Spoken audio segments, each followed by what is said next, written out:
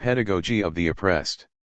To the oppressed, and to those who suffer with them and fight at their side.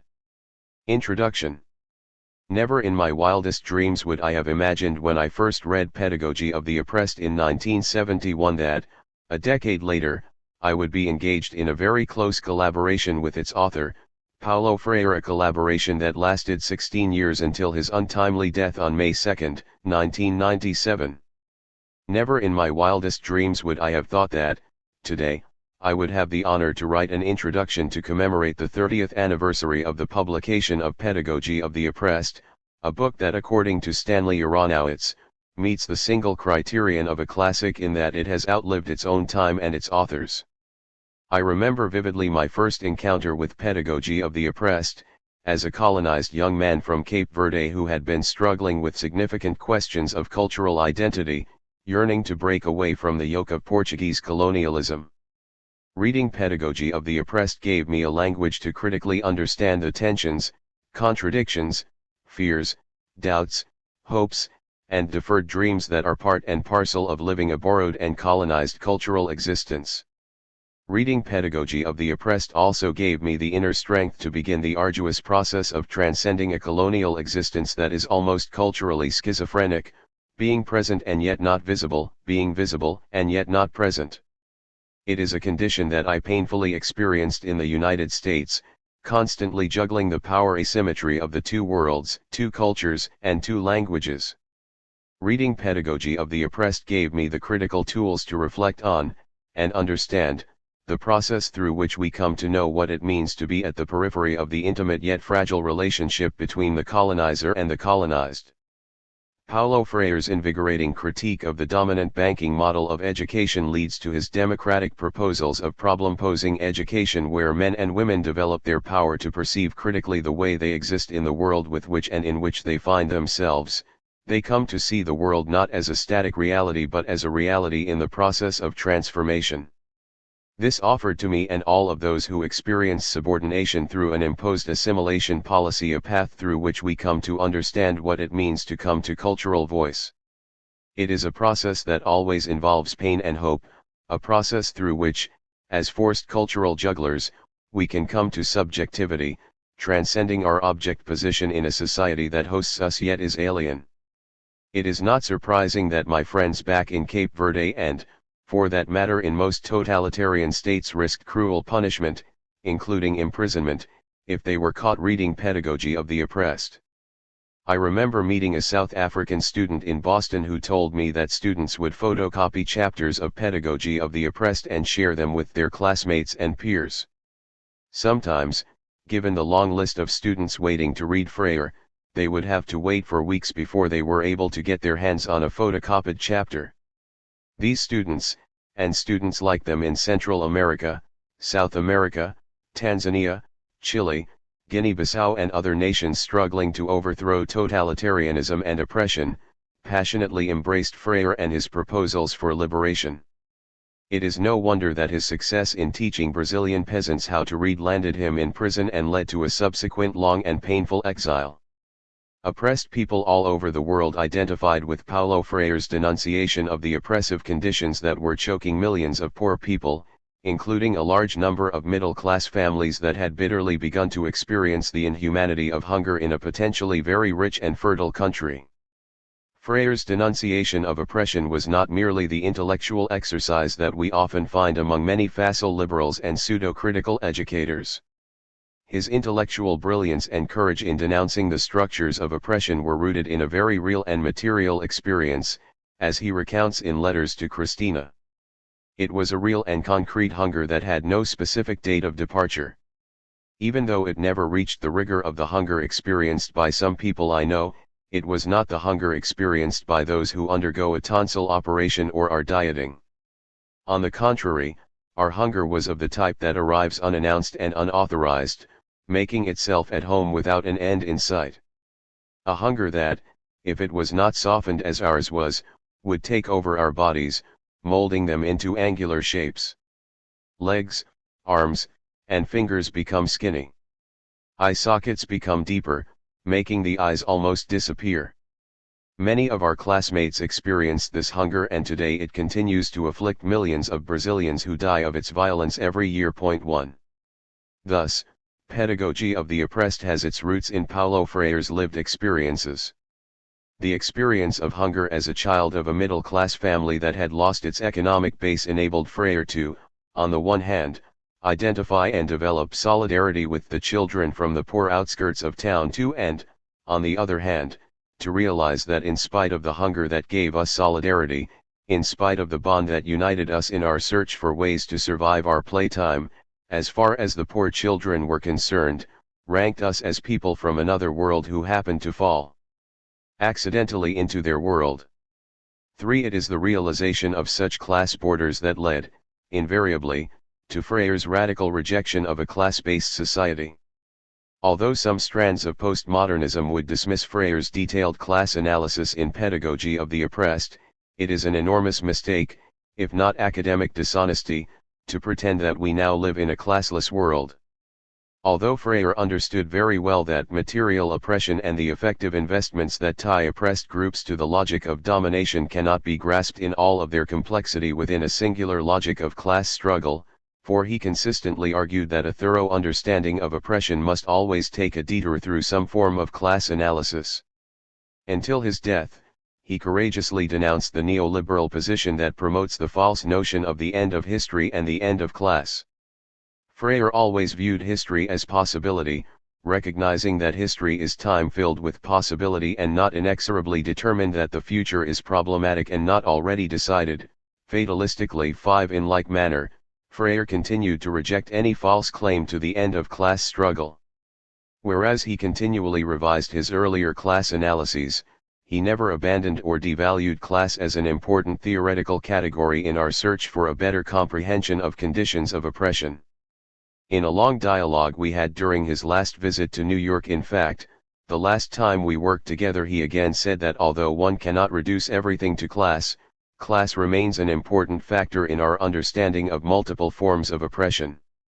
While post-structuralists may want to proclaim the end of class analysis, they still have to account for the horrendous human conditions that led, as Freire recounted, a family in northeast Brazil to scavenge a landfill and take pieces of an amputated human breast with which they prepared their Sunday lunch. 6.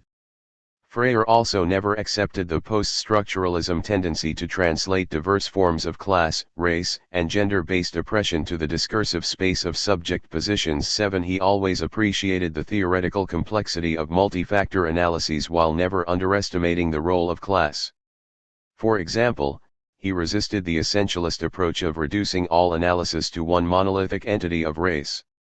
For instance, African functionaries who assimilate to colonial cultural values constitute a distinct class with very different ideological cultural values and aspirations than the bulk of the population. Likewise, it would be a mistake to view all African Americans as one monolithic cultural group without marked differences. United States Supreme Court Justice Clarence Thomas is black, after all, and conservative. Somewhat similar gulfs exist between the vast mass of African Americans who remain subordinated and reduced to ghettos and middle-class African Americans who, in some sense, have also partly abandoned the subordinated mass of African Americans. I am reminded of a discussion I had with a personal friend of Dr. Martin Luther King, Jr., who had joined him in the important struggle to end segregation and oppression during the 1960s. During our discussion, King's friend remarked, "Donaldo, you are right. We are using euphemisms such as economically marginal and avoid more pointed terms like oppression. I confess that I often feel uneasy when I am invited to discuss at institutions issues pertaining to the community. In reality, I haven't been there in over 20 years. Having achieved great personal success and having moved to a middle-class reality, this African American gentleman began to experience a distance from other African Americans who remain abandoned in ghettos. In a recent discussion with a group of students, a young African American man who attends an Ivy League university told me that his parents usually vote with the white middle class, even if, in the long run, their vote is detrimental to the reality of most black people. Thus, we see again that race, itself, is not necessarily a unifying force. Freire never abandoned his position with respect to class analysis as theorized in Pedagogy of the Oppressed. However, as he continually did, he reconstituted his earlier position throughout the years, particularly in our co-authored book Ideology Matters. In it Freire argues that whereas, for example, one cannot reduce the analysis of racism to social class, one cannot understand racism fully without a class analysis, for to do one at the expense of the other is to fall prey into a sectarianist position, which is as despicable as the racism that we need to reject. In essence, Freire's later works make it clear that what is important is to approach the analysis of oppression through a convergent theoretical framework where the object of oppression is cut across by such factors as race, class, gender, culture, language, and ethnicity. Thus, he would reject any theoretical analysis that would collapse the multiplicity of factors into a monolithic entity, including class. Although Freire was readily embraced in societies struggling against colonialism and other forms of totalitarianism, his acceptance in the so-called open and democratic societies, such as the United States and the nations of Western Europe, has been more problematic. Even though he has an international reputation and following, his work is, sadly, not central to the curricula of most schools of education whose major responsibility is to prepare the next generation of teachers.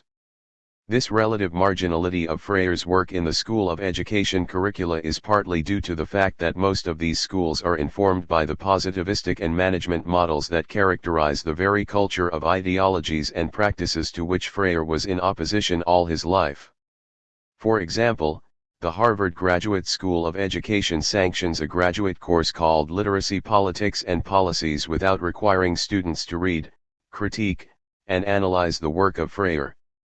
In fact, one can get a doctoral degree from this school, or from others, without ever learning about, much less reading, Paulo Freire.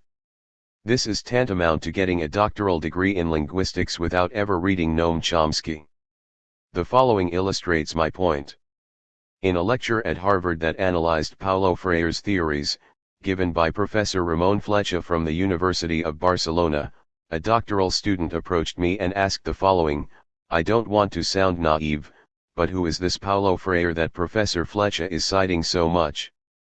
I wonder, how can one expect this doctoral student to know the work of perhaps the most significant educator in the world during the last half of the century, in the words of Herbert Colnine, when his graduate school pretends that Paulo Freire never existed?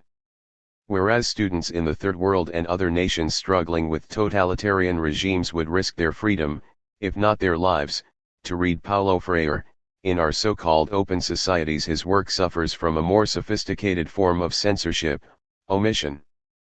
This academic selective selection of bodies of knowledge, which borders on censorship of critical educators, is partly to blame for the lack of knowledge of Paulo Freire's significant contributions to the field of education.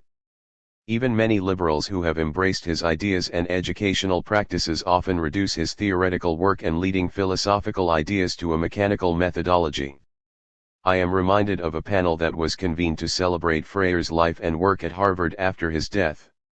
In a large conference room filled to capacity and with people standing in hallways, a panelist who had obviously reduced Freire's leading ideas to a mechanized dialogical practice passed a note to the moderator of the panel suggesting that she give everyone in the room 20 seconds to say something in keeping with the spirit of Freire. This was the way not to engage Freire's belief in emancipation unless one believes that his complex theory of oppression can be reduced to a 20-second soundbite. Part of the problem with this mechanization of Freire's leading philosophical and political ideas is that many pseudo-critical educators, in the name of liberation pedagogy, often sloganize Freire by straitjacketing his revolutionary politics to an empty cliché of the dialogical method. Pseudo-Freirean educators not only strip him of the essence of his radical pedagogical proposals that go beyond the classroom boundaries and effect significant changes in the society as well, these educators also fail to understand the epistemological relationship of dialogue. According to Freire, in order to understand the meaning of dialogical practice, we have to put aside the simplistic understanding of dialogue as a mere technique. Dialogue does not represent a somewhat false path that I attempt to elaborate on and realize in the sense of involving the ingenuity of the other. On the contrary, dialogue characterizes an epistemological relationship. Thus, in this sense, dialogue is a way of knowing and should never be viewed as a mere tactic to involve students in a particular task. We have to make this point very clear. I engage in dialogue not necessarily because I like the other person. I engage in dialogue because I recognize the social and not merely the individualistic character of the process of knowing. In this sense, dialogue presents itself as an indispensable component of the process of both learning and knowing. Point 10. Unfortunately, in the United States, many educators who claim to be Freirian in their pedagogical orientation mistakenly transform Freire's notion of dialogue into a method, thus losing sight of the fact that the fundamental goal of dialogical teaching is to create a process of learning and knowing that invariably involves theorizing about the experiences shared in the dialogue process. Some strands of critical pedagogy engage in an overdose of experiential celebration that offers a reductionistic view of identity, leading Henry Giroux to point out that such pedagogy leaves identity and experience removed from the problematics of power, agency, and history.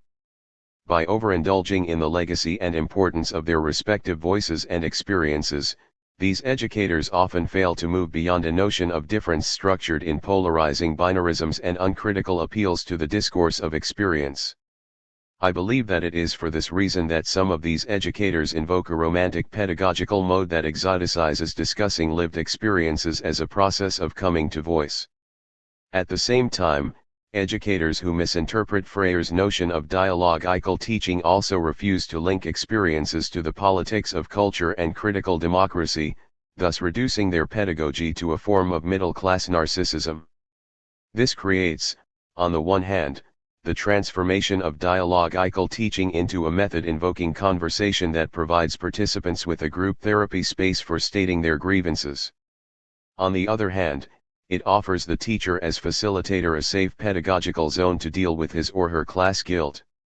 It is a process that Bell Hooks characterizes as nauseating in that it brooks no dissent. Simply put, as Freire reminded us, what these educators are calling dialogical is a process that hides the true nature of dialogue as a process of learning and knowing. Understanding dialogue as a process of learning and knowing establishes a previous requirement that always involves an epistemological curiosity about the very elements of the dialogue. 11. That is to say, dialogue must require an ever-present curiosity about the object of knowledge. Thus, dialogue is never an end in itself but a means to develop a better comprehension about the object of knowledge. Otherwise, one could end up with dialogue as conversation where individual lived experiences are given primacy. I have been in many contexts where the over-celebration of one's own location and history often eclipses the possibility of engaging the object of knowledge by refusing to struggle directly, for instance, with readings involving an object of knowledge, particularly if these readings involve theory. As Freire himself decidedly argued, curiosity about the object of knowledge and the willingness and openness to engage theoretical readings and discussions is fundamental. However, I am not suggesting an over-celebration of theory. We must not negate practice for the sake of theory. To do so would reduce theory to a pure verbalism or intellectualism.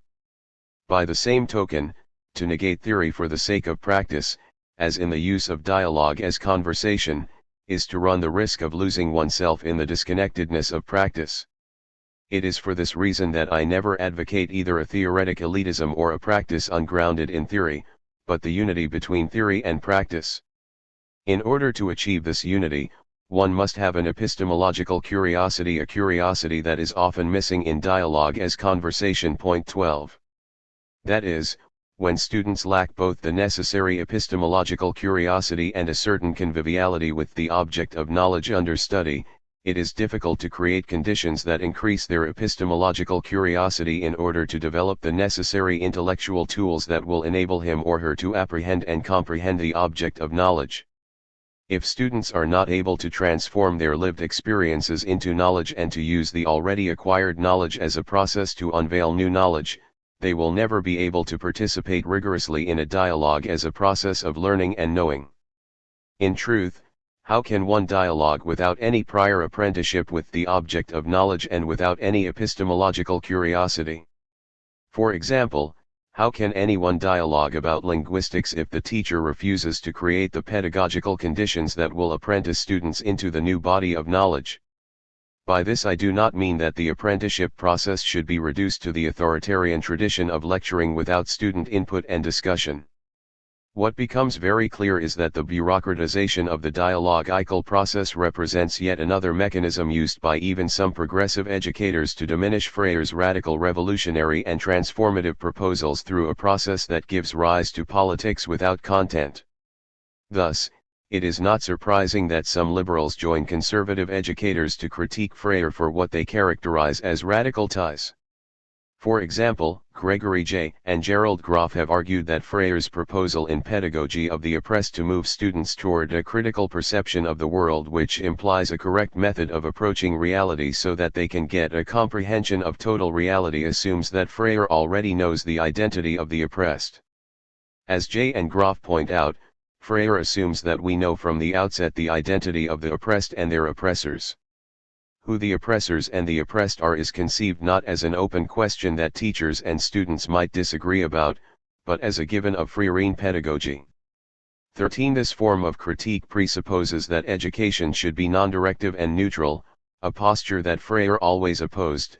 I must intervene in teaching the peasants that their hunger is socially constructed and work with them to help identify those responsible for this social construction, which is, in my view, a crime against humanity. 14. Therefore, we need to intervene not only pedagogically but also ethically. Before any intervention, however, an educator must have political clarity, posture that makes many liberals like Groff very uncomfortable to the degree that he considers radical educational theorists such as Freire, Henry Giroux, and Stanley Aronowitz as having a tunnel vision style of writing, which speaks of but never to those who oppose its premises. 15. The assumption that Freire, Giroux, and Aronowitz engage in a tunnel vision style of writing is not only false, it also points to a distorted notion that there is an a priori agreed upon style of writing that is monolithic, available to all, and free of jargon. This blind and facile call for writing clarity represents a pernicious mechanism used by academic liberals who suffocate discourses different from their own. Such a call often ignores how language is being used to make social inequality invisible. It also assumes that the only way to deconstruct ideologies of oppression is through a discourse that involves what these academics characterize as a language of clarity.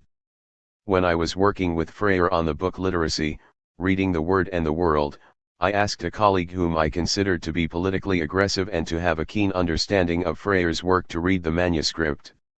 Yet, during a discussion we had about this, she asked me, a bit irritably, "Why do you and Paulo insist on using Marxist jargon?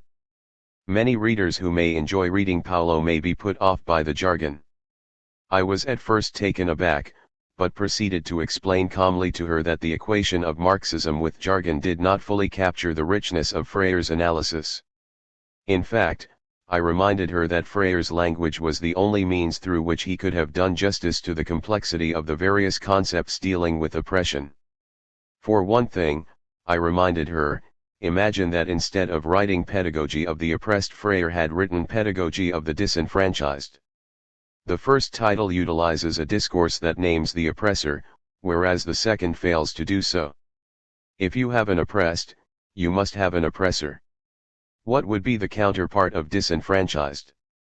Pedagogy of the Disenfranchised dislodges the agent of the action while leaving in doubt who bears the responsibility for such action.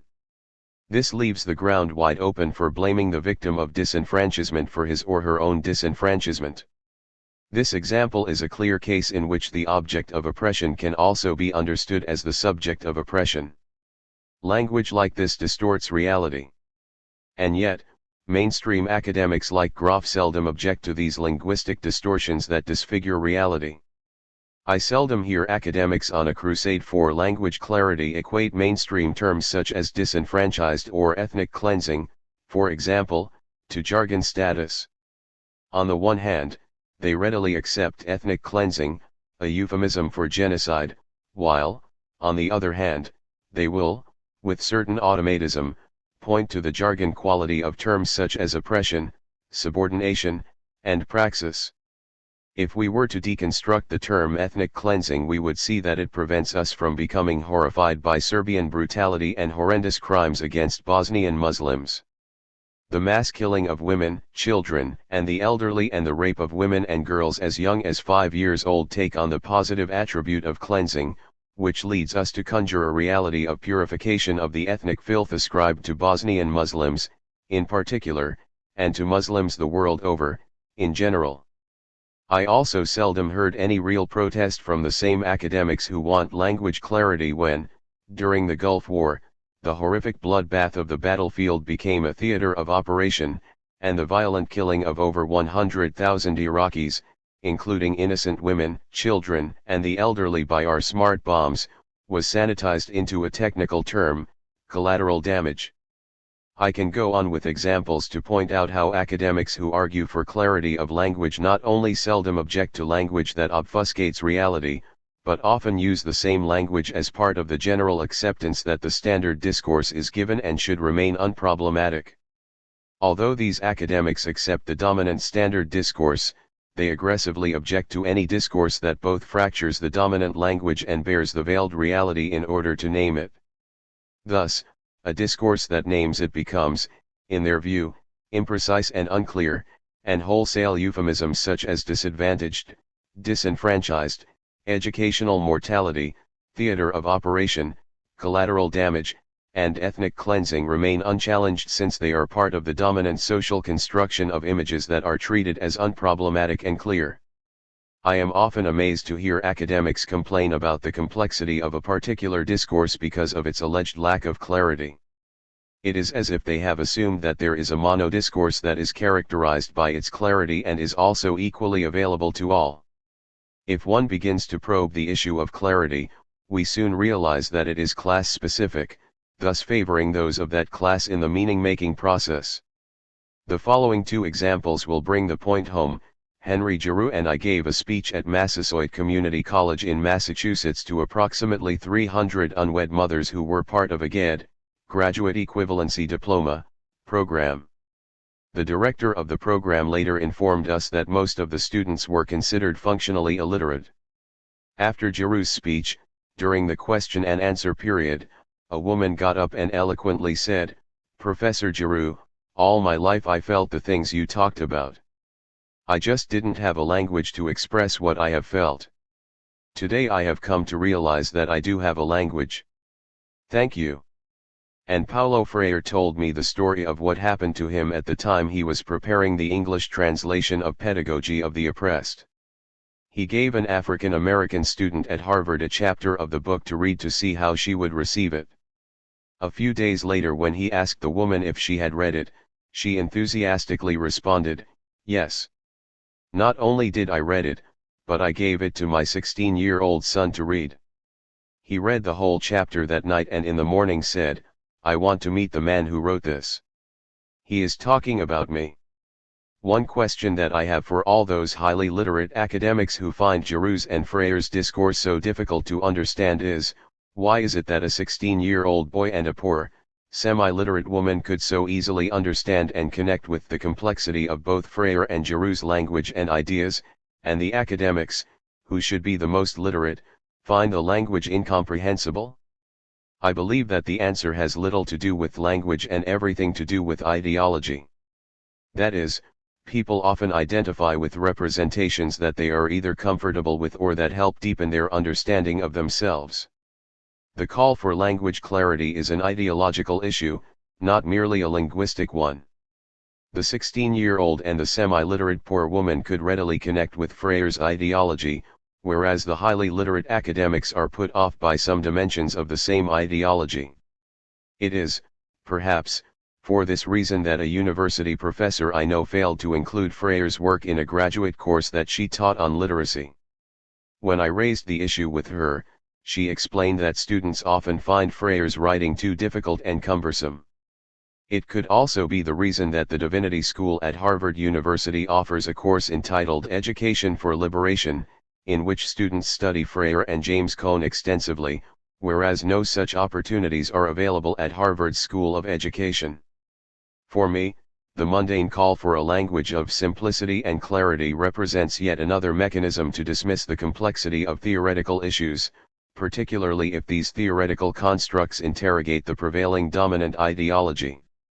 It is for this very reason that Gayatri Spivak correctly points out that the call for plain prose cheats. I would go a step further and say, the call for plain prose not only cheats, it also bleaches. For me, it is not only plain prose that bleaches. Gerald Graff's pedagogy of teaching the conflict also bleaches to the extent that it robs students of the opportunity to access the critical discourses that will enable them not only to deconstruct the colonial and hegemonic paradigms, but will also help them realize that one cannot teach conflict as if, all of a sudden, it fell from the sky. The conflict must be anchored in those competing histories and ideologies that generated the conflict in the first place.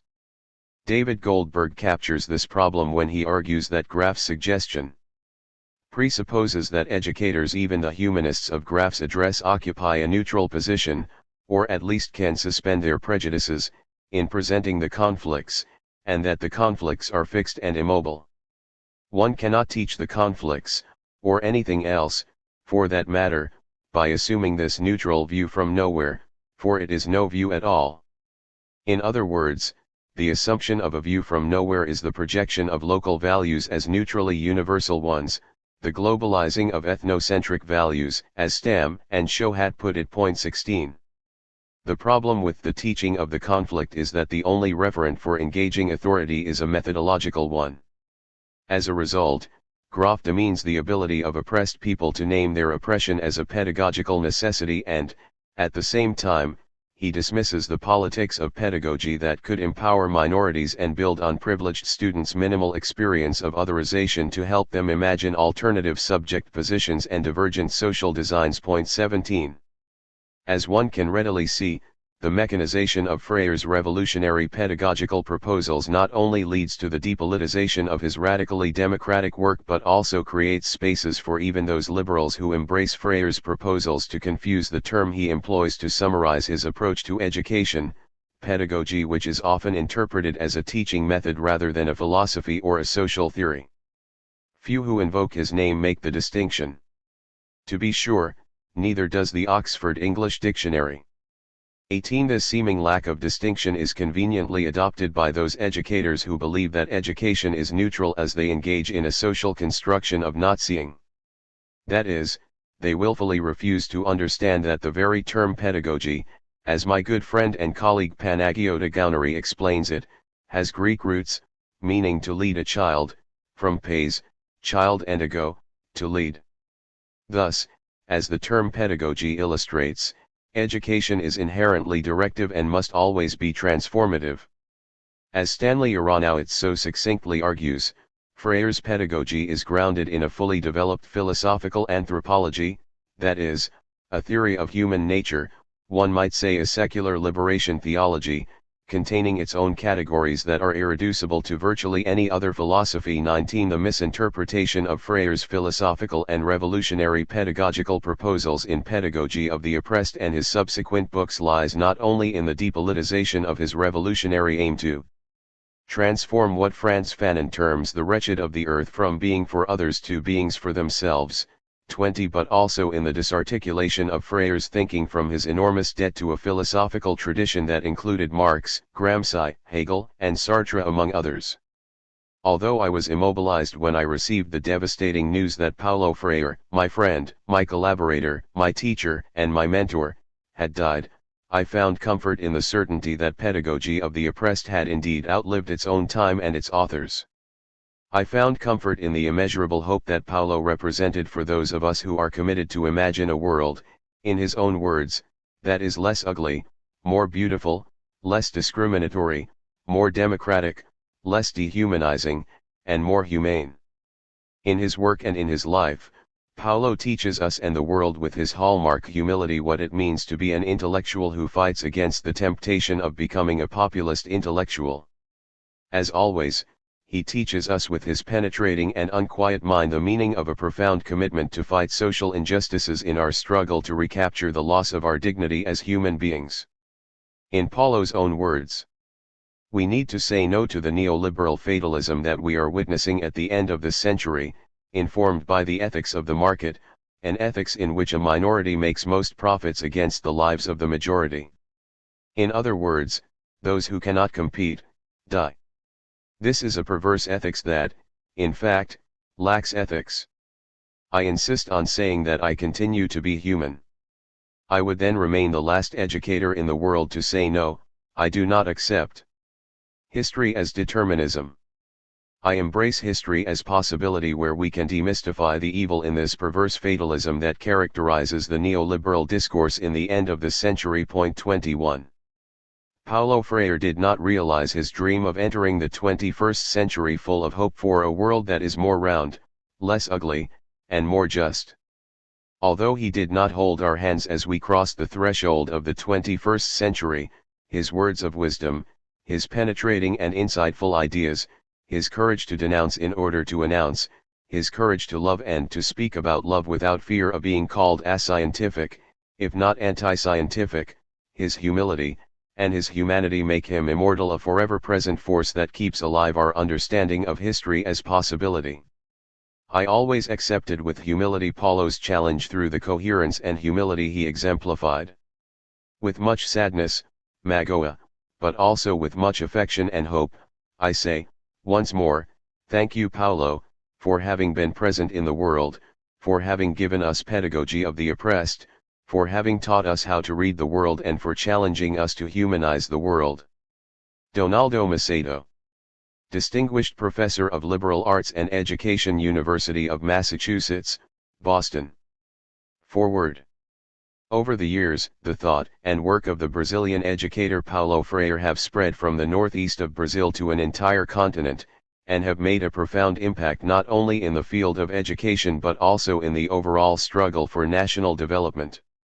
At the precise moment when the disinherited masses in Latin America are awakening from their traditional lethargy and are anxious to participate, as subjects, in the development of their countries, Paulo Freire has perfected a method for teaching illiterates that has contributed, in an extraordinary way, to that process. In fact, those who, in learning to read and write, come to a new awareness of selfhood and begin to look critically at the social situation in which they find themselves, often take the initiative in acting to transform the society that has denied them this opportunity of participation. Education is once again a subversive force. In this country, we are gradually becoming aware of the work of Paulo Freire, but thus far we have thought of it primarily in terms of its contribution to the education of illiterate adults in the Third World. If, however, we take a closer look, we may discover that his methodology as well as his educational philosophy are as important for us as for the dispossessed in Latin America.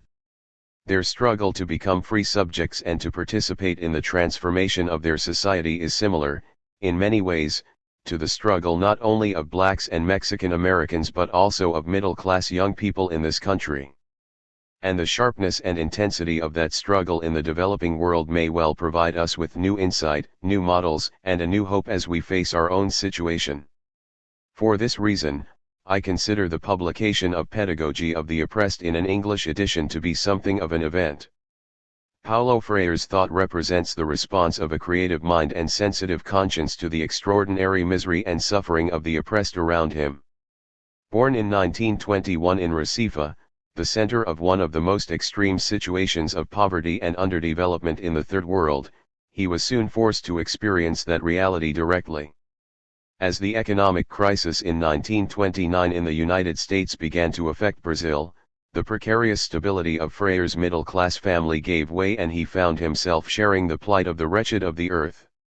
This had a profound influence on his life as he came to know the gnawing pangs of hunger and fell behind in school because of the listlessness it produced.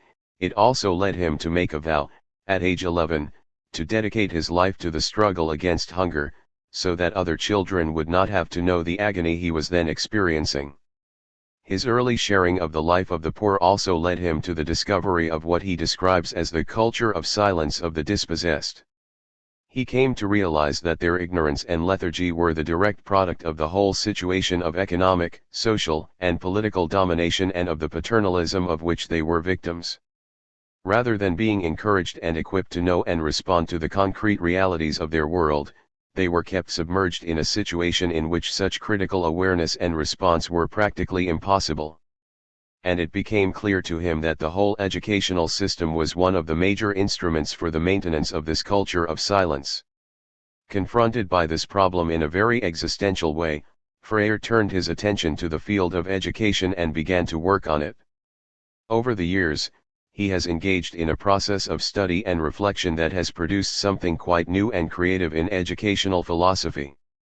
From a situation of direct engagement in the struggle to liberate men and women for the creation of a new world, he has reached out to the thought and experience of those in many different situations and of diverse philosophical positions, in his words, to Sartre and Mounier, Erich Fromm and Louis Althusser, Ortega y Gasset and Mao, Martin Luther King and Che Guevara, Unamuno and Marcuse. He has made use of the insights of these men to develop a perspective on education which is authentically his own and which seeks to respond to the concrete realities of Latin America. His thought on the philosophy of education was first expressed in 1959 in his doctoral dissertation at the University of Recife, and later in his work as professor of the history and philosophy of education in the same university, as well as in his early experiments with the teaching of illiterates in that same city. The methodology he developed was widely used by Catholics and others in literacy campaigns throughout the northeast of Brazil, and was considered such a threat to the old order that Freire was jailed immediately after the military coup in 1964. Released 70 days later and encouraged to leave the country, Freire went to Chile, where he spent 5 years working with UNESCO and the Chilean Institute for Agrarian Reform in programs of adult education. He then acted as a consultant at Harvard University's School of Education, and worked in close association with a number of groups engaged in new educational experiments in rural and urban areas. He is presently serving as special consultant to the Office of Education of the World Council of Churches in Geneva. Freire has written many articles in Portuguese and Spanish, and his first book, Educação como Prática da Liberdade, was published in Brazil in 1967. His latest and most complete work, Pedagogy of the Oppressed, is the first of his writings to be published in this country. In this brief introduction, there is no point in attempting to sum up, in a few paragraphs, what the author develops in a number of pages. That would be an offense to the richness, depth, and complexity of his thought. But perhaps a word of witness has its place here, a personal witness as to why I find a dialogue with the thought of Paulo Freire an exciting adventure. Fed up as I am with the abstractness and sterility of so much intellectual work in academic circles today, I am excited by a process of reflection which is set in a thoroughly historical context, which is carried on in the midst of a struggle to create a new social order and thus represents a new unity of theory and praxis. And I am encouraged when a man of the stature of Paulo Freire incarnates a rediscovery of the humanizing vocation of the intellectual, and demonstrates the power of thought to negate accepted limits and open the way to a new future. Freire is able to do this because he operates on one basic assumption, that man's ontological vocation, as he calls it, is to be a subject who acts upon and transforms his world, and in so doing moves toward ever new possibilities of fuller and richer life individually and collectively. This world to which he relates is not a static and closed order, a given reality which man must accept and to which he must adjust, rather, it is a problem to be worked on and solved. It is the material used by man to create history, a task which he performs as he overcomes that which is dehumanizing at any particular time and place and dares to create the qualitatively new. For Freire, the resources for that task at the present time are provided by the advanced technology of our Western world, but the social vision which impels us to negate the present order and demonstrate that history has not ended comes primarily from the suffering and struggle of the people of the Third World. Coupled with this is Freire's conviction, now supported by a wide background of experience, that every human being, no matter how ignorant or submerged in the culture of silence he or she may be, is capable of looking critically at the world in a dialogical encounter with others. Provided with the proper tools for such encounter, the individual can gradually perceive personal and social reality as well as the contradictions in it, become conscious of his or her own perception of that reality, and deal critically with it. In this process, the old, paternalistic teacher-student relationship is overcome. A peasant can facilitate this process for a neighbor more effectively than a teacher brought in from outside. People educate each other through the mediation of the world. As this happens, the word takes on new power. It is no longer an abstraction or magic but a means by which people discover themselves and their potential as they give names to things around them. As Freire puts it, each individual wins back the right to say his or her own word, to name the world. When an illiterate peasant participates in this sort of educational experience, he or she comes to a new awareness of self, has a new sense of dignity, and is stirred by a new hope. Time and again, peasants have expressed these discoveries in striking ways. After a few hours of class, I now realize I am a person, an educated person. We were blind, now our eyes have been opened. Before this, words meant nothing to me, now they speak to me and I can make them speak. Now we will no longer be a dead weight on the cooperative farm. When this happens in the process of learning to read, men and women discover that they are creators of culture, and that all their work can be creative. I work, and working I transform the world. And as those who have been completely marginalized are so radically transformed, they are no longer willing to be mere objects, responding to changes occurring around them, they are more likely to decide to take upon themselves the struggle to change the structures of society, which until now have served to oppress them. For this reason, a distinguished Brazilian student of national development recently affirmed that this type of educational work among the people represents a new factor in social change and development, a new instrument of conduct for the Third World, by which it can overcome traditional structures and enter the modern world. At first sight, Paulo Freire's method of teaching illiterates in Latin America seems to belong to a different world from that in which we find ourselves in this country. Certainly, it would be absurd to claim that it should be copied here. But there are certain parallels in the two situations that should not be overlooked. Our advanced technological society is rapidly making objects of most of us and subtly programming us into conformity to the logic of its system. To the degree that this happens, we are also becoming submerged in a new culture of silence. The paradox is that the same technology that does this to us also creates a new sensitivity to what is happening. Especially among young people, the new media together with the erosion of old concepts of authority open the way to acute awareness of this new bondage. The young perceive that their right to say their own word has been stolen from them, and that few things are more important than the struggle to win it back. And they also realize that the educational system today from kindergarten to university is their enemy. There is no such thing as a neutral educational process. Education either functions as an instrument that is used to facilitate the integration of the younger generation into the logic of the present system and bring about conformity to it, or it becomes the practice of freedom, the means by which men and women deal critically and creatively with reality and discover how to participate in the transformation of their world. The development of an educational methodology that facilitates this process will inevitably lead to tension and conflict within our society. But it could also contribute to the formation of a new man and mark the beginning of a new era in Western history. For those who are committed to that task and are searching for concepts and tools for experimentation, Paulo Freire's thought will make a significant contribution in the years ahead. Richard Schall. Preface. These pages, which introduce Pedagogy of the Oppressed, result from my observations during 6 years of political exile, observations which have enriched those previously afforded by my educational activities in Brazil. I have encountered, both in training courses which analyze the role of conscientização 1 and in actual experimentation with a truly liberating education, the fear of freedom discussed in the first chapter of this book. Not infrequently, training course participants call attention to the danger of conscientização in a way that reveals their own fear of freedom. Critical consciousness, they say, is anarchic. Others add that critical consciousness may lead to disorder. Some, however, confess, why deny it? I was afraid of freedom. I am no longer afraid. In one of these discussions, the group was debating whether the conscientizzato of men and women to a specific situation of injustice might not lead them to destructive fanaticism or to a sensation of total collapse of their world. In the midst of the argument, a person who previously had been a factory worker for many years spoke out, "Perhaps I am the only one here of working class origin.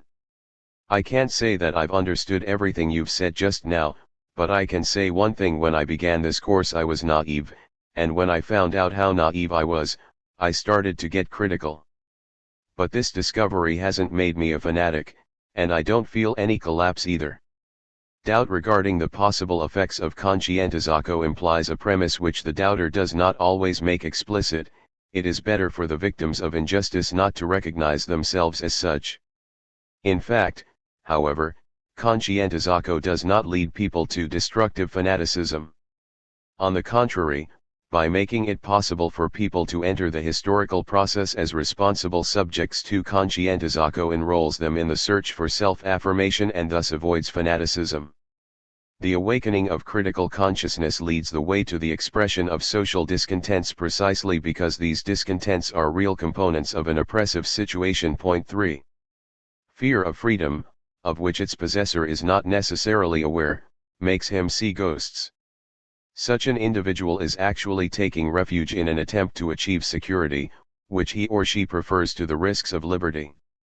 As Hegel testifies, it is solely by risking life that freedom is obtained.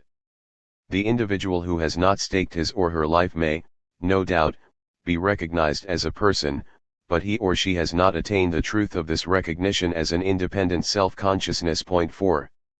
Men and women rarely admit their fear of freedom openly, however, tending rather to camouflage it sometimes unconsciously by presenting themselves as defenders of freedom. They give their doubts and misgivings an air of profound sobriety, as befitting custodians of freedom. But they confuse freedom with the maintenance of the status quo, so that if conscientizzato threatens to place that status quo in question, it thereby seems to constitute a threat to freedom itself. Thought and study alone did not produce pedagogy of the oppressed. It is rooted in concrete situations and describes the reactions of laborers, peasant or urban, and of middle-class persons whom I have observed directly or indirectly during the course of my educative work. Continued observation will afford me an opportunity to modify or to corroborate in later studies the points proposed in this introductory work. This volume will probably arouse negative reactions in a number of readers. Some will regard my position vis-a-vis the problem of human liberation as purely idealistic, or may even consider discussion of ontological vocation, love, dialogue, hope, humility, and sympathy as so much reactionary blah. Others will not, or will not wish to, accept my denunciation of a state of oppression that gratifies the oppressors. Accordingly, this admittedly tentative work is for radicals. I am certain that Christians and Marxists, though they may disagree with me in part or in whole, will continue reading to the end. But the reader who dogmatically assumes closed, irrational positions will reject the dialogue I hope this book will open. Sectarianism, fed by fanaticism, is always castrating. Radicalization, nourished by a critical spirit, is always creative. Sectarianism mythicizes and thereby alienates. Radicalization criticizes and thereby liberates. Radicalization involves increased commitment to the position one has chosen, and thus ever greater engagement in the effort to transform concrete, objective reality. Conversely, sectarianism, because it is mythicizing and irrational, turns reality into a false, and therefore unchangeable, reality. Sectarianism in any quarter is an obstacle to the emancipation of mankind. The rightest version thereof does not always, unfortunately, call forth its natural counterpart, radicalization of the revolutionary. Not infrequently, revolutionaries themselves become reactionary by falling into sectarianism in the process of responding to the sectarianism of the right. This possibility, however, should not lead the radical to become a docile pawn of the elites. Engaged in the process of liberation, he or she cannot remain passive in the face of the oppressor's violence. On the other hand, the radical is never a subjectivist. For this individual, the subjective aspect exists only in relation to the objective aspect, the concrete reality, which is the object of analysis. Subjectivity and objectivity thus join in a dialectical unity, producing knowledge in solidarity with action, and vice versa. For his or her part, the sectarian of whatever persuasion, blinded by irrationality, does not, or cannot, perceive the dynamic of reality, or else misinterprets it. Should this person think dialectically, it is with a domesticated dialectic. The rightist sectarian, whom I have previously termed a born sectarian 5, wants to slow down the historical process, to domesticate time, and thus to domesticate men and women. The leftist turned sectarian goes totally astray when he or she attempts to interpret reality and history dialectically, and falls into essentially fatalistic positions. The rightist sectarian differs from his or her leftist counterpart in that the former attempts to domesticate the present so that, he or she hopes, the future will reproduce this domesticated present, while the latter considers the future pre-established, a kind of inevitable fate, fortune, or destiny. For the rightist sectarian, today, linked to the past, is something given and immutable. For the leftist sectarian, tomorrow is decreed beforehand, is inexorably preordained. This rightist and this leftist are both reactionary because, starting from their respectively false views of history, both develop forms of action that negate freedom. The fact that one person imagines a well-behaved present and the other a predetermined future does not mean that they therefore fold their arms and become spectators, the former expecting that the present will continue, the latter waiting for the already known future to come to pass. On the contrary, closing themselves into circles of certainty from which they cannot escape, these individuals make their own truth. It is not the truth of men and women who struggle to build the future, running the risks involved in this very construction. Nor is it the truth of men and women who fight side by side and learn together how to build this future, which is not something given to be received by people, but is rather something to be created by them. Both types of sectarian, treating history in an equally proprietary fashion, end up without the people, which is another way of being against them. Whereas the rightist sectarian, closing himself in his truth, does no more than fulfill a natural role, the leftist who becomes sectarian and rigid negates his or her very nature. Each, however, as he revolves about his truth, feels threatened if that truth is questioned. Thus, each considers anything that is not his truth a lie. As the journalist Marcio Moreira Alves once told me, they both suffer from an absence of doubt. The radical, committed to human liberation, does not become the prisoner of a circle of certainty within which reality is also imprisoned. On the contrary, the more radical the person is, the more fully he or she enters into reality so that, knowing it better, he or she can better transform it. This individual is not afraid to confront, to listen, to see the world unveiled. This person is not afraid to meet the people or to enter into dialogue with them. 6 This person does not consider himself or herself the proprietor of history or of all people, or the liberator of the oppressed, but he or she does commit himself or herself, within history, to fight at their side. The pedagogy of the oppressed, the introductory outlines of which are presented in the following pages, is a task for radicals. It cannot be carried out by sectarians. I will be satisfied if among the readers of this work there are those sufficiently critical to correct mistakes and misunderstandings, to deepen affirmations and to point out aspects I have not perceived. It is possible that some may question my right to discuss revolutionary cultural action, a subject of which I have no concrete experience. The fact that I have not personally participated in revolutionary action, however, does not negate the possibility of my reflecting on this theme.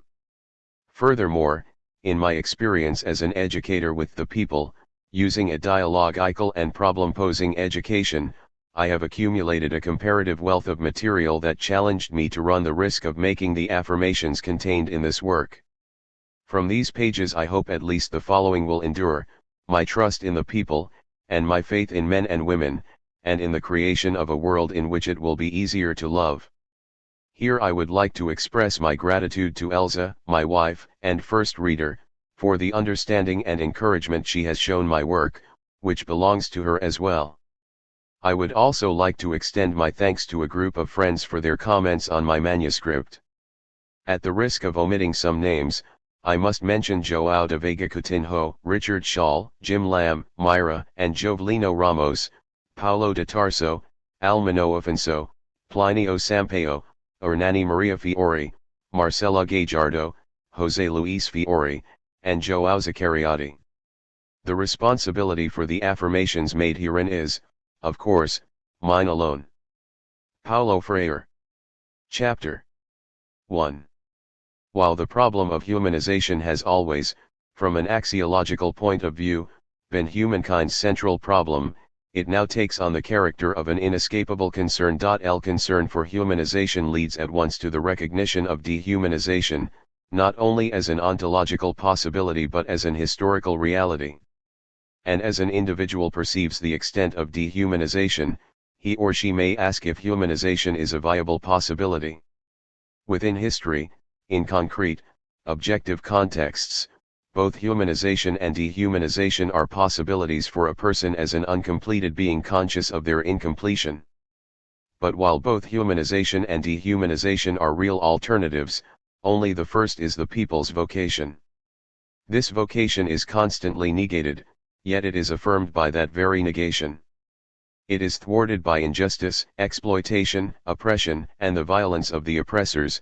It is affirmed by the yearning of the oppressed for freedom and justice, and by their struggle to recover their lost humanity. Dehumanization, which marks not only those whose humanity has been stolen, but also, though in a different way, those who have stolen it, is a distortion of the vocation of becoming more fully human. This distortion occurs within history, but it is not an historical vocation.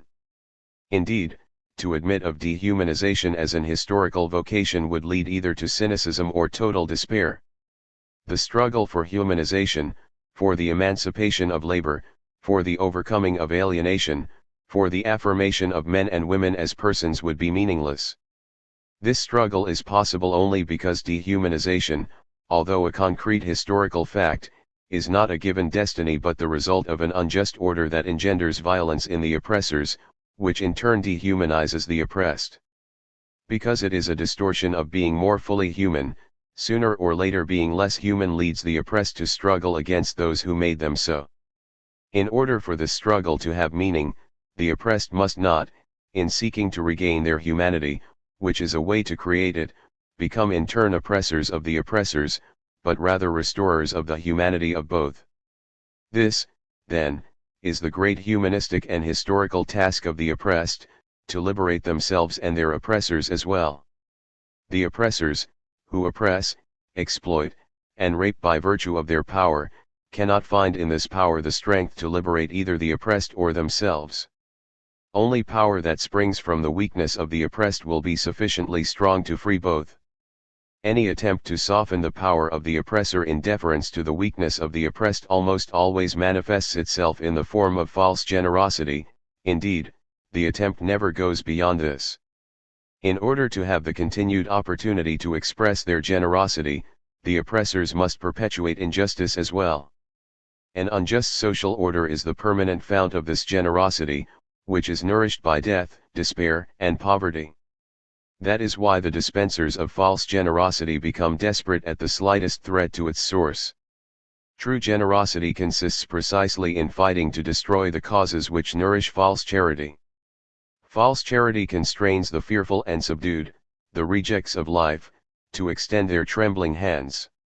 True generosity lies in striving so that these hands, whether of individuals or entire peoples, need be extended less and less in supplication, so that more and more they become human hands which work and, working, transform the world.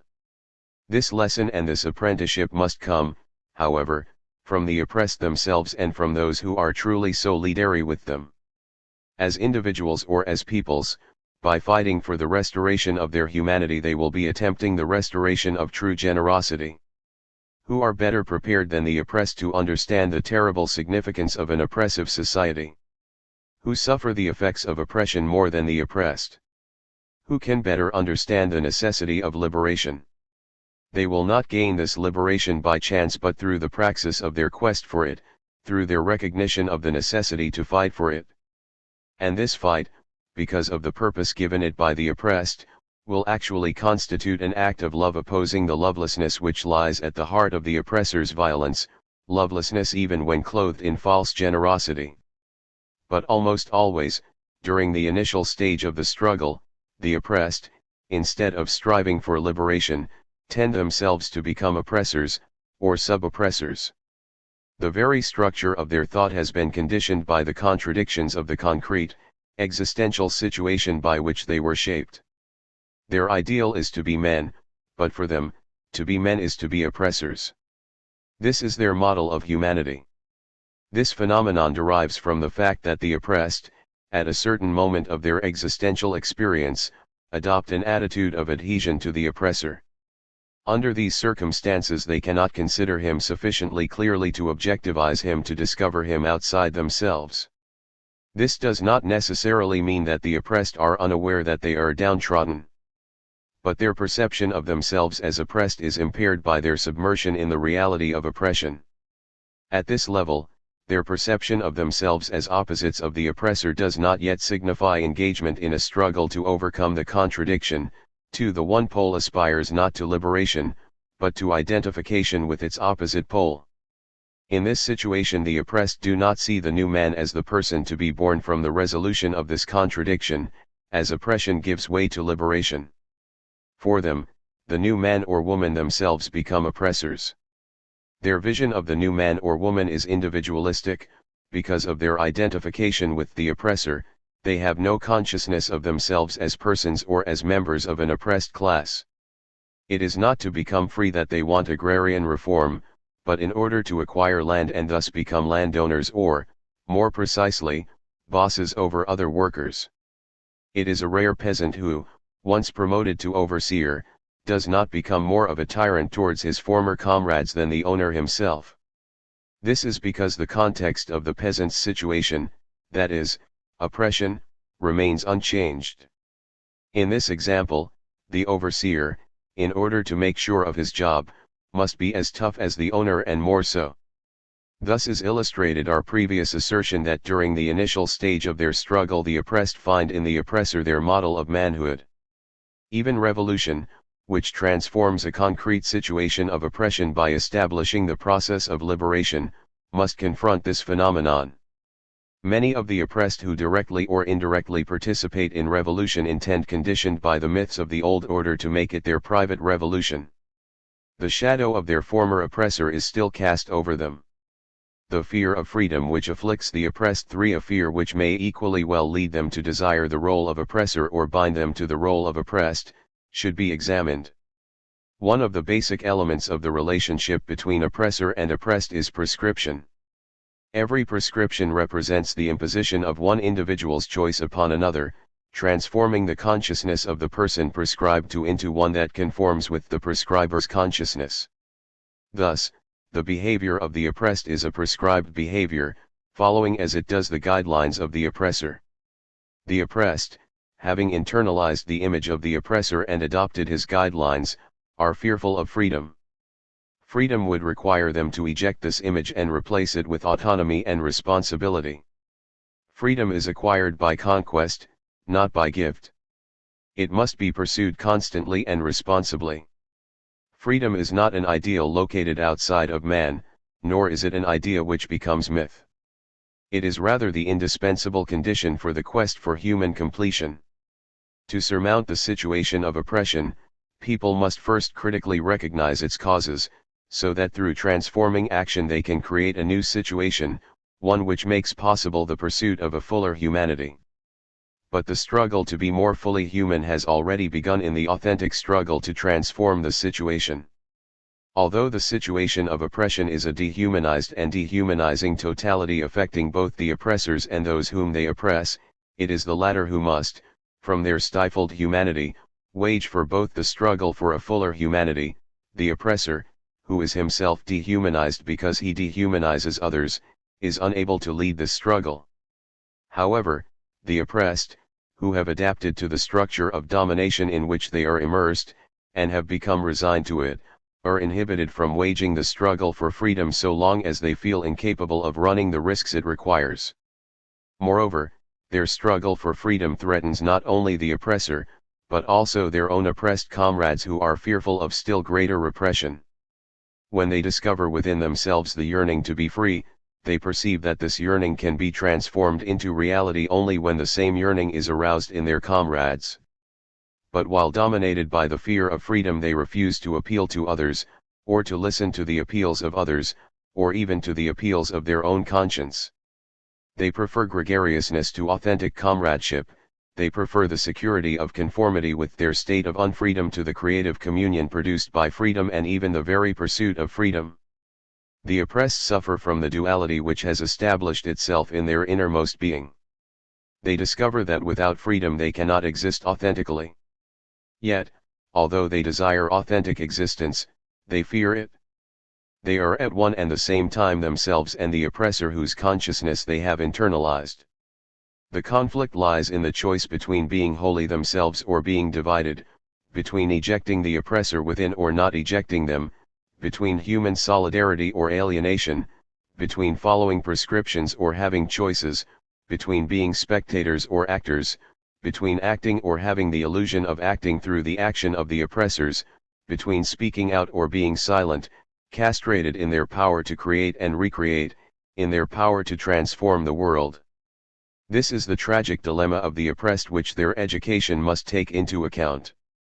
This book will present some aspects of what the writer has termed the pedagogy of the oppressed, a pedagogy which must be forged with, not for, the oppressed, whether individuals or peoples, in the incessant struggle to regain their humanity. This pedagogy makes oppression and its causes objects of reflection by the oppressed, and from that reflection will come their necessary engagement in the struggle for their liberation. And in the struggle this pedagogy will be made and remade. The central problem is this: how can the oppressed, as divided, unauthentic beings, participate in developing the pedagogy of their liberation? Only as they discover themselves to be hosts of the oppressor can they contribute to the midwifery of their liberating pedagogy. As long as they live in the duality in which to be is to be like, and to be like is to be like the oppressor, this contribution is impossible.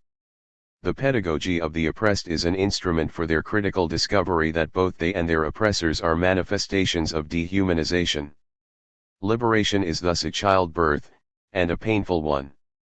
The man or woman who emerges is a new person, viable only as the oppressor-oppressed contradiction is superseded by the humanization of all people. Or to put it another way, the solution of this contradiction is born in the labor which brings into the world this new being, no longer oppressor nor longer oppressed, but human in the process of achieving freedom. This solution cannot be achieved in idealistic terms. In order for the oppressed to be able to wage the struggle for their liberation, they must perceive the reality of oppression not as a closed world from which there is no exit, but as a limiting situation which they can transform. This perception is a necessary but not a sufficient condition for liberation. It must become the motivating force for liberating action. Nor does the discovery by the oppressed that they exist in dialectical relationship to the oppressor, as his antithesis that without them the oppressor could not exist for in itself constitute liberation. The oppressed can overcome the contradiction in which they are caught only when this perception enlists them in the struggle to free themselves. The same is true with respect to the individual oppressor as a person. Discovering himself to be an oppressor may cause considerable anguish, but it does not necessarily lead to solidarity with the oppressed. Rationalizing his guilt through paternalistic treatment of the oppressed, all the while holding them fast in a position of dependence, will not do.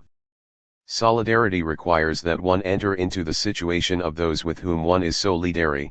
It is a radical posture. If what characterizes the oppressed is their subordination to the consciousness of the master, as Hegel affirms, true solidarity with the oppressed means fighting at their side to transform the objective reality which has made them these beings for another.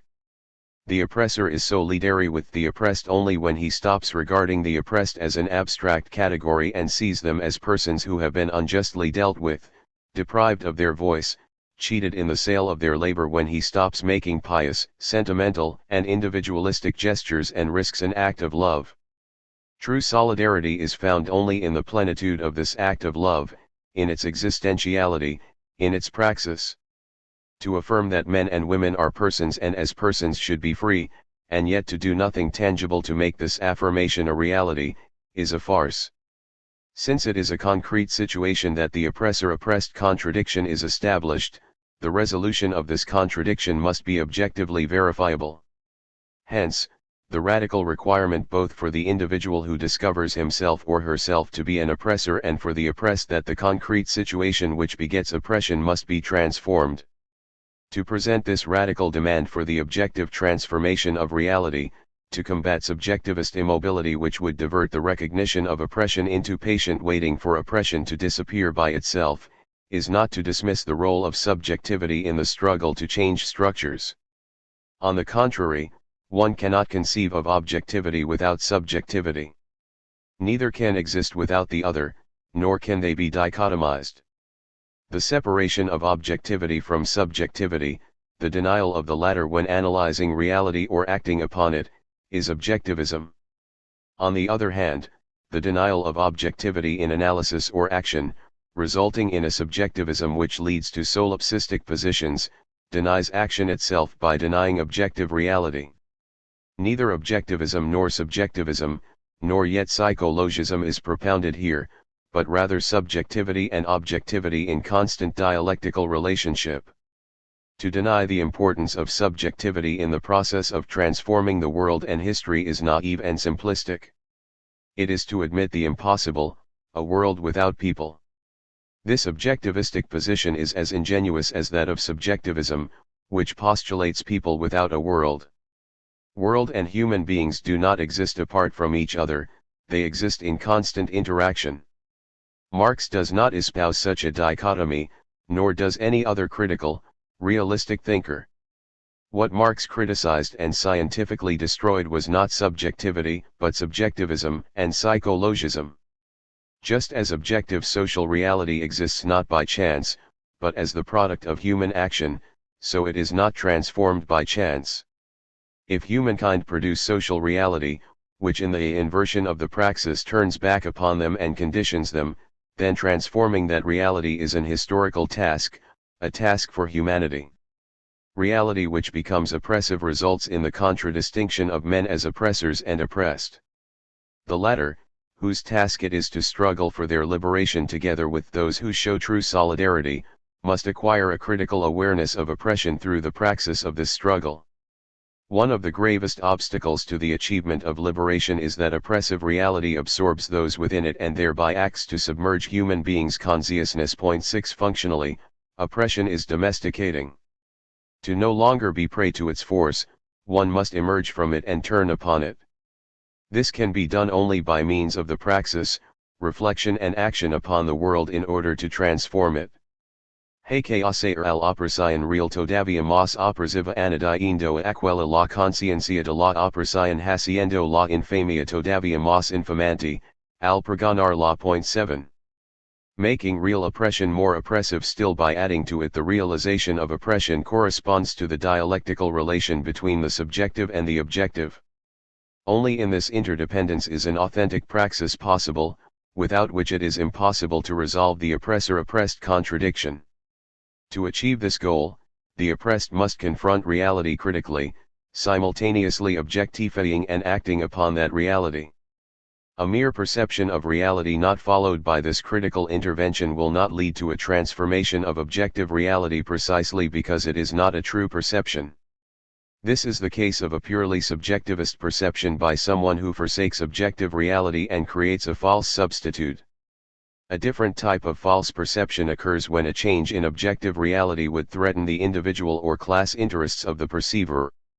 In the first instance, there is no critical intervention in reality because that reality is fictitious, there is none in the second instance because intervention would contradict the class interests of the perceiver. In the latter case the tendency of the perceiver is to behave neurotically. The fact exists, but both the fact and what may result from it may be prejudicial to the person. Thus it becomes necessary, not precisely to deny the fact, but to see it differently. This rationalization as a defense mechanism coincides in the end with subjectivism. A fact which is not denied but whose truths are rationalized loses its objective base. It ceases to be concrete and becomes a myth created in defense of the class of the perceiver. Herein lies one of the reasons for the prohibitions and the difficulties, to be discussed at length in Chapter 4, designed to dissuade the people from critical intervention in reality. The oppressor knows full well that this intervention would not be to his interest. What is to his interest is for the people to continue in a state of submersion, impotent in the face of oppressive reality. Of relevance here is Lukács' warning to the Revolutionary Party. Il doit, pour employer les mots de Marx, expliquer auxiliary masses leur propre action non settlement afin d'assurer la continuité des expériences révolutionnaires du prolétariat, mais aussi d'activer consciemment le développement ultérieur de ces expériences. 8. In affirming this necessity, Lukács is unquestionably posing the problem of critical intervention. To explain to the masses their own action is to clarify and illuminate that action, both regarding its relationship to the objective facts by which it was prompted, and regarding its purposes. The more the people unveil this challenging reality which is to be the object of their transforming action, the more critically they enter that reality. In this way they are consciously activating the subsequent development of their experiences. There would be no human action if there were no objective reality, no world to be the not I of the person and to challenge them, just as there would be no human action if humankind were not a project, if he or she were not able to transcend himself or herself, if one were not able to perceive reality and understand it in order to transform it. In dialectical thought, world and action are intimately interdependent. But action is human only when it is not merely an occupation but also a preoccupation, that is, when it is not dichotomized from reflection. Reflection, which is essential to action, is implicit in Lukács' requirement of explaining to the masses their own action, just as it is implicit in the purpose he attributes to this explanation, that of consciously activating the subsequent development of experience. For us, however, the requirement is seen not in terms of explaining to, but rather dialoguing with the people about their actions. In any event, no reality transforms itself. 9 And the duty which Lukács ascribes to the Revolutionary Party of explaining to the masses their own action coincides with our affirmation of the need for the critical intervention of the people in reality through the praxis. The pedagogy of the oppressed, which is the pedagogy of people engaged in the fight for their own liberation, has its roots here. And those who recognize, or begin to recognize, themselves as oppressed must be among the developers of this pedagogy. No pedagogy which is truly liberating can remain distant from the oppressed by treating them as unfortunates and by presenting for their emulation models from among the oppressors. The oppressed must be their own example in the struggle for their redemption. The pedagogy of the oppressed, animated by authentic, humanist, not humanitarian, generosity, presents itself as a pedagogy of humankind. Pedagogy which begins with the egoistic interests of the oppressors, an egoism cloaked in the false generosity of paternalism, and makes of the oppressed the objects of its humanitarianism, itself maintains and embodies oppression. It is an instrument of dehumanization. This is why, as we affirmed earlier, the pedagogy of the oppressed cannot be developed or practiced by the oppressors. It would be a contradiction in terms if the oppressors not only defended but actually implemented a liberating education.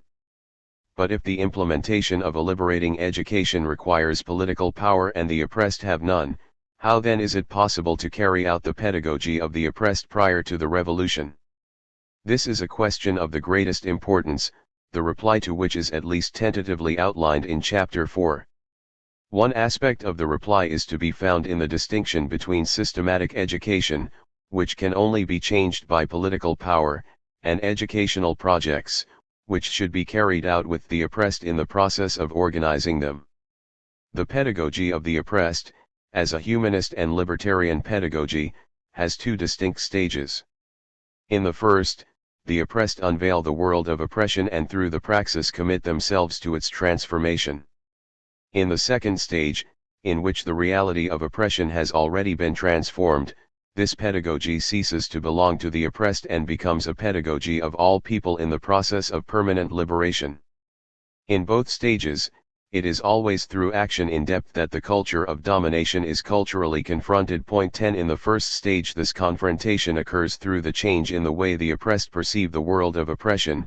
In the second stage, through the expulsion of the myths created and developed in the old order, which like specters haunt the new structure emerging from the revolutionary transformation. The pedagogy of the first stage must deal with the problem of the oppressed consciousness and the oppressor consciousness, the problem of men and women who oppress and men and women who suffer oppression. It must take into account their behavior, their view of the world, and their ethics. A particular problem is the duality of the oppressed. They are contradictory, divided beings, shaped by and existing in a concrete situation of oppression and violence. Any situation in which A objectively exploits B or hinders his and her pursuit of self-affirmation as a responsible person is one of oppression. Such a situation in itself constitutes violence, even when sweetened by false generosity, because it interferes with the individual's ontological and historical vocation to be more fully human. With the establishment of a relationship of oppression, violence has already begun. Never in history has violence been initiated by the oppressed. How could they be the initiators, if they themselves are the result of violence? How could they be the sponsors of something whose objective inauguration called forth their existence as oppressed? There would be no oppressed had there been no prior situation of violence to establish their subjugation. Violence is initiated by those who oppress, who exploit, who fail to recognize others as persons, not by those who are oppressed, exploited, and unrecognized. It is not the unloved who initiate disaffection, but those who cannot love because they love only themselves. It is not the helpless, subject to terror, who initiate terror, but the violent, who with their power create the concrete situation which begets the rejects of life. It is not the tyrannized who initiate despotism, but the tyrants. It is not the despised who initiate hatred, but those who despise. It is not those whose humanity is denied them who negate humankind, but those who deny that humanity, thus negating their own as well. Force is used not by those who have become weak under the preponderance of the strong, but by the strong who have emasculated them. For the oppressors, however, it is always the oppressed, whom they obviously never call the oppressed, but depending on whether they are fellow countrymen or not, those people or the blind and envious masses or savages or natives or subversives, who are disaffected, who are violent, barbaric, wicked, or ferocious when they react to the violence of the oppressors. Yet it is paradoxical, though it may seem, precisely in the response of the oppressed to the violence of their oppressors that a gesture of love may be found. Consciously or unconsciously, the act of rebellion by the oppressed, an act which is always, or nearly always, as violent as the initial violence of the oppressors, can initiate love. Whereas the violence of the oppressors prevents the oppressed from being fully human, the response of the latter to this violence is grounded in the desire to pursue the right to be human. As the oppressors dehumanize others and violate their rights, they themselves also become dehumanized. As the oppressed, fighting to be human, take away the oppressor's power to dominate and suppress, they restore to the oppressors the humanity they had lost in the exercise of oppression. It is only the oppressed who, by freeing themselves, can free their oppressors. The latter, as an oppressive class, can free neither others nor themselves. It is therefore essential that the oppressed wage the struggle to resolve the contradiction in which they are caught, and the contradiction will be resolved by the appearance of the new man, neither oppressor nor oppressed, but man in the process of liberation. If the goal of the oppressed is to become fully human, they will not achieve their goal by merely reversing the terms of the contradiction, by simply changing poles. This may seem simplistic, it is not. Resolution of the oppressor-oppressed contradiction indeed implies the disappearance of the oppressors as a dominant class. However, the restraints imposed by the former oppressed on their oppressors, so that the latter cannot reassume their former position, do not constitute oppression. An act is oppressive only when it prevents people from being more fully human. Accordingly, these necessary restraints do not in themselves signify that yesterday's oppressed have become today's oppressors. Acts which prevent the restoration of the oppressive regime cannot be compared with those which create and maintain it, cannot be compared with those by which a few men and women deny the majority their right to be human. However, the moment the new regime hardens into a dominating bureaucracy, the humanist dimension of the struggle is lost and it is no longer possible to speak of liberation. Hence our insistence that the authentic solution of the oppressor-oppressed contradiction does not lie in a mere reversal of position, in moving from one pole to the other. Nor does it lie in the replacement of the former oppressors with new ones who continue to subjugate the oppressed, all in the name of their liberation. But even when the contradiction is resolved authentically by a new situation established by the liberated laborers, the former oppressors do not feel liberated. On the contrary, they genuinely consider themselves to be oppressed. Conditioned by the experience of oppressing others, any situation other than their former seems to them like oppression. Formerly, they could eat, dress, wear shoes, be educated, travel, and hear Beethoven, while millions did not eat, had no clothes or shoes, neither studied nor traveled, much less listened to Beethoven. Any restriction on this way of life, in the name of the rights of the community, appears to the former oppressors as a profound violation of their individual rights, although they had no respect for the millions who suffered and died of hunger, pain, sorrow, and despair. For the oppressors, human beings refers only to themselves, other people are things. For the oppressors, there exists only one right, their right to live in peace, over against the right, not always even recognized, but simply conceded, of the oppressed to survival. And they make this concession only because the existence of the oppressed is necessary to their own existence. This behavior, this way of understanding the world and people, which necessarily makes the oppressors resist the installation of a new regime, is explained by their experience as a dominant class. Once a situation of violence and oppression has been established, it engenders an entire way of life and behavior for those caught up in it, oppressors and oppressed alike. Both are submerged in this situation, and both bear the marks of oppression. Analysis of existential situations of oppression reveals that their inception lay in an act of violence initiated by those with power. This violence, as a process, is perpetuated from generation to generation of oppressors, who become its heirs and are shaped in its climate. This climate creates in the oppressor a strongly possessive consciousness, possessive of the world and of men and women. Apart from direct, concrete, material possession of the world and of people, the oppressor consciousness could not understand itself, could not even exist. Fromm said of this consciousness that, without such possession, it would lose contact with the world. The oppressor consciousness tends to transform everything surrounding it into an object of its domination. The earth, property, production, the creations of people, people themselves, time, everything is reduced to the status of objects at its disposal. In their unrestrained eagerness to possess, the oppressors develop the conviction that it is possible for them to transform everything into objects of their purchasing power, hence their strictly materialistic concept of existence. Money is the measure of all things, and profit the primary goal. For the oppressors, what is worthwhile is to have more, always more, even at the cost of the oppressed having less or having nothing. For them, to be is to have, and to be the class of the haves. As beneficiaries of a situation of oppression, the oppressors cannot perceive that if having is a condition of being, it is a necessary condition for all women and men. This is why their generosity is false. Humanity is a thing, and they possess it as an exclusive right, as inherited property. To the oppressor consciousness, the humanization of the others, of the people, appears not as the pursuit of full humanity, but as subversion. The oppressors do not perceive their monopoly on having more as a privilege which dehumanizes others and themselves. They cannot see that, in the egoistic pursuit of having as a possessing class, they suffocate in their own possessions and no longer are, they merely have. For them, having more is an inalienable right, a right they acquired through their own effort, with their courage to take risks. If others do not have more, it is because they are incompetent and lazy, and worst of all is their unjustifiable ingratitude towards the generous gestures of the dominant class.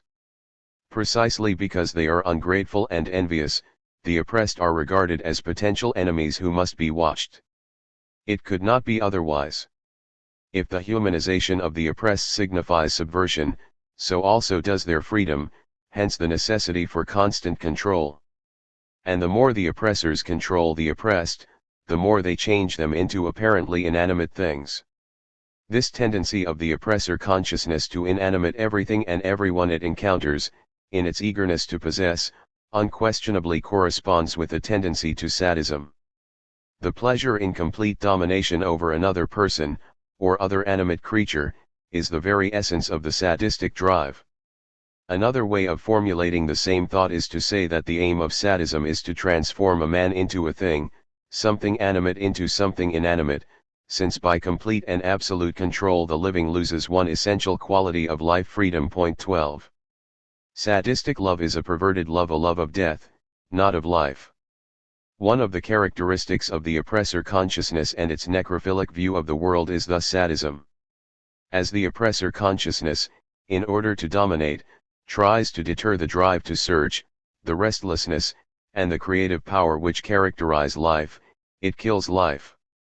More and more, the oppressors are using science and technology as unquestionably powerful instruments for their purpose, the maintenance of the oppressive order through manipulation and repression. 13. The oppressed, as objects, as things, have no purposes except those their oppressors prescribe for them. Given the preceding context, another issue of indubitable importance arises, the fact that certain members of the oppressor class join the oppressed in their struggle for liberation, thus moving from one pole of the contradiction to the other. Theirs is a fundamental role, and has been so throughout the history of this struggle. It happens, however, that as they cease to be exploiters or indifferent spectators or simply the heirs of exploitation and move to the side of the exploited, they almost always bring with them the marks of their origin, their prejudices and their deformations, which include a lack of confidence in the people's ability to think, to want, and to know. Accordingly, these adherents to the people's cause constantly run the risk of falling into a type of generosity as malefic as that of the oppressors. The generosity of the oppressors is nourished by an unjust order, which must be maintained in order to justify that generosity. Our converts, on the other hand, truly desire to transform the unjust order, but because of their background they believe that they must be the executors of the transformation. They talk about the people, but they do not trust them, and trusting the people is the indispensable precondition for revolutionary change. A real humanist can be identified more by his trust in the people, which engages him in their struggle, than by 1,000 actions in their favor without that trust. Those who authentically commit themselves to the people must re-examine themselves constantly. This conversion is so radical as not to allow of ambiguous behavior. To affirm this commitment but to consider oneself the proprietor of revolutionary wisdom which must then be given to, or imposed on, the people is to retain the old ways. The man or woman who proclaims devotion to the cause of liberation yet is unable to enter into communion with the people, whom he or she continues to regard as totally ignorant, is grievously self-deceived. The convert who approaches the people but feels alarm at each step they take, each doubt they express, and each suggestion they offer, and attempts to impose his status, remains nostalgic towards his origins. Conversion to the people requires a profound rebirth. Those who undergo it must take on a new form of existence, they can no longer remain as they were. Only through comradeship with the oppressed can the converts understand their characteristic ways of living and behaving, which in diverse moments reflect the structure of domination. One of these characteristics is the previously mentioned existential duality of the oppressed, who are at the same time themselves and the oppressor whose image they have internalized. Accordingly, until they concretely discover their oppressor and in turn their own consciousness, they nearly always express fatalistic attitudes towards their situation. The peasant begins to get courage to overcome his dependence when he realizes that he is dependent. Until then, he goes along with the boss and says, "What can I do? I'm only a peasant." 14. When superficially analyzed, this fatalism is sometimes interpreted as a docility that is a trait of national character. Fatalism in the guise of docility is the fruit of an historical and sociological situation, not an essential characteristic of a people's behavior. It almost always is related to the power of destiny or fate or fortune, inevitable forces, or to a distorted view of God. Under the sway of magic and myth, the oppressed, especially the peasants, who are almost submerged in nature, 15 see their suffering, the fruit of exploitation, as the will of God, as if God were the creator of this organized disorder. Submerged in reality, the oppressed cannot perceive clearly the order which serves the interests of the oppressors whose image they have internalized. Chafing under the restrictions of this order, they often manifest a type of horizontal violence, striking out at their own comrades for the pettiest reasons. The colonized man will first manifest this aggressiveness which has been deposited in his bones against his own people. This is the period when the niggers beat each other up, and the police and magistrates do not know which way to turn when faced with the astonishing waves of crime in North Africa. While the settler or the policeman has the right the livelong day to strike the native, to insult him and to make him crawl to them, you will see the native reaching for his knife at the slightest hostile or aggressive glance cast on him by another native, for the last resort of the native is to defend his personality vis-a-vis his brother. 16. It is possible that in this behavior they are once more manifesting their duality. Because the oppressor exists within their oppressed comrades, when they attack those comrades they are indirectly attacking the oppressor as well. On the other hand, at a certain point in their existential experience the oppressed feel an irresistible attraction towards the oppressors and their way of life. Sharing this way of life becomes an overpowering aspiration. In their alienation, the oppressed want at any cost to resemble the oppressors, to imitate them, to follow them. This phenomenon is especially prevalent in the middle class oppressed, who yearn to be equal to the eminent men and women of the upper class. Albert Memmi, in an exceptional analysis of the colonized mentality, refers to the contempt he felt towards the colonizer, mixed with passionate attraction towards him. How could the colonizer look after his workers while periodically gunning down a crowd of colonized? How could the colonized deny himself so cruelly yet make such excessive demands? How could he hate the colonizers and yet admire them so passionately? I too felt this admiration in spite of myself. 17. Self-depreciation is another characteristic of the oppressed, which derives from their internalization of the opinion the oppressors hold of them. So often do they hear that they are good for nothing, know nothing, and are incapable of learning anything, that they are sick, lazy, and unproductive, that in the end they become convinced of their own unfitness. The peasant feels inferior to the boss because the boss seems to be the only one who knows things and is able to run things. 8. They call themselves ignorant and say the professor is the one who has knowledge and to whom they should listen. The criteria of knowledge imposed upon them are the conventional ones. Why don't you, said a peasant participating in a culture circle, 19, explain the pictures first? That way it'll take less time and won't give us a headache. Almost never do they realize that they, too, know things they have learned in their relations with the world and with other women and men. Given the circumstances which have produced their duality, it is only natural that they distrust themselves. Not infrequently, peasants in educational projects begin to discuss a generative theme in a lively manner, then stop suddenly and say to the educator, "Excuse us, we ought to keep quiet and let you talk. You are the one who knows, we don't know anything." They often insist that there is no difference between them and the animals. When they do admit a difference, it favors the animals. They are freer than we are. It is striking, however, to observe how this self-depreciation changes with the first changes in the situation of oppression. I heard a peasant leader say in an Assentamento 20 meeting, "They used to say we were unproductive because we were lazy and drunkards. All lies. Now that we are respected as men, we're going to show everyone that we were never drunkards or lazy. We were exploited." As long as their ambiguity persists, the oppressed are reluctant to resist, and totally lack confidence in themselves. They have a diffuse, Magical belief in the invulnerability and power of the oppressor. 21 The magical force of the landowner's power holds particular sway in the rural areas. A sociologist friend of mine tells of a group of armed peasants in a Latin American country who recently took over a latifundium. For tactical reasons, they planned to hold the landowner as a hostage. But not one peasant had the courage to guard him, his very presence was terrifying. It is also possible that the act of opposing the boss provoked guilt feelings. In truth, the boss was inside them. The oppressed must see examples of the vulnerability of the oppressor so that a contrary conviction can begin to grow within them. Until this occurs, they will continue disheartened, fearful, and beaten. 22 As long as the oppressed remain unaware of the causes of their condition, they fatalistically accept their exploitation. Further, they are apt to react in a passive and alienated manner when confronted with the necessity to struggle for their freedom and self-affirmation. Little by little, however, they tend to try out forms of rebellious action. In working towards liberation, one must neither lose sight of this passivity nor overlook the moment of awakening. Within their unauthentic view of the world and of themselves, the oppressed feel like things owned by the oppressor. For the latter, to be is to have, almost always at the expense of those who have nothing.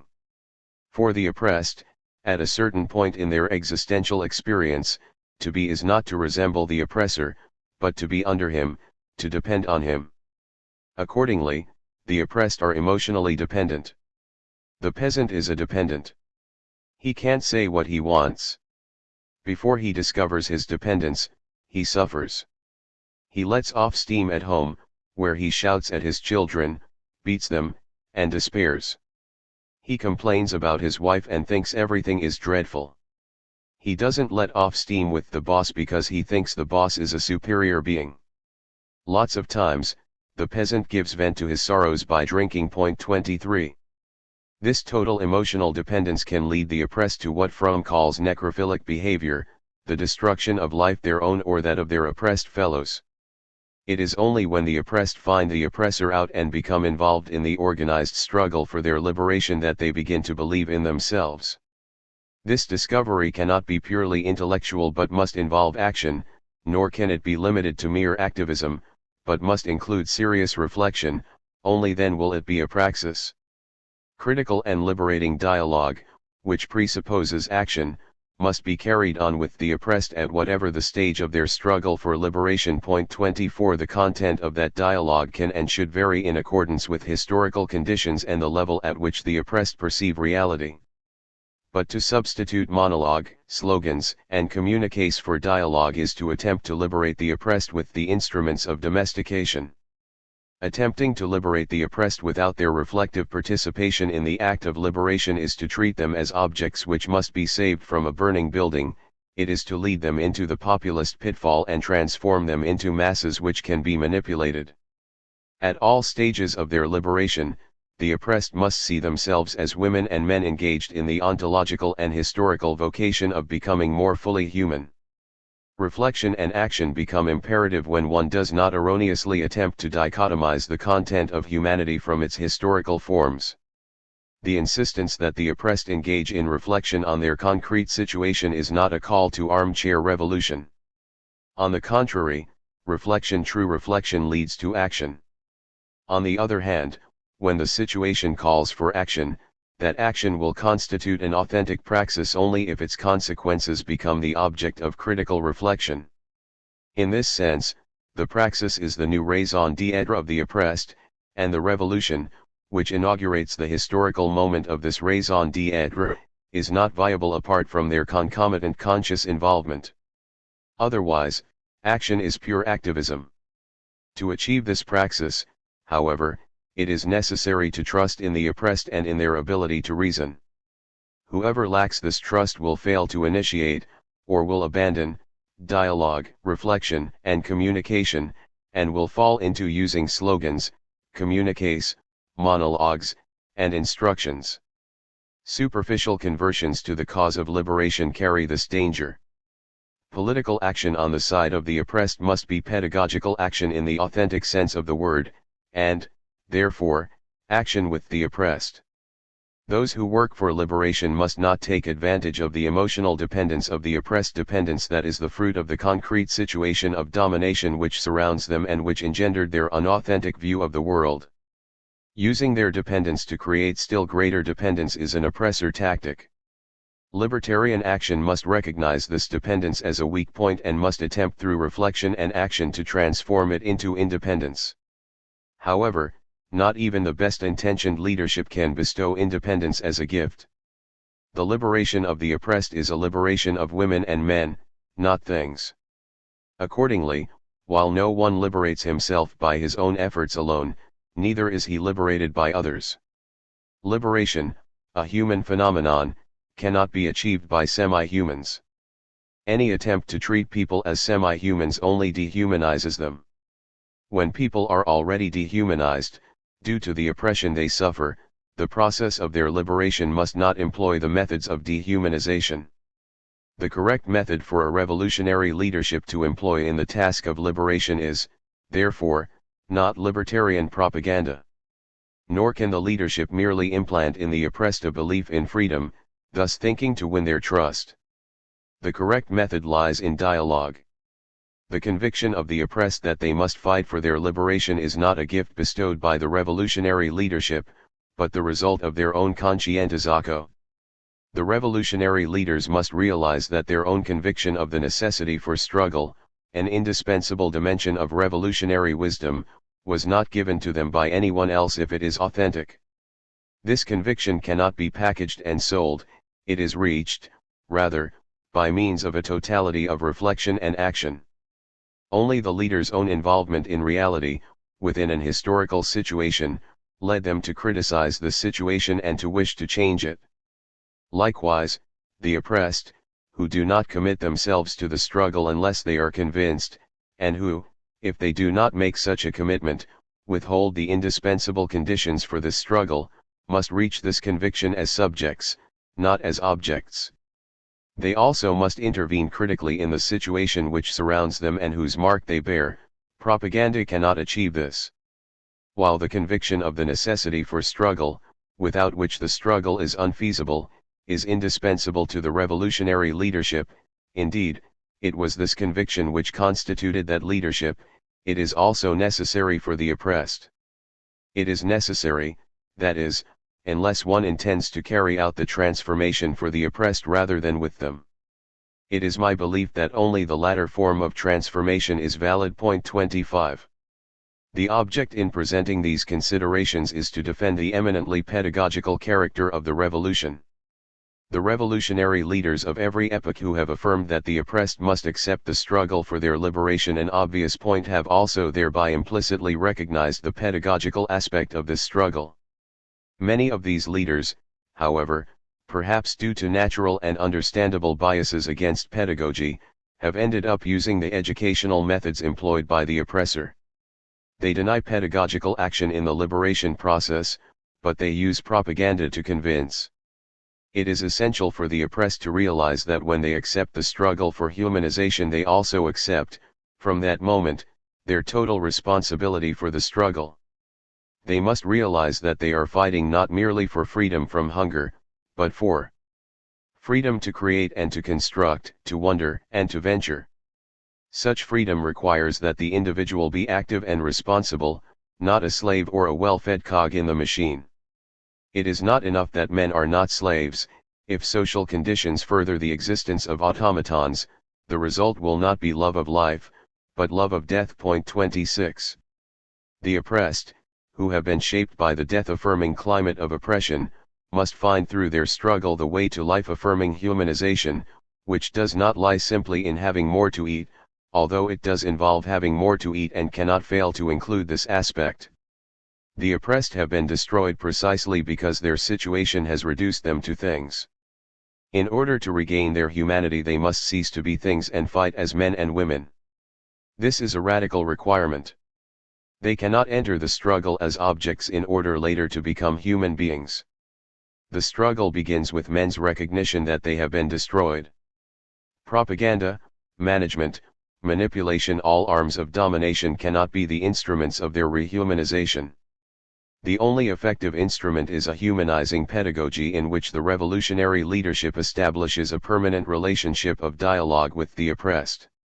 In a humanizing pedagogy, the method ceases to be an instrument by which the teachers, in this instance, the revolutionary leadership, can manipulate the students, in this instance, the oppressed, because it expresses the consciousness of the students themselves. The method is, in fact, the external form of consciousness manifest in acts, which takes on the fundamental property of consciousness its intentionality. The essence of consciousness is being with the world, and this behavior is permanent and unavoidable. Accordingly, consciousness is in essence a way towards something apart from itself, outside itself, which surrounds it and which it apprehends by means of its ideational capacity. Consciousness is thus by definition a method, in the most general sense of the word. Point 27. A revolutionary leadership must accordingly practice co-intentional education. Teachers and students, leadership and people, co-intent on reality, are both subjects, not only in the task of unveiling that reality, and thereby coming to know it critically, but in the task of recreating that knowledge. As they attain this knowledge of reality through common reflection and action, they discover themselves as its permanent recreators. In this way, the presence of the oppressed in the struggle for their liberation will be what it should be, not pseudo-participation, but committed involvement. Chapter 2. A careful analysis of the teacher-student relationship at any level, inside or outside the school, reveals its fundamentally narrative character. This relationship involves a narrating subject, the teacher, and patient, listening objects, the students.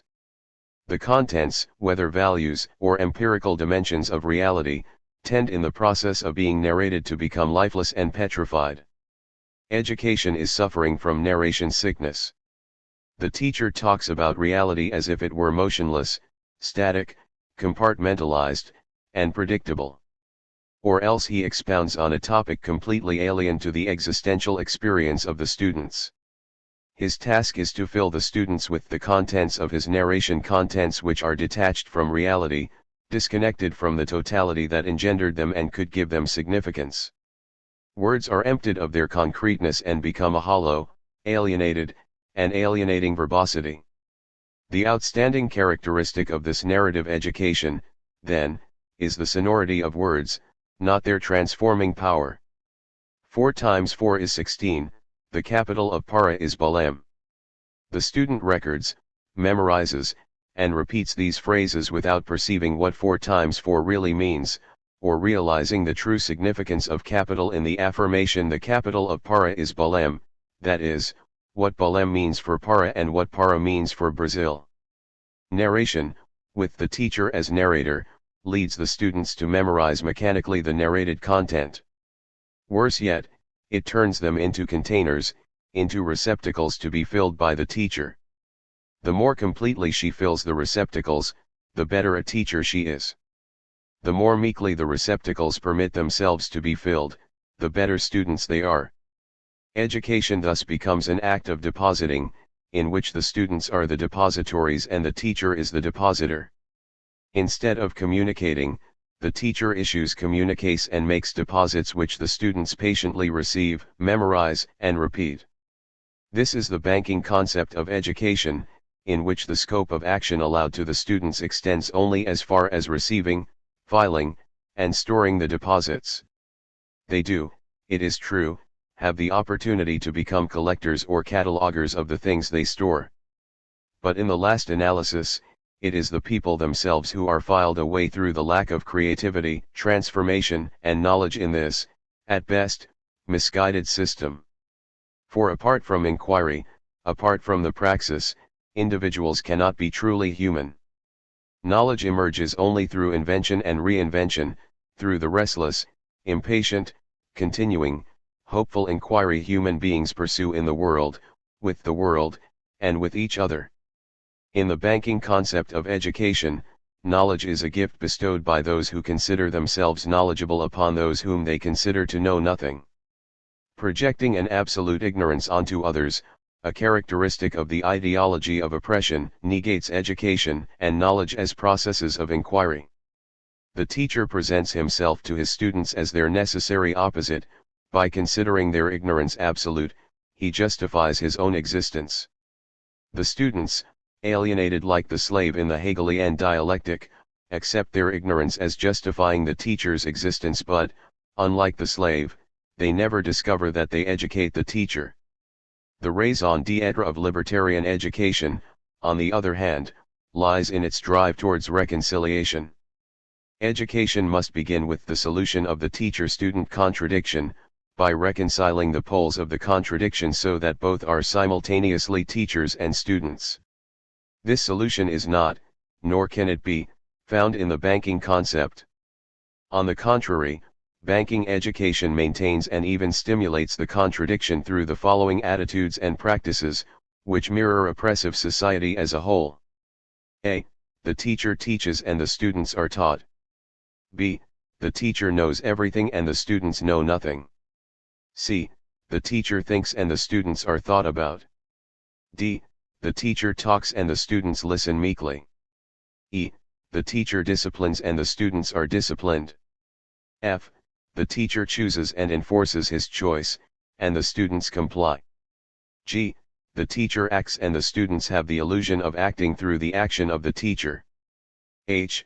The teacher chooses the program content, and the students, who were not consulted, adapt to it. I. The teacher confuses the authority of knowledge with his or her own professional authority, which she and he sets in opposition to the freedom of the students. J.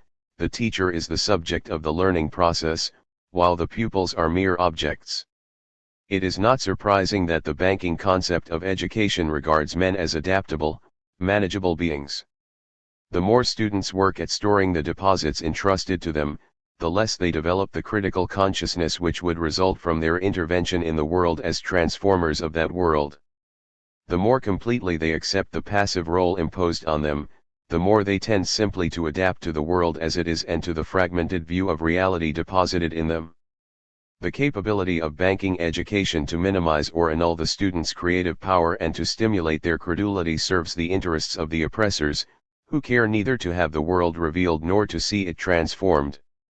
The oppressors use their humanitarianism to preserve a profitable situation. Thus they react almost instinctively against any experiment in education which stimulates the critical faculties and is not content with a partial view of reality but always seeks out the ties which link one point to another and one problem to another. Indeed, the interests of the oppressors lie in changing the consciousness of the oppressed, not the situation which oppresses them. For the more the oppressed can be led to adapt to that situation, the more easily they can be dominated. To achieve this end, the oppressors use the banking concept of education in conjunction with a paternalistic social action apparatus, within which the oppressed receive the euphemistic title of welfare recipients. They are treated as individual cases, as marginal persons who deviate from the general configuration of a good, organized, and just society. The oppressed are regarded as the pathology of the healthy society, which must therefore adjust these incompetent and lazy folk to its own patterns by changing their mentality. These marginals need to be integrated, incorporated into the healthy society that they have forsaken. The truth is, however, that the oppressed are not marginals, are not people living outside society. They have always been inside the structure which made them beings for others. The solution is not to integrate them into the structure of oppression, but to transform that structure so that they can become beings for themselves. Such transformation, of course, would undermine the oppressors' purposes, hence their utilization of the banking concept of education to avoid the threat of student conscientization. The banking approach to adult education, for example, will never propose to students that they critically consider reality. It will deal instead with such vital questions as whether Roger gave green grass to the goat, and insist upon the importance of learning that, on the contrary, Roger gave green grass to the rabbit. The humanism of the banking approach masks the effort to turn women and men into automatons, the very negation of their ontological vocation to be more fully human. Those who use the banking approach, knowingly or unknowingly, For there are innumerable well-intentioned bank clerk teachers who do not realize that they are serving only to dehumanize, fail to perceive that the deposits themselves contain contradictions about reality.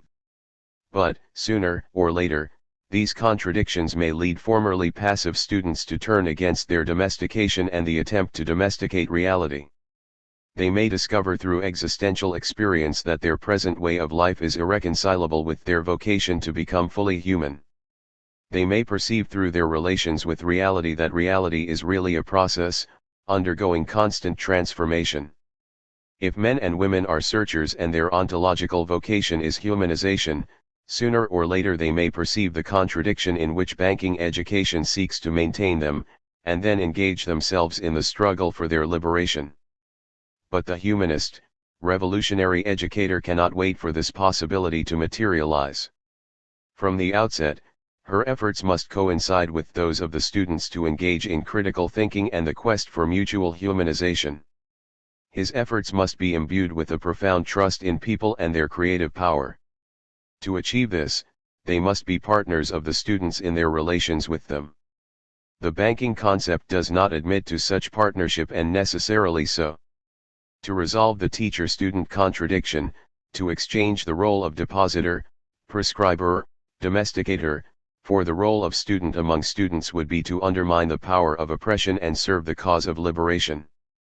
Implicit in the banking concept is the assumption of a dichotomy between human beings and the world. A person is merely in the world, not with the world or with others. The individual is spectator, not recreator.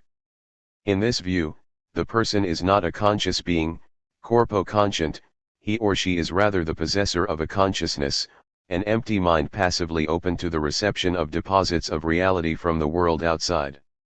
For example, my desk, my books, my coffee cup, all the objects before me as bits of the world which surround me would be inside me, exactly as I am inside my study right now.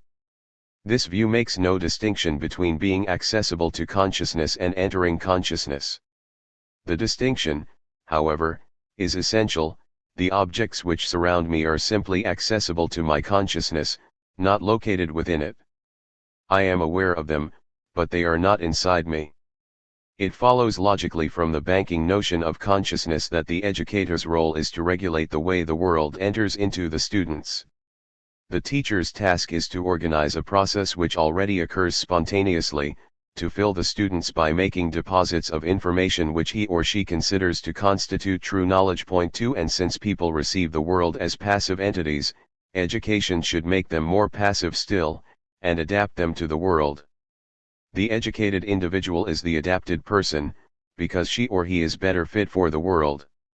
Translated into practice, this concept is well suited to the purposes of the oppressors, whose tranquility rests on how well people fit the world the oppressors have created, and how little they question it.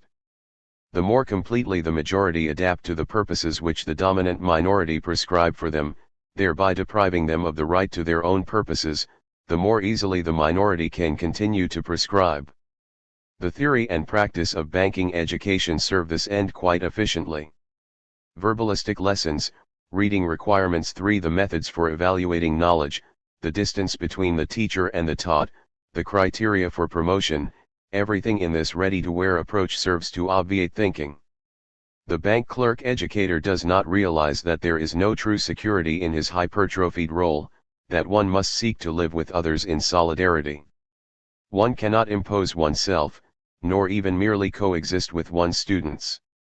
Solidarity requires true communication, and the concept by which such an educator is guided fears and proscribes communication. Yet only through communication can human life hold meaning. The teacher's thinking is authenticated only by the authenticity of the student's thinking. The teacher cannot think for her students, nor can she impose her thought on them. Authentic thinking, thinking that is concerned about reality, does not take place in ivory tower isolation, but only in communication. If it is true that thought has meaning only when generated by action upon the world, the subordination of students to teachers becomes impossible. Because banking education begins with a false understanding of men and women as objects, it cannot promote the development of what Freire calls biophilia, but instead produces its opposite, necrophily. While life is characterized by growth in a structured, functional manner, the necrophilous person loves all that does not grow, all that is mechanical. The necrophilous person is driven by the desire to transform the organic into the inorganic, to approach life mechanically, as if all living persons were things. Memory, rather than experience, having, rather than being, is what counts. The necrophilous person can relate to an object, a flower or a person, only if he possesses it, hence a threat to his possession is a threat to himself. If he loses possession, he loses contact with the world. He loves control, and in the act of controlling he kills life. Point 4. Oppression. Overwhelming control is necrophilic, it is nourished by love of death, not life. The banking concept of education, which serves the interests of oppression, is also necrophilic. Based on a mechanistic, static, naturalistic, spatialized view of consciousness, it transforms students into receiving objects. It attempts to control thinking and action, leads women and men to adjust to the world, and inhibits their creative power. When their efforts to act responsibly are frustrated, when they find themselves unable to use their faculties, people suffer. This suffering due to impotence is rooted in the very fact that the human equilibrium has been disturbed. 5. But the inability to act which causes people's anguish also causes them to reject their impotence, by attempting to restore their capacity to act. But can they, and how? One way is to submit to and identify with a person or group having power. By this symbolic participation in another person's life, men have the illusion of acting, when in reality they only submit to and become a part of those who act. Point 6. Populist manifestations perhaps best exemplify this type of behavior by the oppressed, who, by identifying with charismatic leaders, come to feel that they themselves are active and effective. The rebellion they express as they emerge in the historical process is motivated by that desire to act effectively. The dominant elites consider the remedy to be more domination and repression, carried out in the name of freedom, order, and social peace, that is, the peace of the elites. Thus they can condemn logically, from their point of view, the violence of a strike by workers and can call upon the state in the same breath to use violence in putting down the strike. 7. Education as the exercise of domination stimulates the credulity of students, with the ideological intent, often not perceived by educators, of indoctrinating them to adapt to the world of oppression. This accusation is not made in the naive hope that the dominant elites will thereby simply abandon the practice. Its objective is to call the attention of true humanists to the fact that they cannot use banking educational methods in the pursuit of liberation, for they would only negate that very pursuit. Nor may a revolutionary society inherit these methods from an oppressor society. The revolutionary society which practices banking education is either misguided or mistrusting of people. In either event, it is threatened by the specter of reaction. Unfortunately, those who espouse the cause of liberation are themselves surrounded and influenced by the climate which generates the banking concept, and often do not perceive its true significance or its dehumanizing power. Paradoxically, then, they utilize the same instrument of alienation in what they consider an effort to liberate. Indeed, some revolutionaries brand as innocents, dreamers, or even reactionaries those who would challenge this educational practice. But one does not liberate people by alienating them. Authentic liberation, the process of humanization, is not another deposit to be made in men. Liberation is a praxis, the action and reflection of men and women upon their world in order to transform it. Those truly committed to the cause of liberation can accept neither the mechanistic concept of consciousness as an empty vessel to be filled, nor the use of banking methods of domination, propaganda, slogans, deposits, in the name of liberation. Those truly committed to liberation must reject the banking concept in its entirety, adopting instead a concept of women and men as conscious beings, and consciousness as consciousness intent upon the world. They must abandon the educational goal of deposit making and replace it with the posing of the problems of human beings in their relations with the world.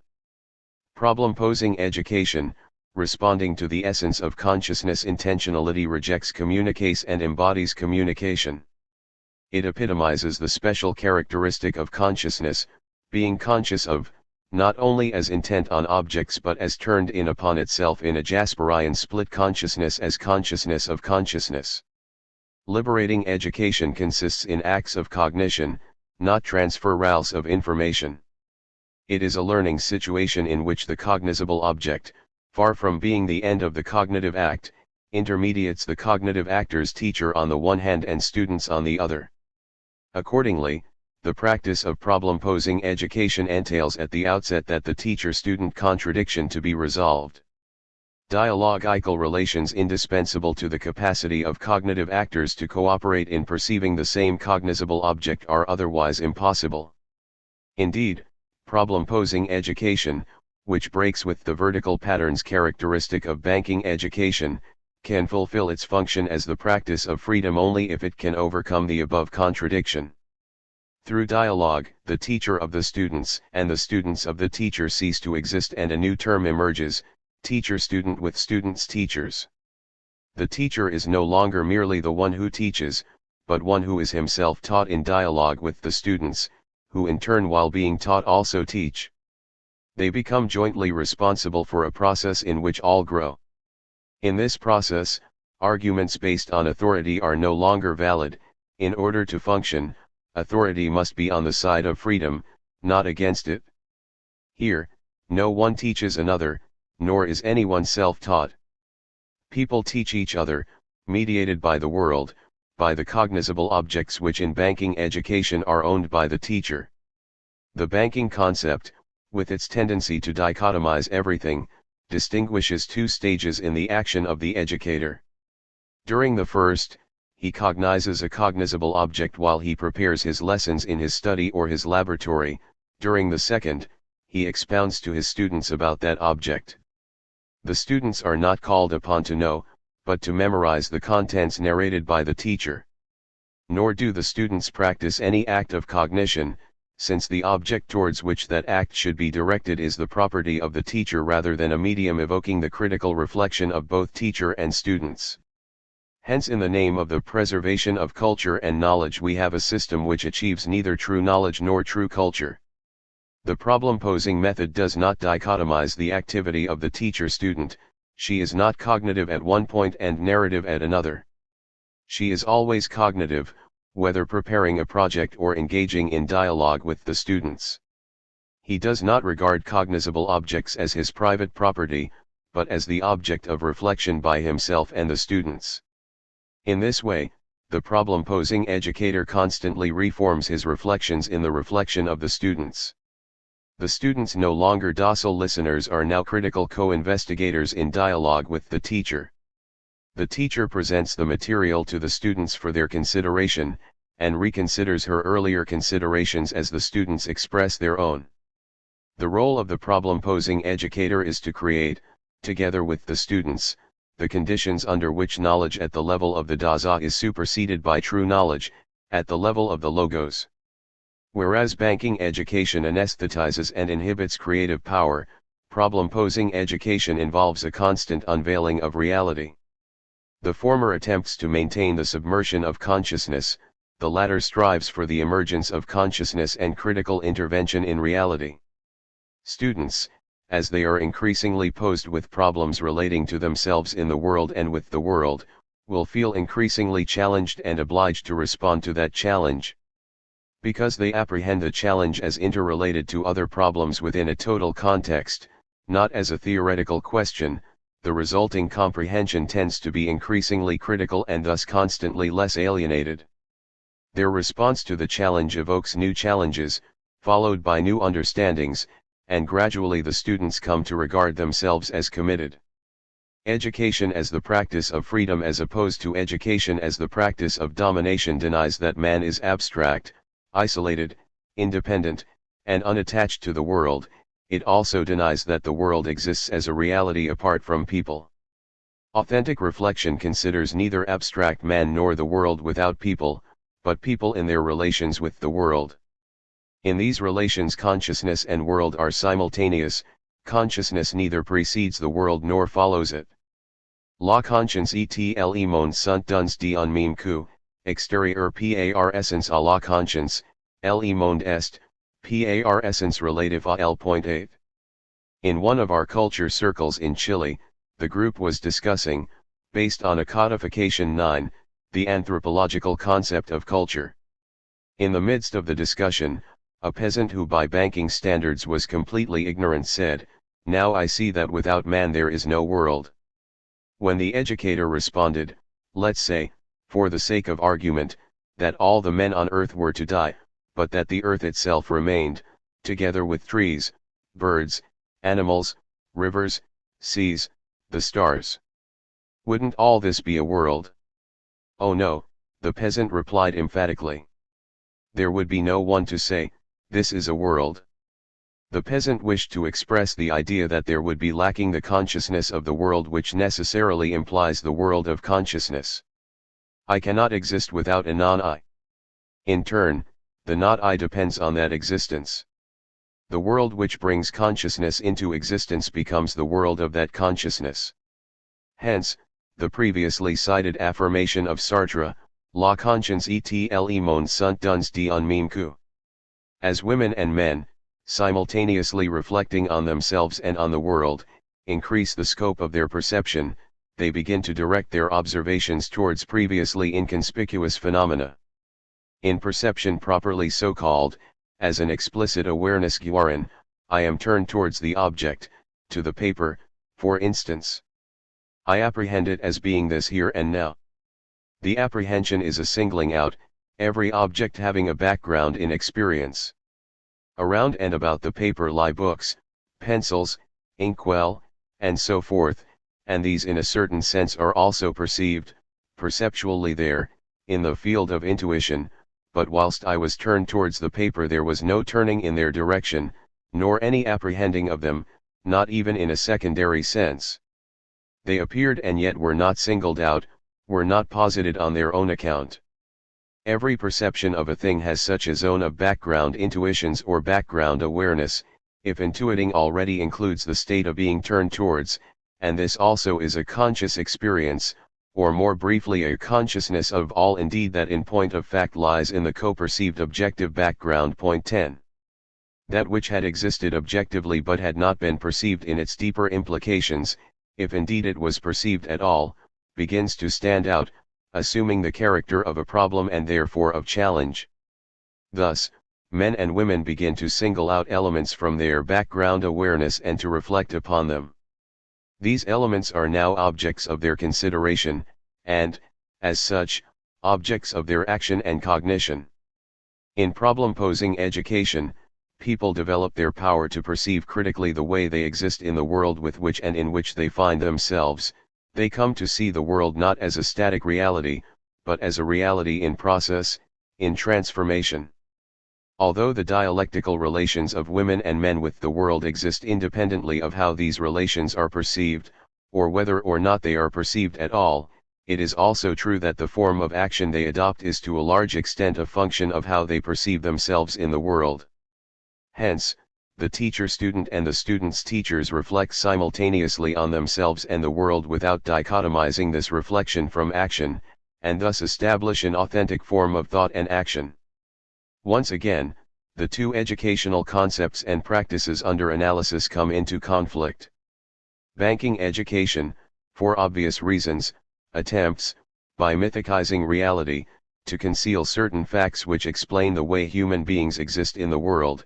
Problem-posing education sets itself the task of demythologizing. Banking education resists dialogue.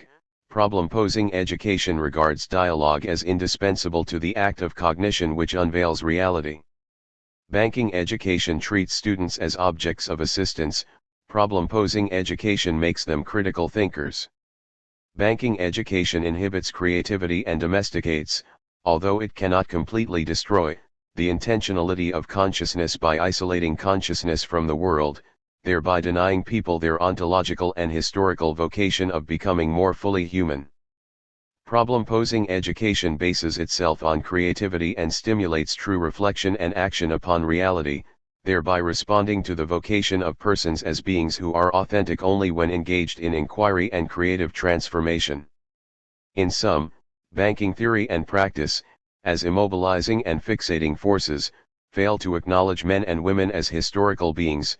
Problem-posing theory and practice take the people's historicity as their starting point. Problem-posing education affirms men and women as beings in the process of becoming as unfinished, uncompleted beings in and with a likewise unfinished reality.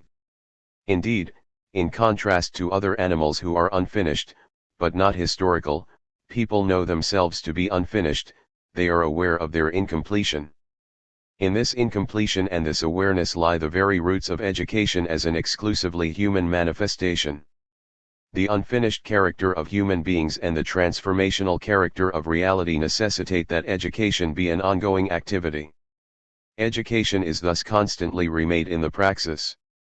In order to be, it must become. Its duration, in the Bergsonian meaning of the word, is found in the interplay of the opposites permanence and change. The banking method emphasizes permanence and becomes reactionary, problem-posing education which accepts neither a well-behaved present nor a predetermined future roots itself in the dynamic present and becomes revolutionary. Problem-posing education is revolutionary futurity. Hence it is prophetic, and, as such, hopeful. Hence, it corresponds to the historical nature of humankind. Hence, it affirms women and men as beings who transcend themselves, who move forward and look ahead, for whom immobility represents a fatal threat, for whom looking at the past must only be a means of understanding more clearly what and who they are so that they can more wisely build the future. Hence, it identifies with the movement which engages people as beings aware of their incompletion and historical movement which has its point of departure, its subjects, and its objective. The point of departure of the movement lies in the people themselves.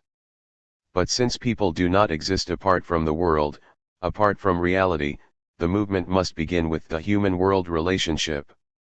Accordingly, the point of departure must always be with men and women in the here and now, which constitutes the situation within which they are submerged, from which they emerge, and in which they intervene. Only by starting from this situation which determines their perception of it can they begin to move. To do this authentically they must perceive their state not as fated and unalterable, but merely as limiting and therefore challenging.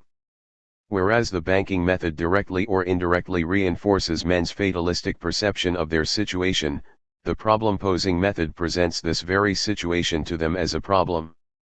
As the situation becomes the object of their cognition, the naive or magical perception which produced their fatalism gives way to perception which is able to perceive itself even as it perceives reality, and can thus be critically objective about that reality. A deepened consciousness of their situation leads people to apprehend that situation as an historical reality susceptible of transformation. Resignation gives way to the drive for transformation and inquiry, over which men feel themselves to be in control. If people, as historical beings necessarily engaged with other people in a movement of inquiry, did not control that movement, it would be, and is, a violation of their humanity. Any situation in which some individuals prevent others from engaging in the process of inquiry is one of violence. The means used are not important. To alienate human beings from their own decision-making is to change them into objects. This movement of inquiry must be directed towards humanization, the people's historical vocation. The pursuit of full humanity, however, cannot be carried out in isolation or individualism, but only in fellowship and solidarity, therefore it cannot unfold in the antagonistic relations between oppressors and oppressed. No one can be authentically human while he prevents others from being so. Attempting to be more human, individualistically, leads to having more, egotistically, a form of dehumanization. Not that it is not fundamental to have in order to be human. Precisely because it is necessary, some men's having must not be allowed to constitute an obstacle to others' having, must not consolidate the power of the former to crush the latter.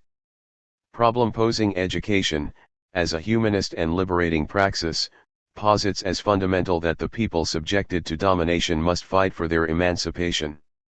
To that end, it enables teachers and students to become subjects of the educational process by overcoming authoritarianism and an alienating intellectualism. It also enables people to overcome their false perception of reality. The world, no longer something to be described with deceptive words, becomes the object of that transforming action by men and women which results in their humanization. Problem-posing education does not and cannot serve the interests of the oppressor. No oppressive order could permit the oppressed to begin to question, why? While only a revolutionary society can carry out this education in systematic terms, the revolutionary leaders need not take full power before they can employ the method. In the revolutionary process, the leaders cannot utilize the banking method as an interim measure, justified on grounds of expediency, with the intention of later behaving in a genuinely revolutionary fashion. They must be revolutionary, that is to say, dialogical from the outset. Chapter 3. As we attempt to analyze dialogue as a human phenomenon, we discover something which is the essence of dialogue itself, the word. But the word is more than just an instrument which makes dialogue possible. Accordingly, we must seek its constitutive elements. Within the word we find two dimensions, reflection and action, in such radical interaction that if one is sacrificed even in part, the other immediately suffers. There is no true word that is not at the same time a praxis. Point 1. Thus, to speak a true word is to transform the world. Point 2. An unauthentic word, one which is unable to transform reality, results when dichotomy is imposed upon its constitutive elements. When a word is deprived of its dimension of action, reflection automatically suffers as well, and the word is changed into idle chatter, into verbalism, into an alienated and alienating blah. It becomes an empty word, one which cannot denounce the world, for denunciation is impossible without a commitment to transform, and there is no transformation without action. On the other hand, if action is emphasized exclusively, to the detriment of reflection, the word is converted into activism. The latter, action for action's sake, negates the true praxis and makes dialogue impossible. Either dichotomy, by creating unauthentic forms of existence, creates also unauthentic forms of thought, which reinforce the original dichotomy. Human existence cannot be silent, nor can it be nourished by false words, but only by true words, with which men and women transform the world. To exist, humanly, is to name the world, to change it. Once named, the world in its turn reappears to the namers as a problem and requires of them a new naming. Human beings are not built in silence 3 but in word, in work, in action, reflection. But while to say the true word, which is work, which is praxis, is to transform the world, saying that word is not the privilege of some few persons, but the right of everyone. Consequently, no one can say a true word alone, nor can she say it for another, in a prescriptive act which robs others of their words. Dialogue is the encounter between men, mediated by the world, in order to name the world. Hence, dialogue cannot occur between those who want to name the world and those who do not wish this naming, between those who deny others the right to speak their word and those whose right to speak has been denied them. Those who have been denied their primordial right to speak their word must first reclaim this right and prevent the continuation of this dehumanizing aggression. If it is in speaking their word that people, by naming the world, transform it, dialogue imposes itself as the way by which they achieve significance as human beings. Dialogue is thus an existential necessity. And since dialogue is the encounter in which the united reflection and action of the dialoguers are addressed to the world which is to be transformed and humanized, this dialogue cannot be reduced to the act of one person's depositing ideas in another, nor can it become a simple exchange of ideas to be consumed by the discussants. Nor yet is it a hostile, polemical argument between those who are committed neither to the naming of the world, nor to the search for truth, but rather to the imposition of their own truth. Because dialogue is an encounter among women and men who name the world, it must not be a situation where some name on behalf of others. It is an act of creation, it must not serve as a crafty instrument for the domination of one person by another. The domination implicit in dialogue is that of the world by the dialoguers, it is conquest of the world for the liberation of humankind. Dialogue cannot exist, however, in the absence of a profound love for the world and for people. The naming of the world, which is an act of creation and recreation, is not possible if it is not infused with love. For love is at the same time the foundation of dialogue and dialogue itself.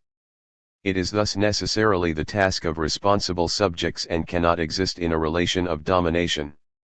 Domination reveals the pathology of love, sadism in the dominator and masochism in the dominated.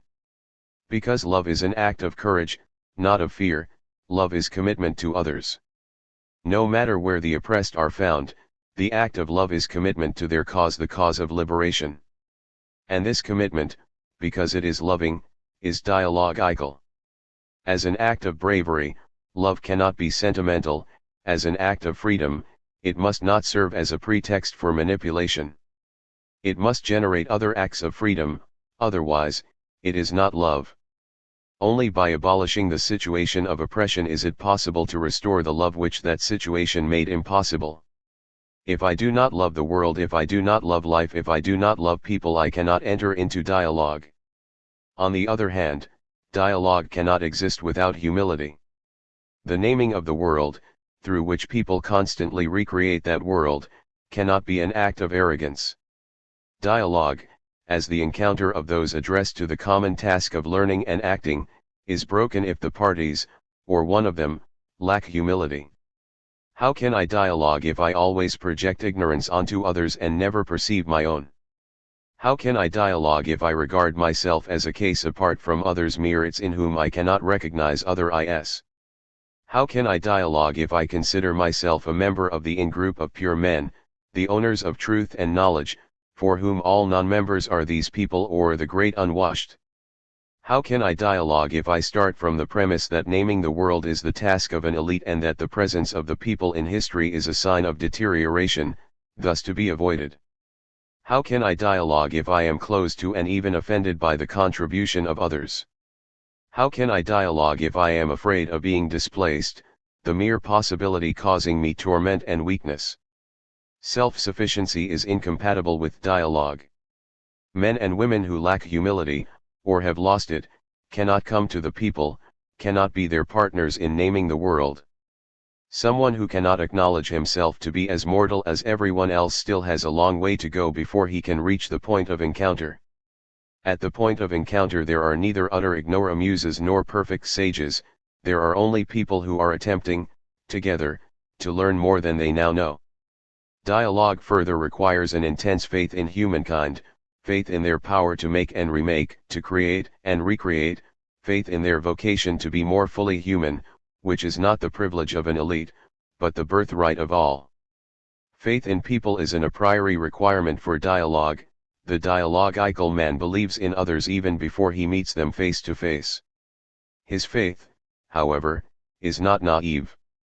The dialogical man is critical and knows that although it is within the power of humans to create and transform, in a concrete situation of alienation individuals may be impaired in the use of that power. Far from destroying his faith in the people, however, this possibility strikes him as a challenge to which he must respond. He is convinced that the power to create and transform, even when thwarted in concrete situations, tends to be reborn.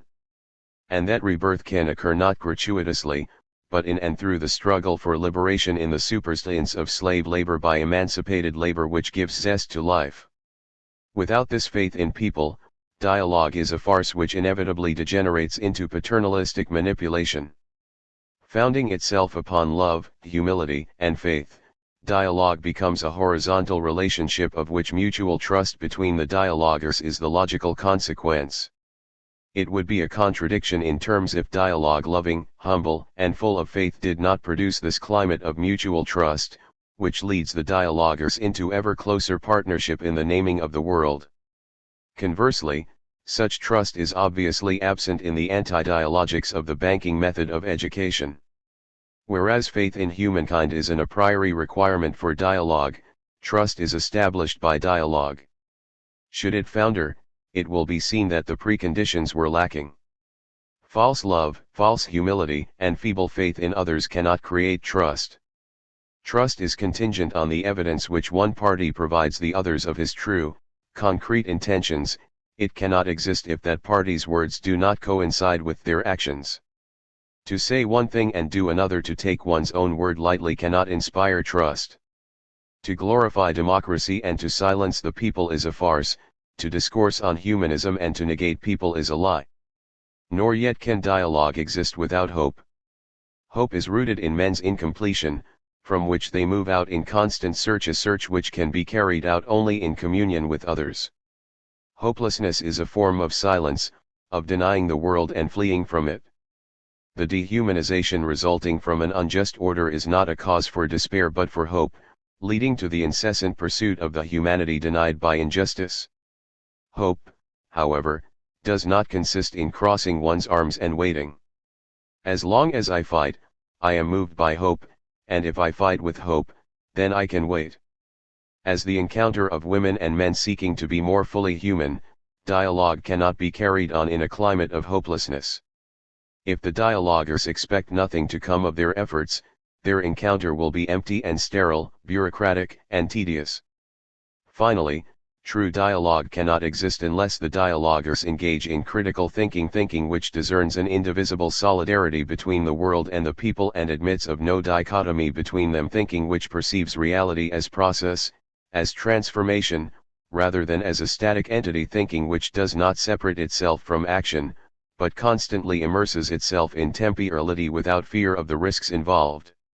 Critical thinking contrasts with naive thinking, which sees historical time as a weight, a stratification of the acquisitions and experiences of the past, from which the present should emerge normalized and well-behaved.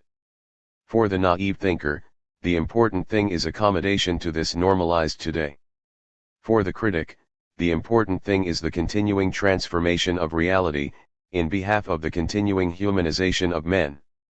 In the words of Pierre Freire, the goal will no longer be to eliminate the risks of temporality by clutching to guaranteed space, but rather to temporalize space. The universe is revealed to me not as space, imposing a massive presence to which I can but adapt, but as a scope, a domain which takes shape as I act upon it. 6. For naive thinking, the goal is precisely to hold fast to this guaranteed space and adjust to it. By thus denying temporality, it denies itself as well. Only dialogue, which requires critical thinking, is also capable of generating critical thinking. Without dialogue there is no communication, and without communication there can be no true education.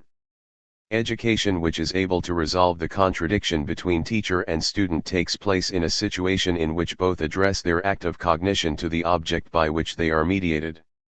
Thus, the dialogical character of education as the practice of freedom does not begin when the teacher-student meets with the student's teachers in a pedagogical situation, but rather when the former first asks herself or himself what she or he will dialogue with the latter about. And preoccupation with the content of dialogue is really preoccupation with the program content of education. For the anti-dialogical banking educator, the question of content simply concerns the program about which he will discourse to his students, and he answers his own question, by organizing his own program. For the dialogical, problem-posing teacher-student, the program content of education is neither a gift nor an imposition, bits of information to be deposited in the students, but rather the organized, systematized, and developed representation to individuals of the things about which they want to know more. 7. Authentic education is not carried on by A for B or by A about B, but rather by A with B, mediated by the world, a world which impresses and challenges both parties, giving rise to views or opinions about it. These views, impregnated with anxieties, doubts, hopes, or hopelessness, imply significant themes on the basis of which the program content of education can be built. In its desire to create an ideal model of the good man, a naively conceived humanism often overlooks the concrete, existential, present situation of real people. Authentic humanism, in Pierre Freire's words, consists in permitting the emergence of the awareness of our full humanity, as a condition and as an obligation, as a situation and as a project. 8. We simply cannot go to the laborer's urban or peasant 9 in the banking style, to give them knowledge or to impose upon them the model of the good man contained in a program whose content we have ourselves organized.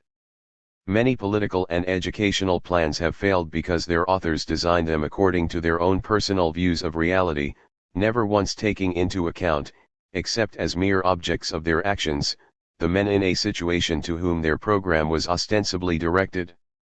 For the truly humanist educator and the authentic revolutionary, the object of action is the reality to be transformed by them together with other people, not other men and women themselves. The oppressors are the ones who act upon the people to indoctrinate them and adjust them to a reality which must remain untouched. Unfortunately, however, in their desire to obtain the support of the people for revolutionary action, revolutionary leaders often fall for the banking line of planning program content from the top down. They approach the peasant or urban masses with projects which may correspond to their own view of the world, but not to that of the people. 10 They forget that their fundamental objective is to fight alongside the people for the recovery of the people's stolen humanity, not to win the people over to their side. Such a phrase does not belong in the vocabulary of revolutionary leaders, but in that of the oppressor. The revolutionary's role is to liberate, and be liberated, with the people, not to win them over. In their political activity, the dominant elites utilize the banking concept to encourage passivity in the oppressed, corresponding with the latter's submerged state of consciousness, and take advantage of that passivity to fill that consciousness with slogans which create even more fear of freedom. This practice is incompatible with a truly liberating course of action, which, by presenting the oppressor's slogans as a problem, helps the oppressed to eject those slogans from within themselves. After all, the task of the humanists is surely not that of pitting their slogans against the slogans of the oppressors, with the oppressed as the testing ground, housing the slogans of first one group and then the other. On the contrary, the task of the humanists is to see that the oppressed become aware of the fact that as dual beings, housing the oppressors within themselves, they cannot be truly human. This task implies that revolutionary leaders do not go to the people in order to bring them a message of salvation, but in order to come to know through dialogue with them both their objective situation and their awareness of that situation, the various levels of perception of themselves and of the world in which and with which they exist. One cannot expect positive results from an educational or political action program which fails to respect the particular view of the world held by the people. Such a program constitutes cultural invasion. 11 Good intentions notwithstanding. The starting point for organizing the program content of education or political action must be the present, existential, concrete situation, reflecting the aspirations of the people. Utilizing certain basic contradictions, we must pose this existential, concrete, present situation to the people as a problem which challenges them and requires a response not just at the intellectual level, but at the level of action. 12. We must never merely discourse on the present situation, must never provide the people with programs which have little or nothing to do with their own preoccupations, doubts, hopes, and fears, programs which at times in fact increase the fears of the oppressed consciousness. It is not our role to speak to the people about our own view of the world, nor to attempt to impose that view on them, but rather to dialogue with the people about their view and ours. We must realize that their view of the world, manifested variously in their action, reflects their situation in the world. Educational and political action which is not critically aware of this situation runs the risk either of banking or of preaching in the desert. Often, educators and politicians speak and are not understood because their language is not attuned to the concrete situation of the people they address. Accordingly, their talk is just alienated and alienating rhetoric.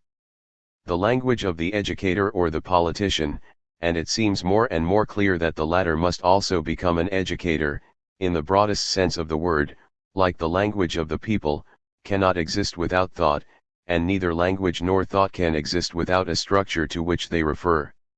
In order to communicate effectively, educator and politician must understand the structural conditions in which the thought and language of the people are dialectically framed.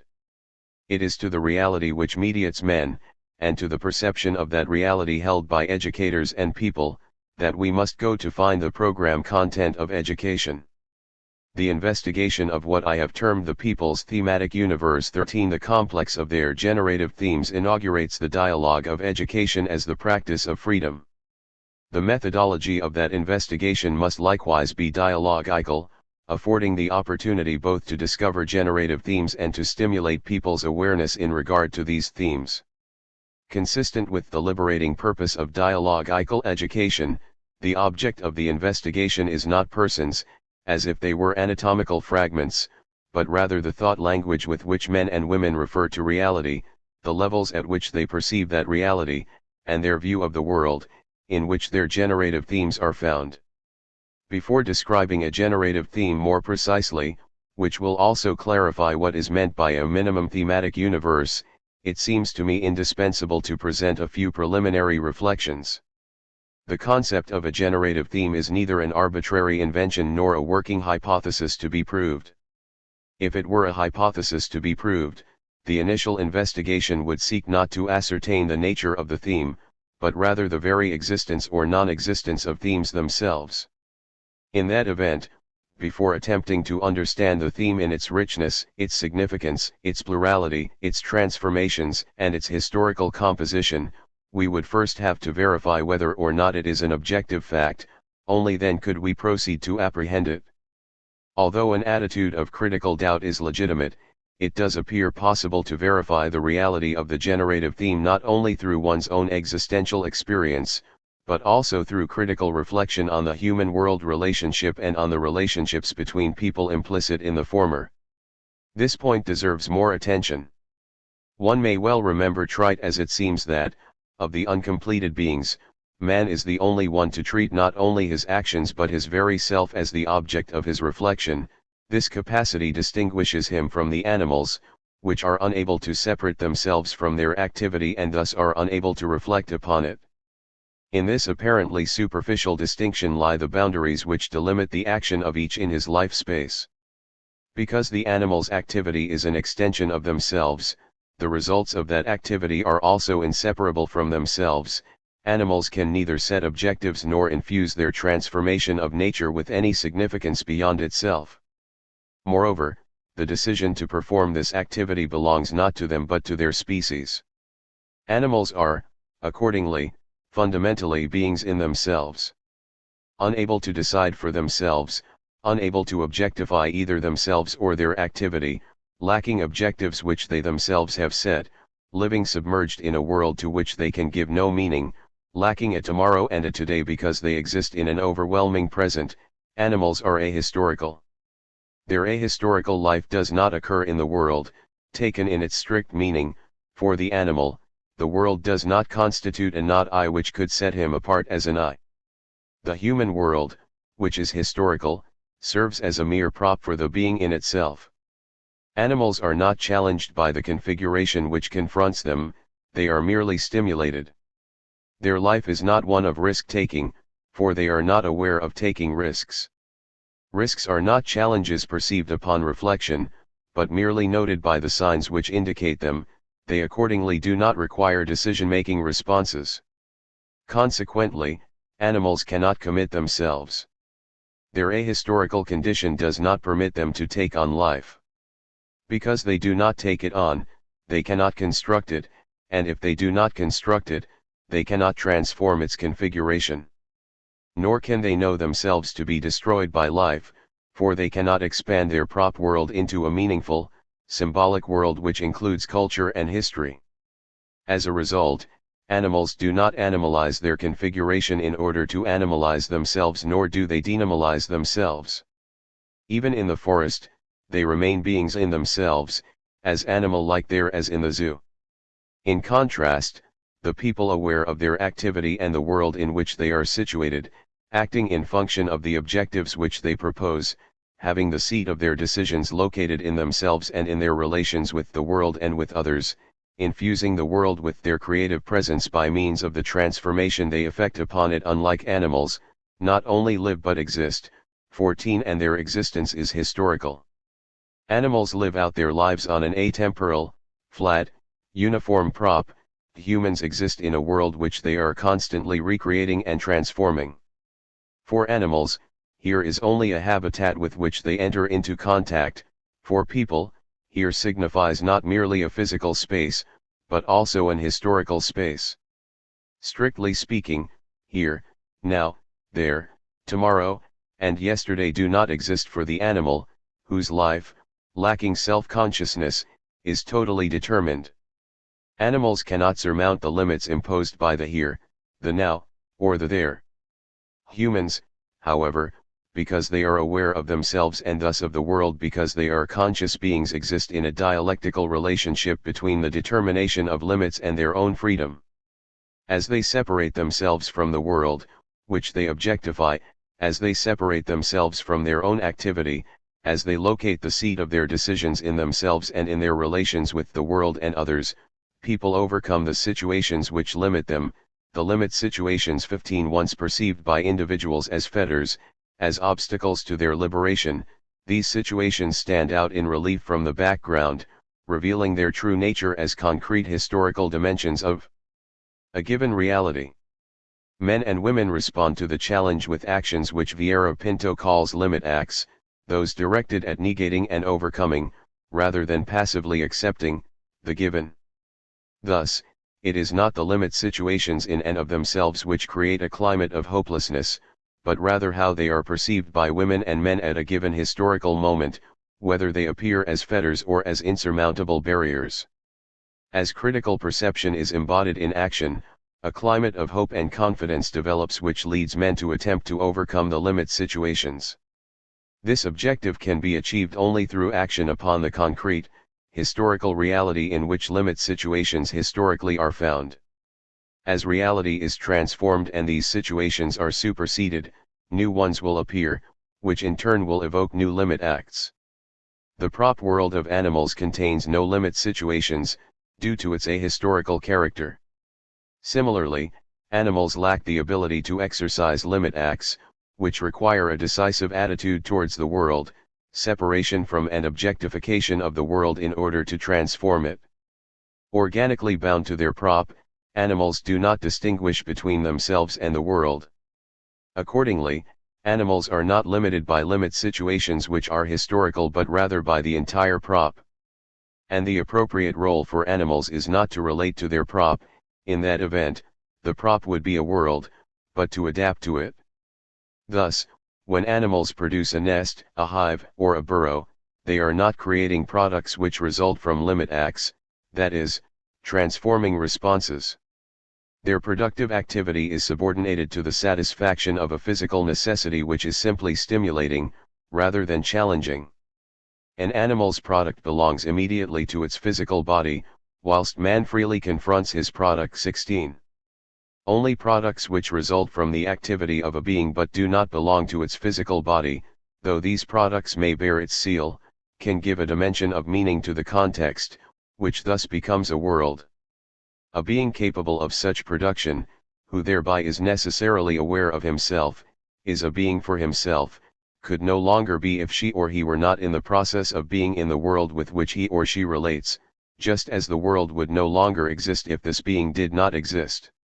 The difference between animals who, because their activity does not constitute limit acts, cannot create products detached from themselves and humankind who through their action upon the world create the realm of culture and history is that only the latter are beings of the praxis. Only human beings are praxis, the praxis which, as the reflection and action which truly transform reality, is the source of knowledge and creation. Animal activity, which occurs without a praxis, is not creative, people's transforming activity is. It is as transforming and creative beings that humans, in their permanent relations with reality, produce not only material goods, tangible objects, but also social institutions, ideas, and concepts. 17 Through their continuing praxis, men and women simultaneously create history and become historical social beings. Because in contrast to animals, people can tridimensionalize time into the past, the present, and the future, their history, in function of their own creations, develops as a constant process of transformation within which epochal units materialize. These epochal units are not closed periods of time, static compartments within which people are confined. Were this the case, a fundamental condition of history, its continuity would disappear. On the contrary, epical units interrelate in the dynamics of historical continuity. Point 18. An epoch is characterized by a complex of ideas, concepts, hopes, doubts, values, and challenges in dialectical interaction with their opposites, striving towards plenitude. The concrete representation of many of these ideas, values, concepts, and hopes, as well as the obstacles which impede the people's full humanization, constitute the themes of that epoch. These themes imply others which are opposing or even antithetical. They also indicate tasks to be carried out and fulfilled. Thus, historical themes are never isolated, independent, disconnected, or static. They are always interacting dialectically with their opposites. Nor can these themes be found anywhere except in the human-world relationship. The complex of interacting themes of an epoch constitutes its thematic universe. Confronted by this universe of themes in dialectical contradiction, persons take equally contradictory positions. Some work to maintain the structures, others to change them. As antagonism deepens between themes which are the expression of reality, there is a tendency for the themes and for reality itself to be mythicized, establishing a climate of irrationality and sectarianism. This climate threatens to drain the themes of their deeper significance and to deprive them of their characteristically dynamic aspect. In such a situation, myth-creating irrationality itself becomes a fundamental theme. Its opposing theme, the critical and dynamic view of the world, strives to unveil reality, unmask its mythicization, and achieve a full realization of the human task, the permanent transformation of reality in favor of the liberation of people. In the last analysis, the themes 19 both contain and are contained in limit situations. The tasks they imply require limit acts. When the themes are concealed by the limit situations and thus are not clearly perceived, the corresponding tasks, people's responses in the form of historical action, can be neither authentically nor critically fulfilled. In this situation, humans are unable to transcend the limit situations to discover that beyond these situations and in contradiction to them lies an untested feasibility. In sum, limit situations imply the existence of persons who are directly or indirectly served by these situations, and of those who are negated and curbed by them. Once the latter come to perceive these situations as the frontier between being and being more human, rather than the frontier between being and nothingness, they begin to direct their increasingly critical actions towards achieving the untested feasibility implicit in that perception. On the other hand, those who are served by the present limit situation regard the untested feasibility as a threatening limit situation which must not be allowed to materialize, and act to maintain the status quo. Consequently, liberating actions upon an historical milieu must correspond not only to the generative themes but to the way in which these themes are perceived. This requirement in turn implies another, the investigation of meaningful thematics. Generative themes can be located in concentric circles, moving from the general to the particular. The broadest epical unit, which includes a diversified range of units and subunits, continental, regional, national, and so forth, contains themes of a universal character. I consider the fundamental theme of our epoch to be that of domination, which implies its opposite, the theme of liberation, as the objective to be achieved. It is this tormenting theme which gives our epoch the anthropological character mentioned earlier. In order to achieve humanization, which presupposes the elimination of dehumanizing oppression, it is absolutely necessary to surmount the limit situations in which people are reduced to things. Within the smaller circles, we find themes and limit situations characteristic of societies, on the same continent or on different continents, which through these themes and limit situations share historical similarities. For example, underdevelopment, which cannot be understood apart from the relationship of dependency, represents a limit situation characteristic of societies of the Third World. The task implied by this limit situation is to overcome the contradictory relation of these object societies to the metropolitan societies. This task constitutes the untested feasibility for the Third World. Any given society within the broader epochal unit contains, in addition to the universal, continental, or historically similar themes, its own particular themes, its own limit situations. Within yet smaller circles, thematic diversifications can be found within the same society, divided into areas and sub-areas, all of which are related to the societal whole. These constitute epochal subunits. For example, within the same national unit one can find the contradiction of the coexistence of the non-contemporaneous. Within these subunits, national themes may or may not be perceived in their true significance. They may simply be felt, sometimes not even that. But the non-existence of themes within the subunits is absolutely impossible. The fact that individuals in a certain area do not perceive a generative theme, or perceive it in a distorted way, may only reveal a limit situation of oppression in which people are still submerged. In general, a dominated consciousness which has not yet perceived a limit situation in its totality apprehends only its epiphenomena and transfers to the latter the inhibiting force which is the property of the limit situation. Point 20. This fact is of great importance for the investigation of generative themes. When people lack a critical understanding of their reality, apprehending it in fragments which they do not perceive as interacting constituent elements of the whole, they cannot truly know that reality. To truly know it, they would have to reverse their starting point. They would need to have a total vision of the context in order subsequently to separate and isolate its constituent elements, and by means of this analysis achieve a clearer perception of the whole. Equally appropriate for the methodology of thematic investigation and for problem-posing education is this effort to present significant dimensions of an individual's contextual reality, the analysis of which will make it possible for him to recognize the interaction of the various components. Meanwhile, the significant dimensions, which in their turn are constituted of parts in interaction, should be perceived as dimensions of total reality. In this way, a critical analysis of a significant existential dimension makes possible a new, critical attitude towards the limit situations. The perception and comprehension of reality are rectified and acquire new depth. When carried out with a methodology of conscientizatio, the investigation of the generative theme contained in the minimum thematic universe, the generative themes in interaction, thus introduces or begins to introduce women and men to a critical form of thinking about their world. In the event, however, that human beings perceive reality as dense, impenetrable, and enveloping, it is indispensable to proceed with the investigation by means of abstraction. This method does not involve reducing the concrete to the abstract, which would signify the negation of its dialectical nature, but rather maintaining both elements as opposites which interrelate dialectically in the act of reflection. This dialectical movement of thought is exemplified perfectly in the analysis of a concrete existential, coded situation. Point 21. Its decoding requires moving from the abstract to the concrete. This requires moving from the part to the whole and then returning to the parts.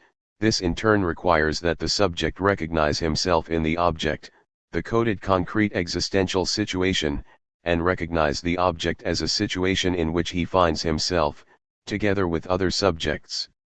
If the decoding is well done, this movement of flux and reflux from the abstract to the concrete which occurs in the analysis of a coded situation leads to the supersistence of the abstraction by the critical perception of the concrete, which has already ceased to be a dense, impenetrable reality. When an individual is presented with a coded existential situation, a sketch or photograph which leads by abstraction to the concreteness of existential reality, his tendency is to split that coded situation. In the process of decoding, this separation corresponds to the stage we call the description of the situation, and facilitates the discovery of the interaction among the parts of the disjoint whole. This whole, the coded situation, which previously had been only diffusely apprehended, begins to acquire meaning as thought flows back to it from the various dimensions. Since, however, the coding is the representation of an existential situation, the decoder tends to take the step from the representation to the very concrete situation in which and with which she finds herself. It is thus possible to explain conceptually why individuals begin to behave differently with regard to objective reality, once that reality has ceased to look like a blind alley and has taken on its true aspect, a challenge which human beings must meet. In all the stages of decoding, people exteriorize their view of the world. and in the way they think about and face the world fatalistically, dynamically, or statically. Their generative themes may be found. A group which does not concretely express a generative thematics, a fact which might appear to imply the non-existence of themes, is, on the contrary, suggesting a very dramatic theme, the theme of silence. The theme of silence suggests a structure of mutism in face of the overwhelming force of the limit situations. I must re-emphasize that the generative theme cannot be found in people, divorced from reality, nor yet in reality, divorced from people, much less in no man's land. It can only be apprehended in the human-world relationship. To investigate the generative theme is to investigate people's thinking about reality and people's action upon reality, which is their praxis. For precisely this reason, the methodology proposed requires that the investigators and the people, who would normally be considered objects of that investigation, should act as co-investigators. The more active an attitude men and women take in regard to the exploration of their thematics, the more they deepen their critical awareness of reality and, in spelling out those thematics, take possession of that reality. Some may think it inadvisable to include the people as investigators in the search for their own meaningful thematics, that their intrusive influence, and the intrusion of those who are most interested or ought to be in their own education, will adulterate the findings and thereby sacrifice the objectivity of the investigation. This view mistakenly presupposes that themes exist, in their original objective purity, outside people, as if themes were things. Actually, themes exist in people in their relations with the world, with reference to concrete facts. The same objective fact could evoke different complexes of generative themes in different epical subunits. There is, therefore, a relation between the given objective fact, the perception women and men have of this fact, and the generative themes. A meaningful thematics is expressed by people, and a given moment of expression will differ from an earlier moment, if they have changed their perception of the objective facts to which the themes refer. From the investigator's point of view, the important thing is to detect the starting point at which the people visualize the given and to verify whether or not during the process of investigation any transformation has occurred in their way of perceiving reality. Objective reality, of course, remains unchanged. If the perception of that reality changes in the course of the investigation, that fact does not impair the validity of the investigation. We must realize that the aspirations, the motives, and the objectives implicit in the meaningful thematics are human aspirations, motives, and objectives. They do not exist out there somewhere, as static entities, they are occurring.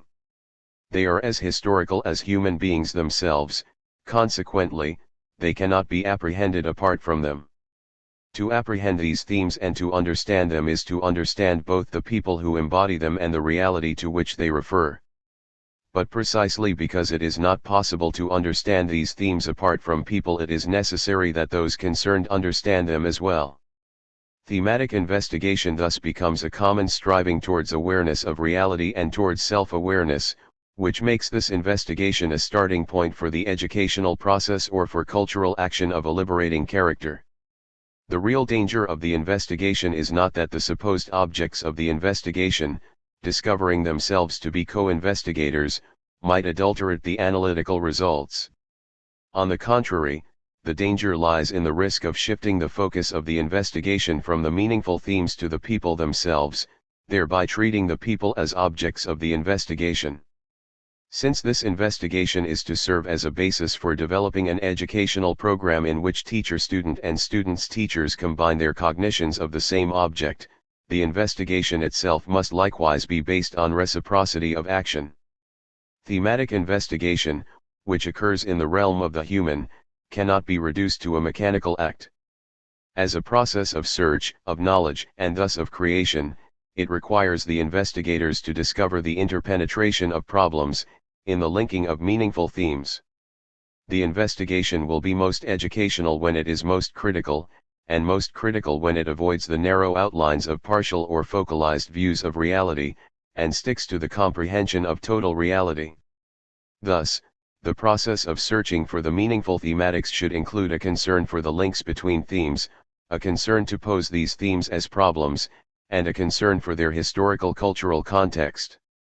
Just as the educator may not elaborate a program to present to the people, neither may the investigator elaborate itineraries for researching the thematic universe, starting from points which he has predetermined. Both education and the investigation designed to support it must be sympathetic activities, in the etymological sense of the word. That is, they must consist of communication and of the common experience of a reality perceived in the complexity of its constant becoming. The investigator who, in the name of scientific objectivity, transforms the organic into something inorganic, what is becoming into what is, life into death, is a person who fears change. He or she sees in change, which is not denied, but neither is it desired, not a sign of life, but a sign of death and decay. He or she does want to study change but in order to stop it, not in order to stimulate or deepen it. However, in seeing change as a sign of death and in making people the passive objects of investigation in order to arrive at rigid models, one betrays their own character as a killer of life. I repeat, the investigation of thematics involves the investigation of the people's thinking which occurs only in and among people together seeking out reality. I cannot think for others or without others, nor can others think for me. Even if the people's thinking is superstitious or naive, it is only as they rethink their assumptions in action that they can change. Producing and acting upon their own ideas, not consuming those of others, must constitute that process. People, as beings in a situation, find themselves rooted in temporal spatial conditions which mark them and which they also mark. They will tend to reflect on their own situationality to the extent that they are challenged by it to act upon it. Human beings are because they are in a situation. And they will be more the more they not only critically reflect upon their existence but critically act upon it.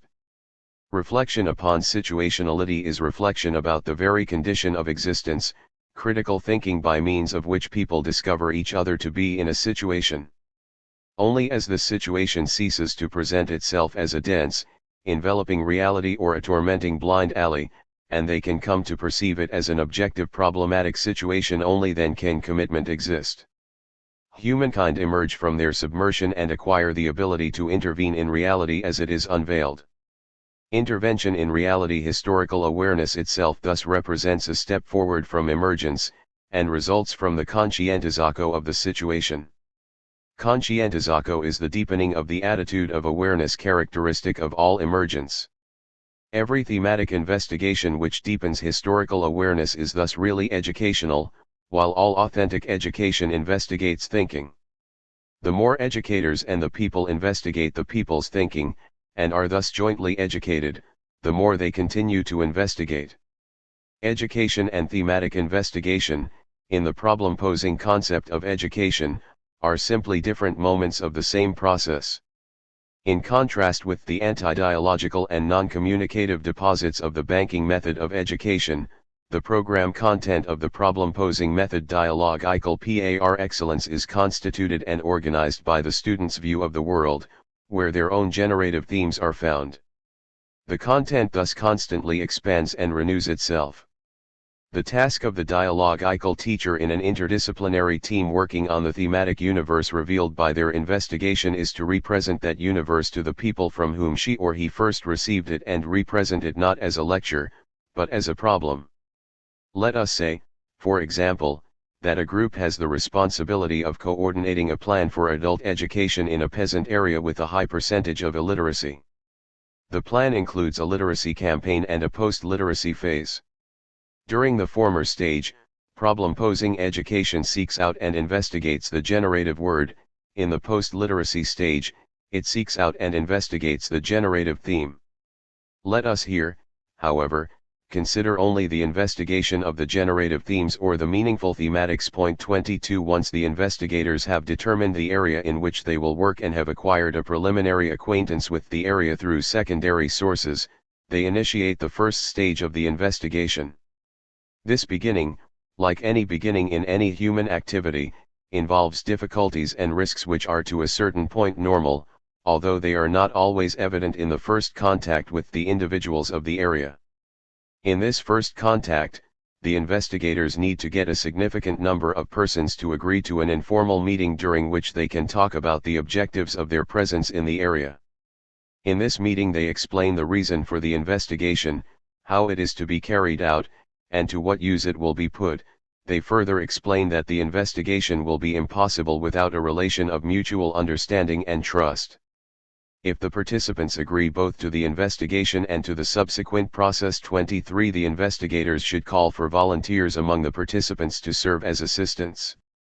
These volunteers will gather a series of necessary data about the life of the area. Of even greater importance, however, is the active presence of these volunteers in the investigation.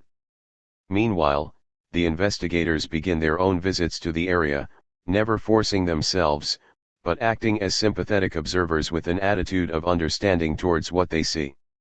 While it is normal for investigators to come to the area with values which influence their perceptions, this does not mean that they may transform the thematic investigation into a means of imposing these values. The only dimension of these values which it is hoped the people whose thematics are being investigated will come to share, it is presumed that the investigators possess this quality, is a critical perception of the world, which implies a correct method of approaching reality in order to unveil it. And critical perception cannot be imposed. Thus, from the very beginning, thematic investigation is expressed as an educational pursuit, as cultural action.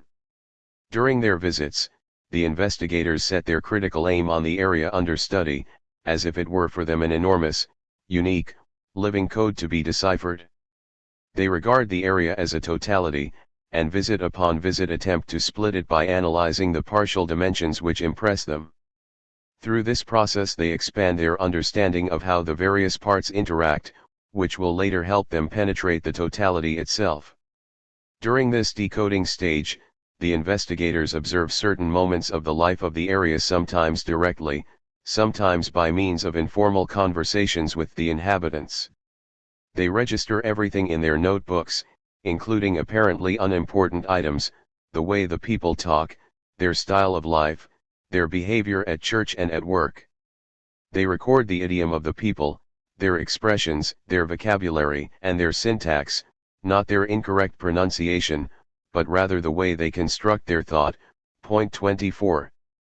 It is essential that the investigators observe the area under varying circumstances, labor in the fields, meetings of a local association, noting the behavior of the participants, the language used, and the relations between the officers and the members, the role played by women and by young people, leisure hours, games and sports, conversations with people in their homes, noting examples of husband-wife and parent-child relationships.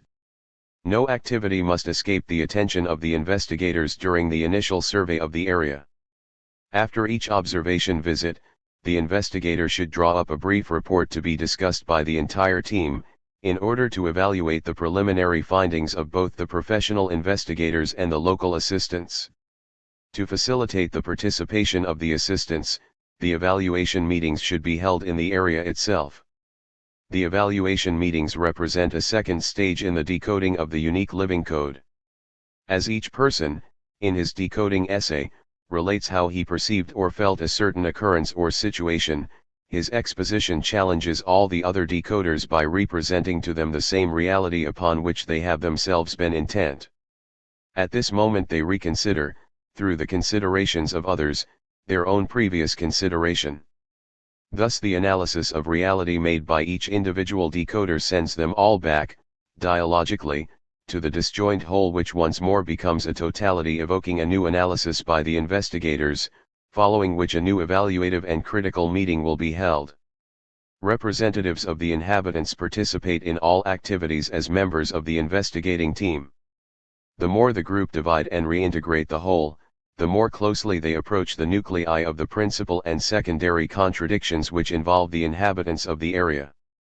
By locating these nuclei of contradictions, the investigators might even at this stage be able to organize the program content of their educational action. Indeed, if the content reflected these contradictions, it would undoubtedly contain the meaningful thematics of the area. and one can safely affirm that action based on these observations would be much more likely to succeed than that based on decisions from the top. The investigators should not, however, be tempted by this possibility. The basic thing, starting from the initial perception of these nuclei of contradictions, which include the principal contradiction of society as a larger epochal unit, is to study the inhabitants' level of awareness of these contradictions. Intrinsically, these contradictions constitute limit situations, involve themes, and indicate tasks. If individuals are caught up in and are unable to separate themselves from these limit situations, their theme in reference to these situations is fatalism, and the task implied by the theme is the lack of a task. Thus, although the limit situations are objective realities which call forth needs in individuals, one must investigate with these individuals their level of awareness of these situations. A limit situation as a concrete reality can call forth from persons in different areas, and even in sub-areas of the same area, quite opposite themes and tasks. Thus, the basic concern of the investigators should be to concentrate on the knowledge of what Goldman calls real consciousness and the potential consciousness. Real consciousness is the result of the multiple obstacles and deviations that the different factors of empirical reality put into opposition and submit for realization by the potential consciousness. Point 25. Real consciousness implies the impossibility of perceiving the untested feasibility which lies beyond the limit situations. But whereas the untested feasibility cannot be achieved at the level of real or present consciousness, it can be realized through testing action which reveals its hitherto unperceived viability.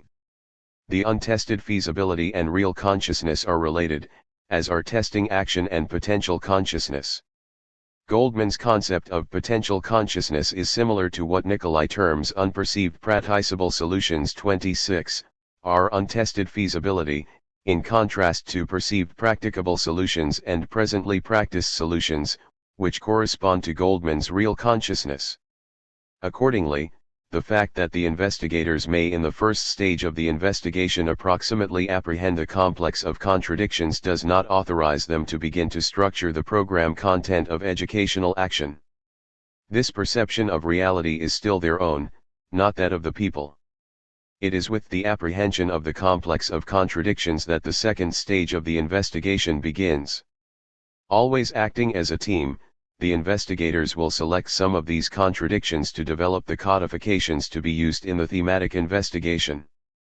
Since the codifications, sketches or photographs, 27 are the objects which mediate the decoders in their critical analysis, the preparation of these codifications must be guided by certain principles other than the usual ones for making visual aids.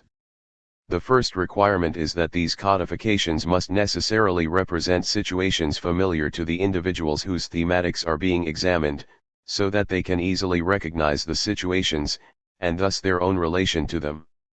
It is inadmissible, whether during the process of investigation or in the following stage, when the meaningful thematics are presented as program content, to present pictures of reality unfamiliar to the participants. The latter procedure, although dialectical, because individuals analyzing an unfamiliar reality could compare it with their own and discover the limitations of each, cannot precede the more basic one dictated by the participant's state of submersion, that is, the process in which individuals analyzing their own reality become aware of their prior, distorted perceptions and thereby come to have a new perception of that reality.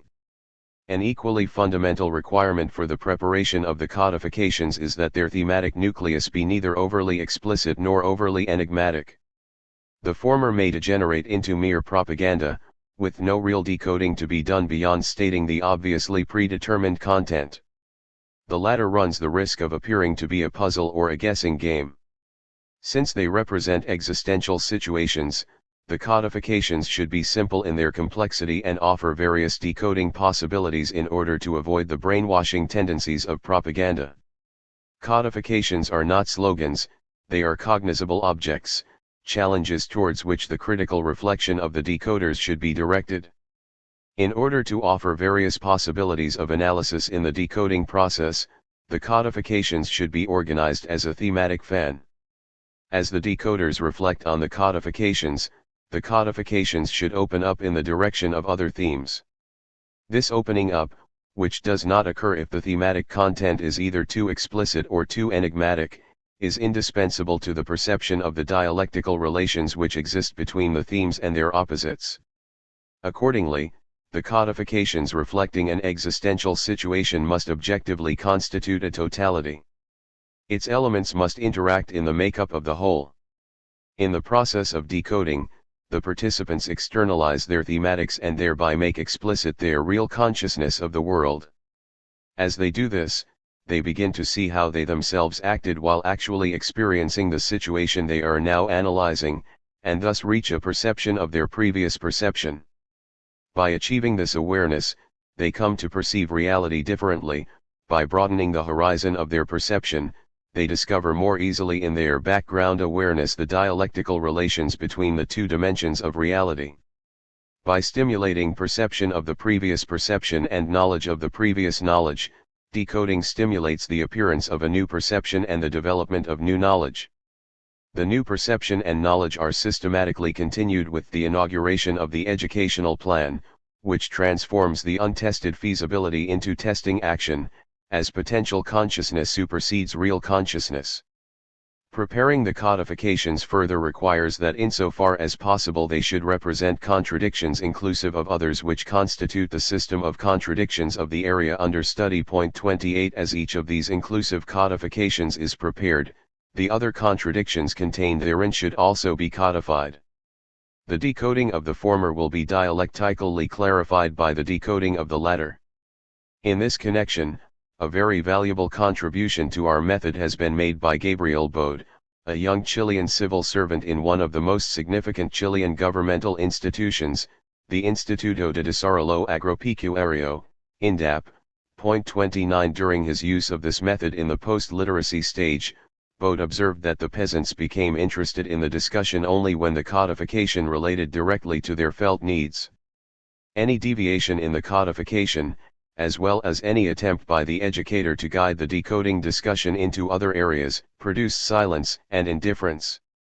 On the other hand, he observed that even when the codification 30 centered on their felt needs, the peasants could not manage to concentrate systematically on the discussion, which often digressed to the point of never reaching a synthesis. Also, they almost never perceived the relationship of their felt needs to the direct and indirect causes of these needs. One might say that they failed to perceive the untested feasibility lying beyond the limit situations which engendered their needs.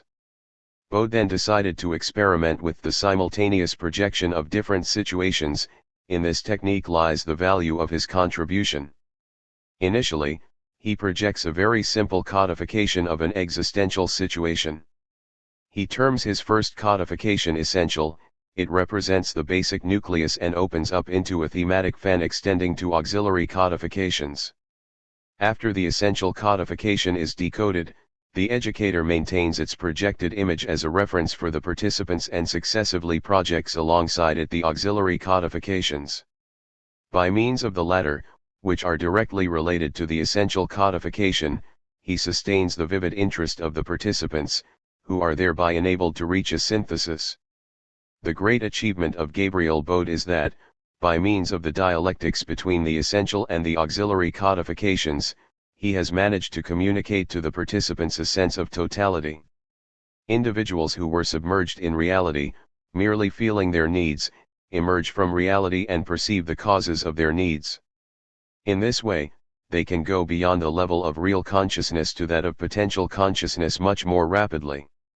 Once the codifications have been prepared and all their possible thematic facets have been studied by the interdisciplinary team, the investigators begin the third stage of the investigation by returning to the area to initiate decoding dialogues in the thematic investigation circles. 31. These discussions, which decode the material prepared in the preceding stage, are taped for subsequent analysis by the interdisciplinary team. 32. In addition to the investigator acting as decoding coordinator, 2 other specialists, a psychologist and a sociologist, attend the meetings.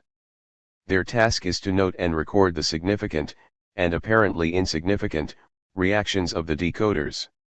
During the decoding process, the coordinator must not only listen to the individuals but must challenge them, posing as problems both the codified existential situation and their own answers.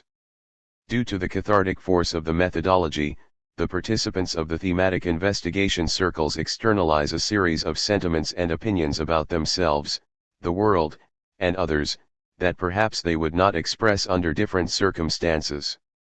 In one of the thematic investigations 33 carried out in Santiago, a group of tenement residents discussed a scene showing a drunken man walking on the street and three young men conversing on the corner. The group participants commented that the only one there who is productive and useful to his country is the souse who is returning home after working all day for low wages and who is worried about his family because he can't take care of their needs. He is the only worker. He is a decent worker and a souse like us. The investigator 34 had intended to study aspects of alcoholism. He probably would not have elicited the above responses if he had presented the participants with a questionnaire he had elaborated himself. If asked directly, they might even have denied ever taking a drink themselves. But in their comments on the codification of an existential situation they could recognize, and in which they could recognize themselves, they said what they really felt. There are two important aspects to these declarations. On the one hand, they verbalize the connection between earning low wages, feeling exploited, and getting drunk as a flight from reality, as an attempt to overcome the frustration of inaction, as an ultimately self-destructive solution. On the other hand, they manifest the need to rate the drunkard highly.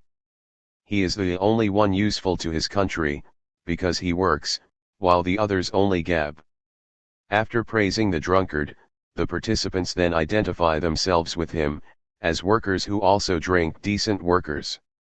In contrast, imagine the failure of a moralistic educator 35 sermonizing against alcoholism and presenting as an example of virtue something which for these men is not a manifestation of virtue.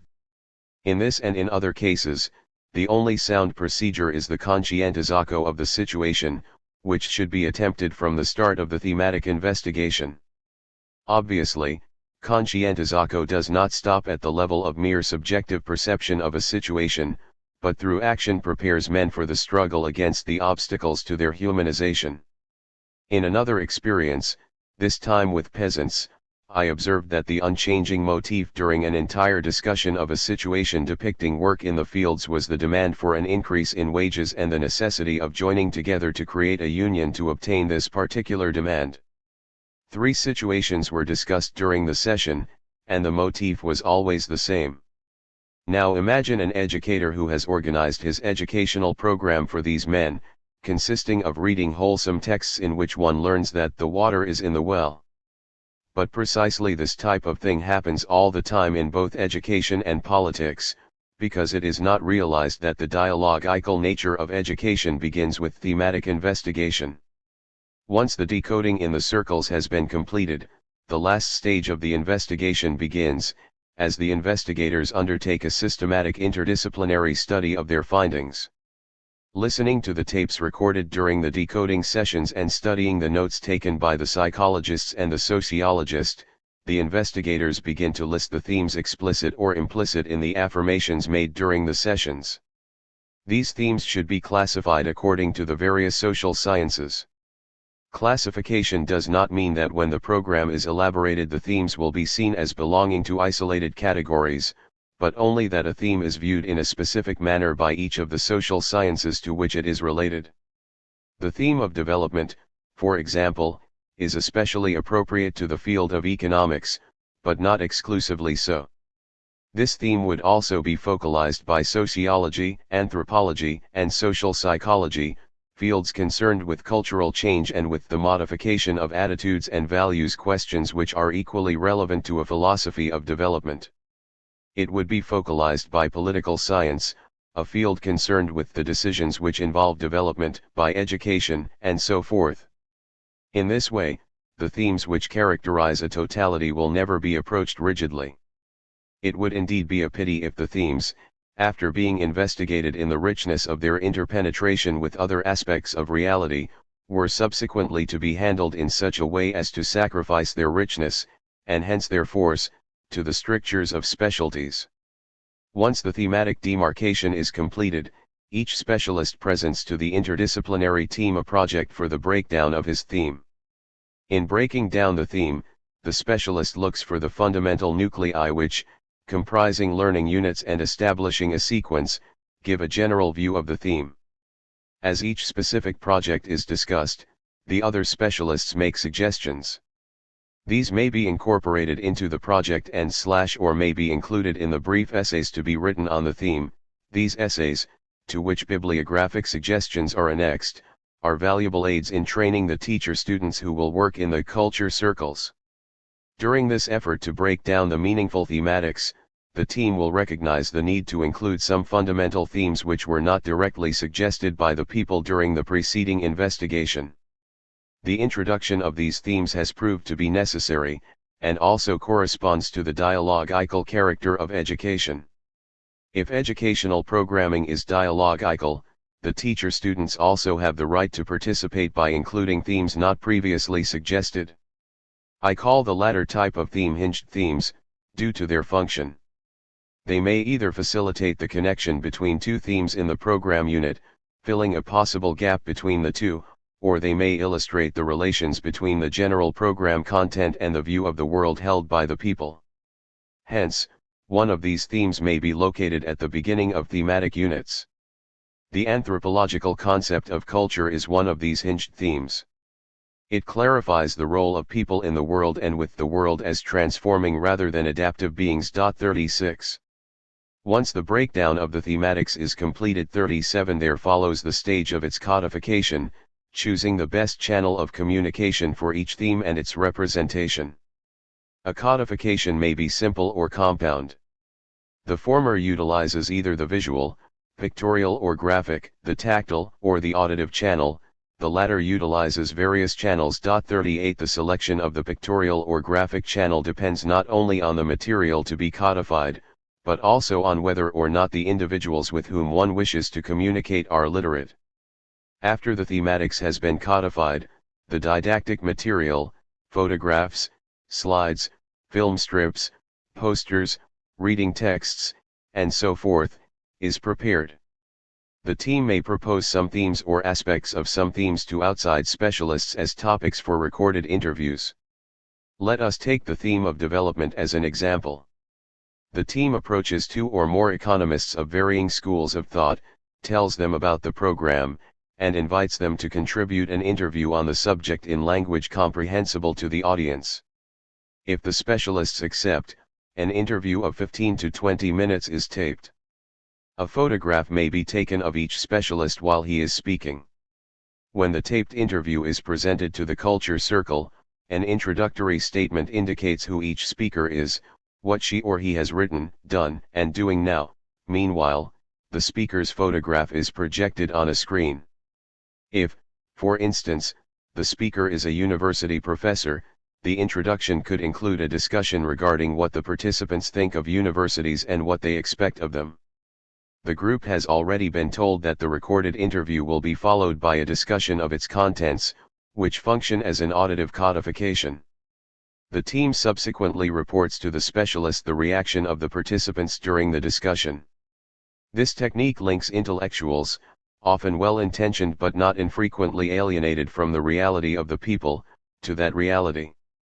It also gives the people an opportunity to hear and criticize the thought of intellectuals. Some themes or nuclei may be presented by means of brief dramatizations, containing the theme only, no solutions. The dramatization acts as a codification, as a problem-posing situation to be discussed. Another didactic resource, as long as it is carried out within a problem-posing rather than a banking approach to education, is the reading and discussion of magazine articles, newspapers, and book chapters, beginning with passages. As in the case of the recorded interviews, the author is introduced before the group begins, and the contents are discussed afterward. Along the same lines, it is indispensable to analyze the contents of newspaper editorials following any given event. Why do different newspapers have such different interpretations of the same fact? This practice helps develop a sense of criticism, so that people will react to newspapers or news broadcasts not as passive objects of the communiques directed at them, but rather as consciousnesses seeking to be free. With all the didactic material prepared, to which should be added small introductory manuals, the team of educators is ready to represent to the people their own thematics, in systematized and amplified form. The thematics which have come from the people return to them not as contents to be deposited, but as problems to be solved. The first task of the basic education teachers is to present the general program of the educational campaign. The people will find themselves in this program, it will not seem strange to them, since it originated with them. The educators will also explain, based on the dialogical character of education, the presence in the program of the hinged themes, and their significance. If the educators lack sufficient funds to carry out the preliminary thematic investigation as described above, they can with a minimum knowledge of the situation select some basic themes to serve as codifications to be investigated. Accordingly, they can begin with introductory themes and simultaneously initiate further thematic investigation. One of these basic themes, and one which I consider central and indispensable, is the anthropological concept of culture.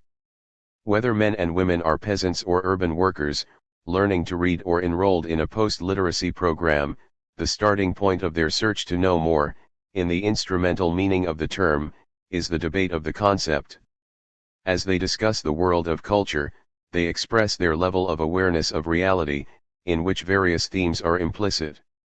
Their discussion touches upon other aspects of reality, which comes to be perceived in an increasingly critical manner. These aspects in turn involve many other themes.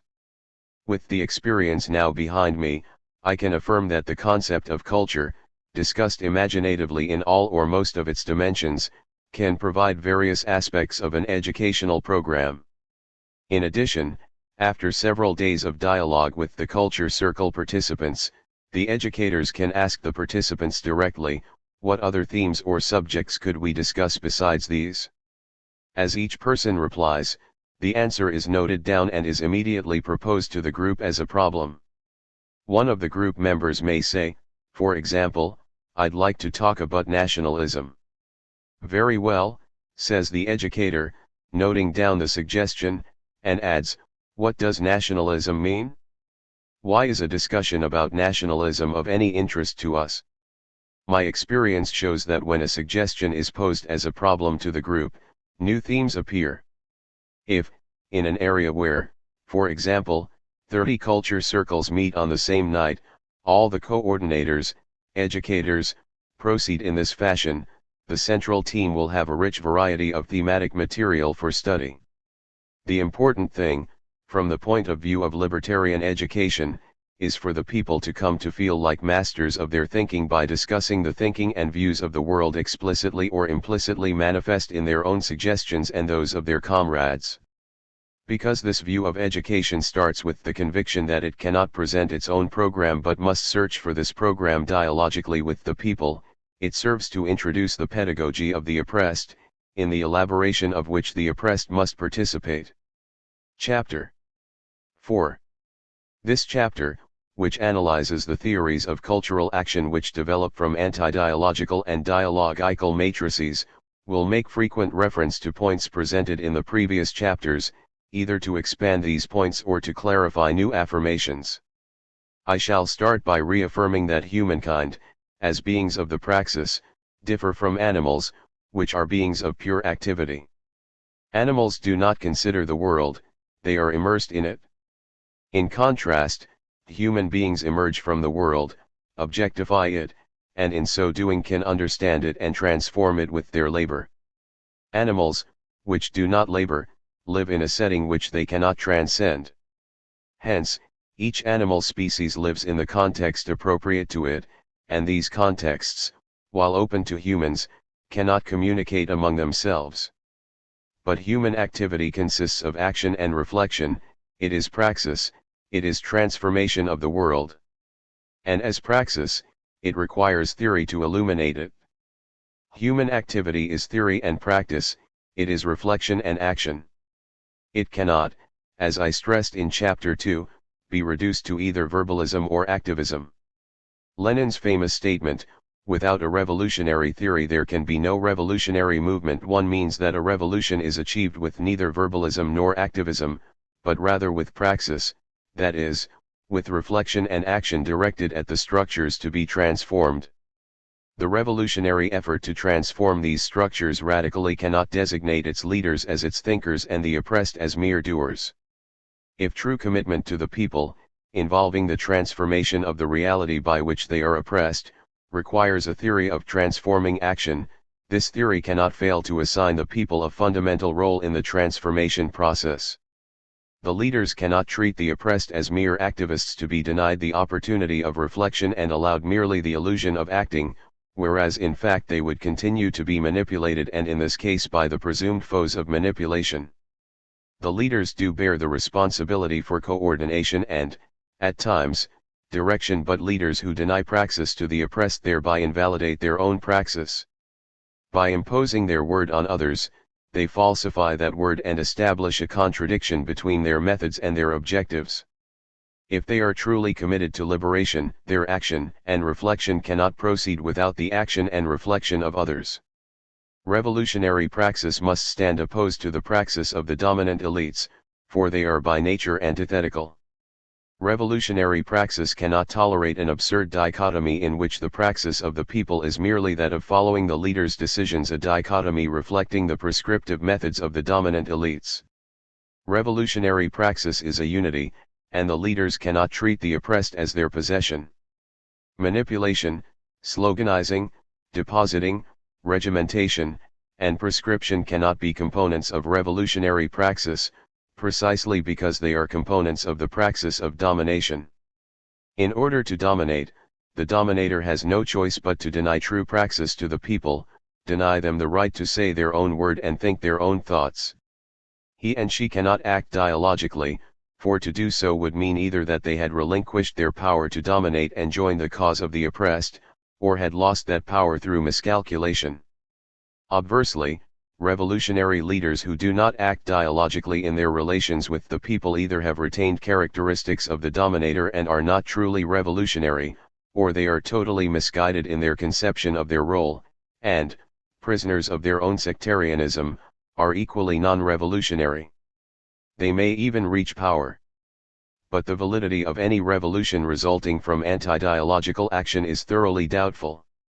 It is absolutely essential that the oppressed participate in the revolutionary process with an increasingly critical awareness of their role as subjects of the transformation. If they are drawn into the process as ambiguous beings, partly themselves and partly the oppressors housed within them, and if they come to power still embodying that ambiguity imposed on them by the situation of oppression, it is my contention that they will merely imagine they have reached power. 2 Their existential duality may even facilitate the rise of a sectarian climate leading to the installation of bureaucracies which undermine the revolution. If the oppressed do not become aware of this ambiguity during the course of the revolutionary process, they may participate in that process with a spirit more revanchist than revolutionary. 3 They may aspire to revolution as a means of domination, rather than as a road to liberation. If revolutionary leaders who incarnate a genuine humanism have difficulties and problems, the difficulties and problems will be far greater for a group of leaders who try, even with the best of intentions, to carry out the revolution for the people. To attempt this is equivalent to carrying out a revolution without the people, because the people are drawn into the process by the same methods and procedures used to oppress them. Dialogue with the people is radically necessary to every authentic revolution. This is what makes it a revolution, as distinguished from a military coup. One does not expect dialogue from a coup, only deceit, in order to achieve legitimacy, or force, in order to repress. Sooner or later, a true revolution must initiate a courageous dialogue with the people. Its very legitimacy lies in that dialogue, for it cannot fear the people, their expression, their effective participation in power. It must be accountable to them, must speak frankly to them of its achievements, its mistakes, its miscalculations, and its difficulties. The earlier dialogue begins, the more truly revolutionary will the movement be. The dialogue which is radically necessary to revolution corresponds to another radical need, that of women and men as beings who cannot be truly human apart from communication, for they are essentially communicative creatures. To impede communication is to reduce men to the status of things, and this is a job for oppressors, not for revolutionaries. Let me emphasize that my defense of the praxis implies no dichotomy by which this praxis could be divided into a prior stage of reflection and a subsequent stage of action. Action and reflection occur simultaneously. A critical analysis of reality may, however, reveal that a particular form of action is impossible or inappropriate at the present time. Those who through reflection perceive the infeasibility or inappropriateness of one or another form of action, which should accordingly be postponed or substituted, cannot thereby be accused of inaction. Critical reflection is also action. I previously stated that in education the attempt of the teacher-student to understand a cognizable object is not exhausted in that object, because this act extends to other students' teachers in such a way that the cognizable object mediates their capacity for understanding. The same is true of revolutionary action. That is, the oppressed and the leaders are equally the subjects of revolutionary action, and reality serves as the medium for the transforming action of both groups. In this theory of action one cannot speak of an actor, nor simply of actors, but rather of actors in intercommunication. This affirmation might appear to imply division, dichotomy, rupture of the revolutionary forces. In fact, it signifies exactly the opposite, their communion. Apart from this communion, we do see dichotomy, leaders on one side and people on the other, in a replica of the relations of oppression. Denial of communion in the revolutionary process, avoidance of dialogue with the people under the pretext of organizing them, of strengthening revolutionary power, or of ensuring a united front, is really a fear of freedom. It is fear of or lack of faith in the people. But if the people cannot be trusted, there is no reason for liberation. In this case the revolution is not even carried out for the people, but by the people for the leaders, a complete self-negation. The revolution is made neither by the leaders for the people, nor by the people for the leaders, but by both acting together in unshakable solidarity. This solidarity is born only when the leaders witness to it by their humble, loving, and courageous encounter with the people. Not all men and women have sufficient courage for this encounter, but when they avoid encounter they become inflexible and treat others as mere objects. Instead of nurturing life, they kill life. Instead of searching for life, they flee from it. And these are oppressor characteristics. Some may think that to affirm dialogue, the encounter of women and men in the world in order to transform the world, is naively and subjectively idealistic. 5 There is nothing, however, more real or concrete than people in the world and with the world, than humans with other humans and some people against others, as oppressing and oppressed classes. Authentic revolution attempts to transform the reality which begets this dehumanizing state of affairs. Those whose interests are served by that reality cannot carry out this transformation. It must be achieved by the tyrannized, with their leaders. This truth, however, must become radically consequential. That is, the leaders must incarnate it, through communion with the people. In this communion both groups grow together, and the leaders, instead of being simply self-appointed, are installed or authenticated in their praxis with the praxis of the people. Many persons, bound to a mechanistic view of reality, do not perceive that the concrete situation of individuals conditions their consciousness of the world, and that in turn this consciousness conditions their attitudes and their ways of dealing with reality. They think that reality can be transformed mechanistically. 6 Without posing the person's false consciousness of reality as a problem, or, through revolutionary action, developing a consciousness which is less and less false. There is no historical reality which is not human. There is no history without humankind, and no history for human beings. There is only history of humanity, made by people and, as Marx pointed out, in turn making them. It is when the majorities are denied their right to participate in history as subjects that they become dominated and alienated. Thus, to supersede their condition as objects by the status of subjects, the objective of any true revolution requires that the people act, as well as reflect, upon the reality to be transformed. It would indeed be idealistic to affirm that, by merely reflecting on oppressive reality and discovering their status as objects, persons have thereby already become subjects. But while this perception in and of itself does not mean that thinkers have become subjects, it does mean, as one of my co-investigators 7 affirmed, that they are subjects in expectancy, and expectancy which leads them to seek to solidify their new status. On the other hand, it would be a false premise to believe that activism, which is not true action, is the road to revolution. People will be truly critical if they live the plenitude of the praxis, that is, if their action encompasses a critical reflection which increasingly organizes their thinking and thus leads them to move from a purely naive knowledge of reality to a higher level, one which enables them to perceive the causes of reality. If revolutionary leaders deny this right to the people, they impair their own capacity to think, or at least to think correctly. Revolutionary leaders cannot think without the people, nor for the people, but only with the people.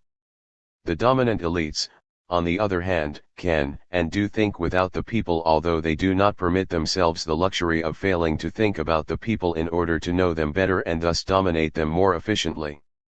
Consequently, any apparent dialogue or communication between the elites and the masses is really the depositing of communiques, whose contents are intended to exercise a domesticating influence.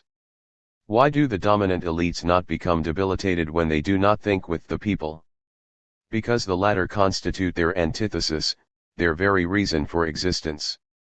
If the elites were to think with the people, the contradiction would be superseded and they could no longer dominate. From the point of view of the dominators in any epoch, correct thinking presupposes the non-thinking of the people. A Mr. Giddy, later president of the Royal Society, raised objections which could be matched in every country. However specious in theory the project might be of giving education to the laboring classes of the poor, it would be prejudicial to their morals and happiness. It would teach them to despise their lot in life instead of making them good servants in agricultural and other laborious employments. Instead of teaching them subordination, it would render them fractious and refractory, as was evident in the manufacturing counties. It would enable them to read seditious pamphlets, vicious books, and publications against Christianity. It would render them insolent to their superiors, and in a few years the legislature would find it necessary to direct the strong arm of power against them. 8. What Mr. Giddy really wanted, and what the elites of today want, although they do not denounce popular education so cynically and openly, was for the people not to think. Since the Mr. Giddys of all epochs, as an oppressor class, cannot think with the people, neither can they let the people think for themselves. The same is not true, however, of revolutionary leaders. If they do not think with the people, they become devitalized. The people are their constituent matrix, not mere objects thought of. Although revolutionary leaders may also have to think about the people in order to understand them better, this thinking differs from that of the elite, for in thinking about the people in order to liberate, rather than dominate, them, the leaders give of themselves to the thinking of the people. One is the thinking of the master, the other is the thinking of the comrade. Domination, by its very nature, requires only a dominant pole and a dominated pole in antithetical contradiction. Revolutionary liberation, which attempts to resolve this contradiction, implies the existence not only of these poles but also of a leadership group which emerges during this attempt. This leadership group either identifies itself with the oppressed state of the people, or it is not revolutionary. To simply think about the people, as the dominators do, without any self-giving in that thought, to fail to think with the people, is a sure way to cease being revolutionary leaders. In the process of oppression, the elites subsist on the living death of the oppressed and find their authentication in the vertical relationship between themselves and the latter. In the revolutionary process there is only one way for the emerging leaders to achieve authenticity: they must die, in order to be reborn through and with the oppressed. We can legitimately say that in the process of oppression someone oppresses someone else.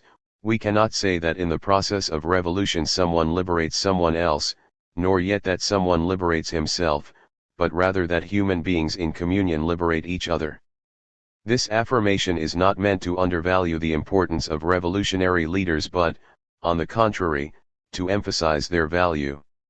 What could be more important than to live and work with the oppressed, with the rejects of life, with the wretched of the earth? In this communion, the revolutionary leaders should find not only their raison d'être but a motive for rejoicing.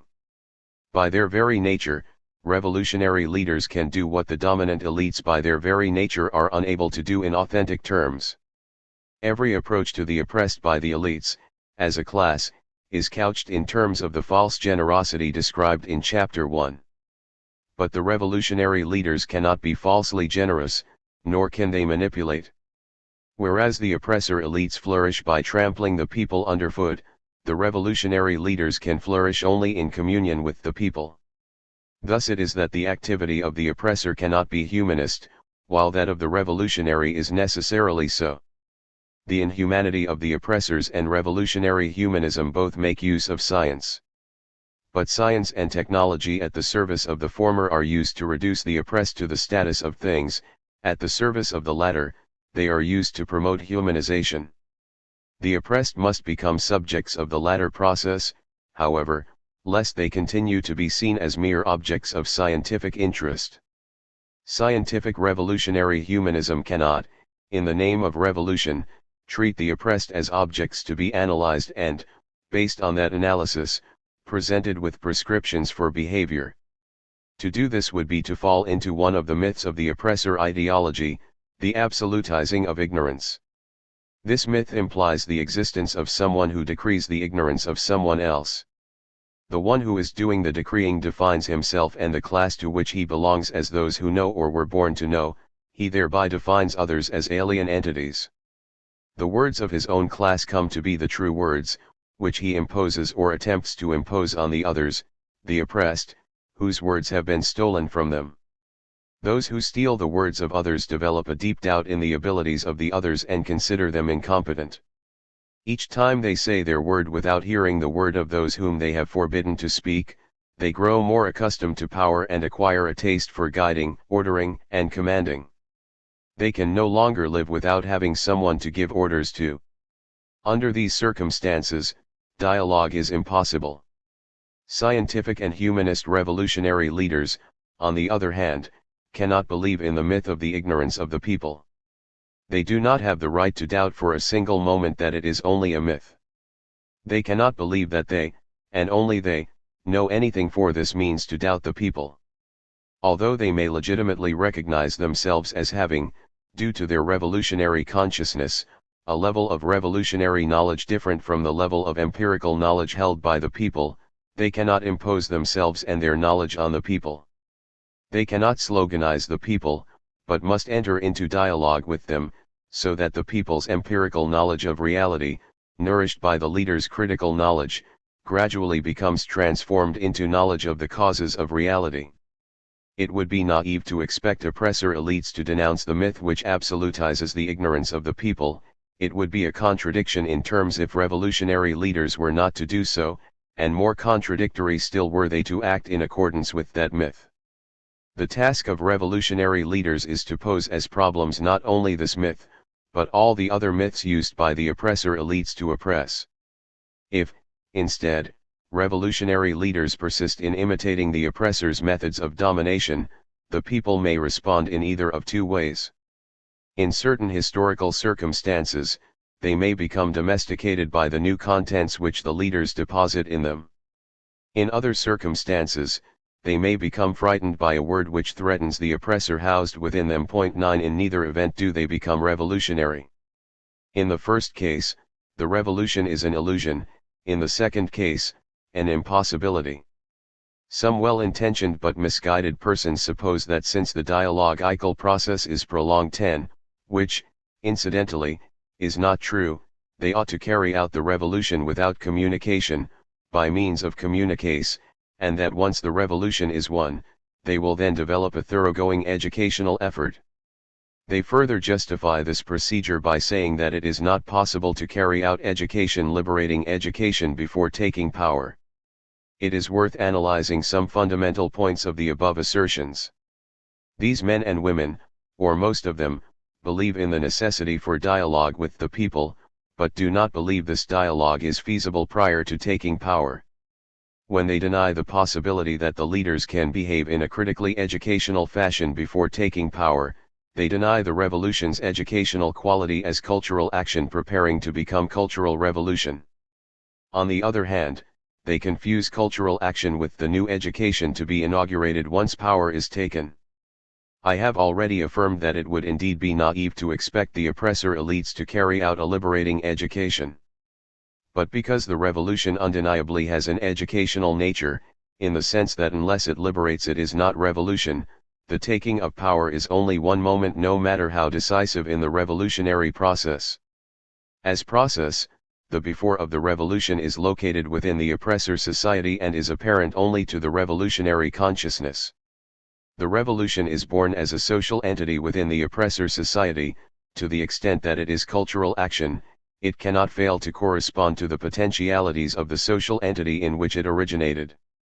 Every entity develops, or is transformed, within itself, through the interplay of its contradictions. External conditioners, while necessary, are effective only if they coincide with those potentialities. 11 The newness of the revolution is generated within the old, oppressive society. The taking of power constitutes only a decisive moment of the continuing revolutionary process. In a dynamic, rather than static, view of revolution, there is no absolute before or after, with the taking of power as the dividing line. Originating in objective conditions, revolution seeks to supersede the situation of oppression by inaugurating a society of women and men in the process of continuing liberation. The educational, dialogical quality of revolution, which makes it a cultural revolution as well, must be present in all its stages. This educational quality is one of the most effective instruments for keeping the revolution from becoming institutionalized and stratified in a counter-revolutionary bureaucracy, for counter-revolution is carried out by revolutionaries who become reactionary. Were it not possible to dialogue with the people before power is taken, because they have no experience with dialogue, neither would it be possible for the people to come to power, for they are equally inexperienced in the use of power. The revolutionary process is dynamic, and it is in this continuing dynamics, in the praxis of the people with the revolutionary leaders, that the people and the leaders will learn both dialogue and the use of power. This is as obvious as affirming that a person learns to swim in the water, not in a library.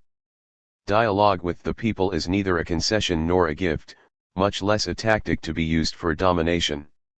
Dialogue, as the encounter among men to name the world, is a fundamental precondition for their true humanization. In the words of Gajo Petrovic, a free action can only be one by which a man changes his world and himself. A positive condition of freedom is the knowledge of the limits of necessity, the awareness of human creative possibilities. The struggle for a free society is not a struggle for a free society unless through it an ever greater degree of individual freedom is created. 12. If this view be true, the revolutionary process is eminently educational in character. Thus the road to revolution involves openness to the people, not imperviousness to them. It involves communion with the people, not mistrust. And, as Lenin pointed out, the more a revolution requires theory, the more its leaders must be with the people in order to stand against the power of oppression. Based on these general propositions, let us undertake a more lengthy analysis of the theories of anti-dialogical and dialogical action. Conquest. The first characteristic of anti-dialogical action is the necessity for conquest. The anti-dialogical individual, in his relations with others, aims at conquering them increasingly and by every means, from the toughest to the most refined, from the most repressive to the most solicitous, paternalism. Every act of conquest implies a conqueror and someone or something which is conquered.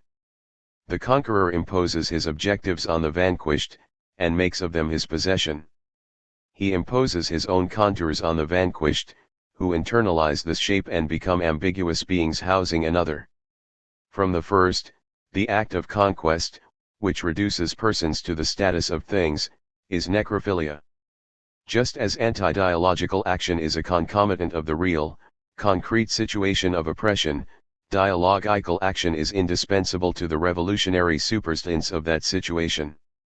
An individual is not anti-dialogical or dialogical in the abstract, but in the world.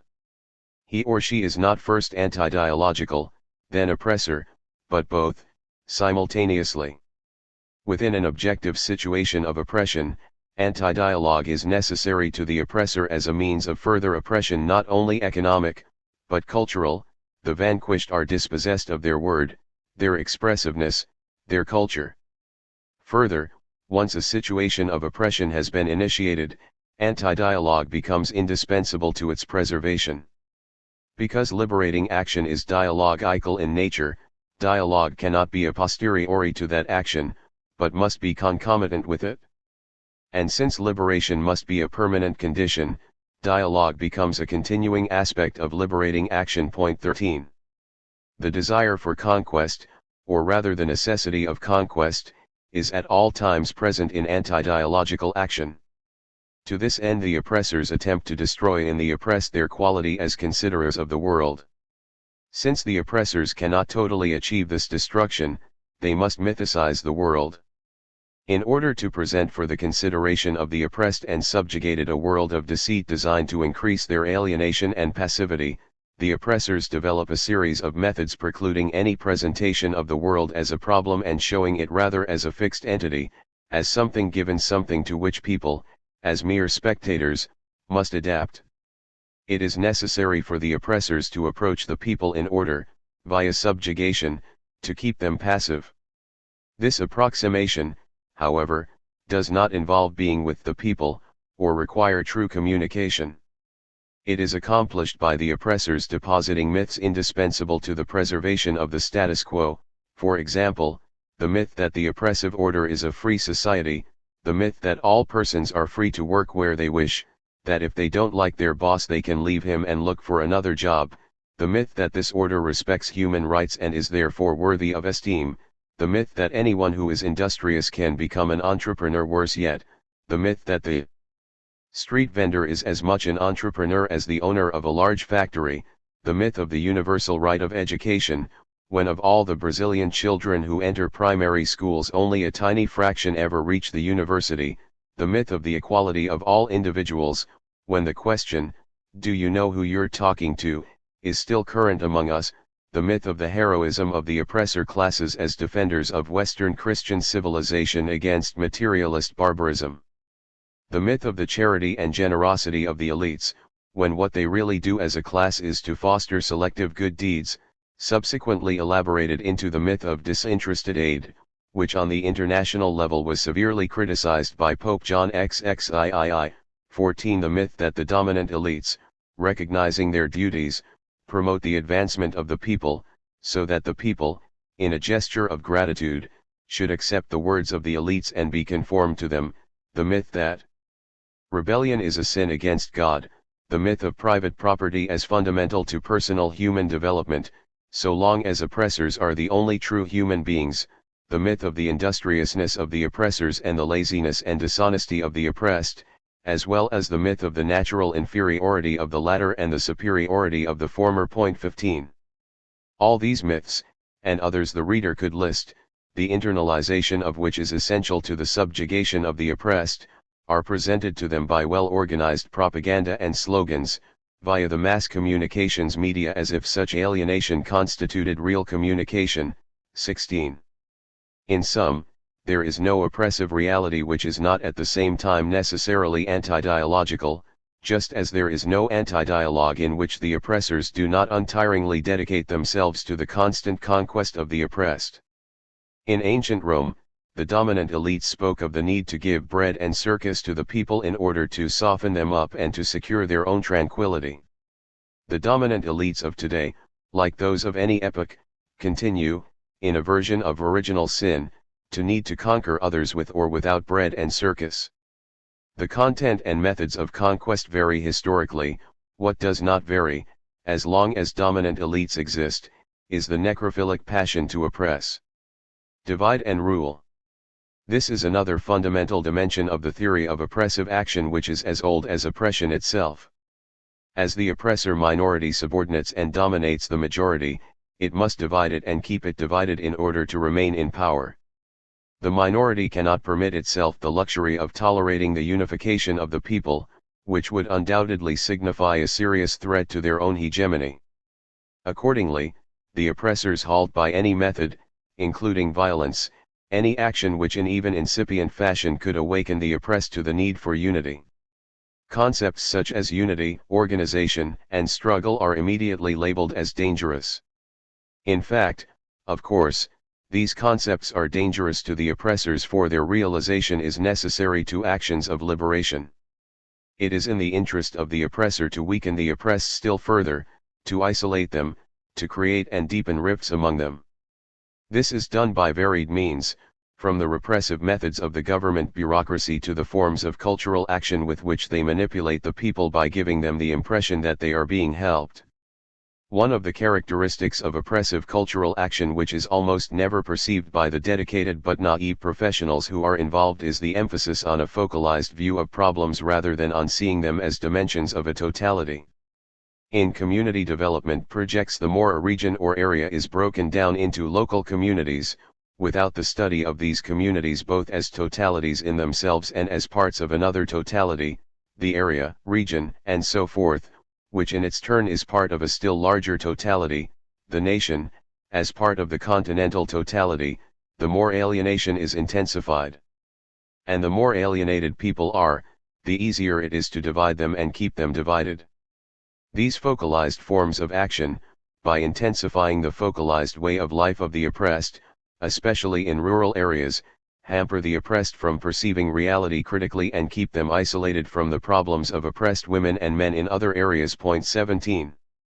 The same divisive effect occurs in connection with the so-called leadership training courses, which are, although carried out without any such intention by many of their organizers, in the last analysis alienating. These courses are based on the naive assumption that one can promote the community by training its leaders as if it were the parts that promote the whole and not the whole which, in being promoted, promotes the parts. Those members of the communities who show sufficient leadership capacities to be chosen for these courses necessarily reflect and express the aspirations of the individuals of their community. They are in harmony with the way of living and thinking about reality which characterizes their comrades, even though they reveal special abilities which give them the status of leaders.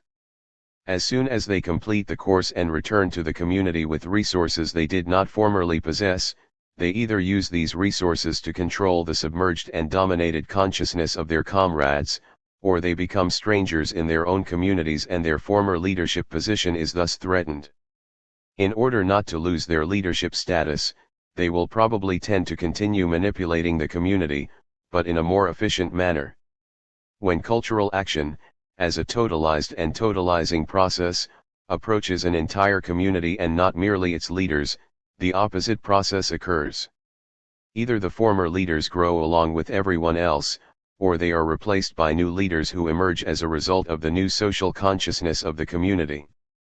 The oppressors do not favor promoting the community as a whole, but rather selected leaders. The latter course, by preserving a state of alienation, hinders the emergence of consciousness and critical intervention in a total reality. And without this critical intervention, it is always difficult to achieve the unity of the oppressed as a class. Class conflict is another concept which upsets the oppressors, since they do not wish to consider themselves an oppressive class. Unable to deny, try as they may, the existence of social classes, they preach the need for understanding and harmony between those who buy and those who are obliged to sell their labor. Point 18. However, the unconcealable antagonism which exists between the two classes makes this harmony impossible. Point 19. The elites call for harmony between classes as if classes were fortuitous agglomerations of individuals curiously looking at a shop window on a Sunday afternoon.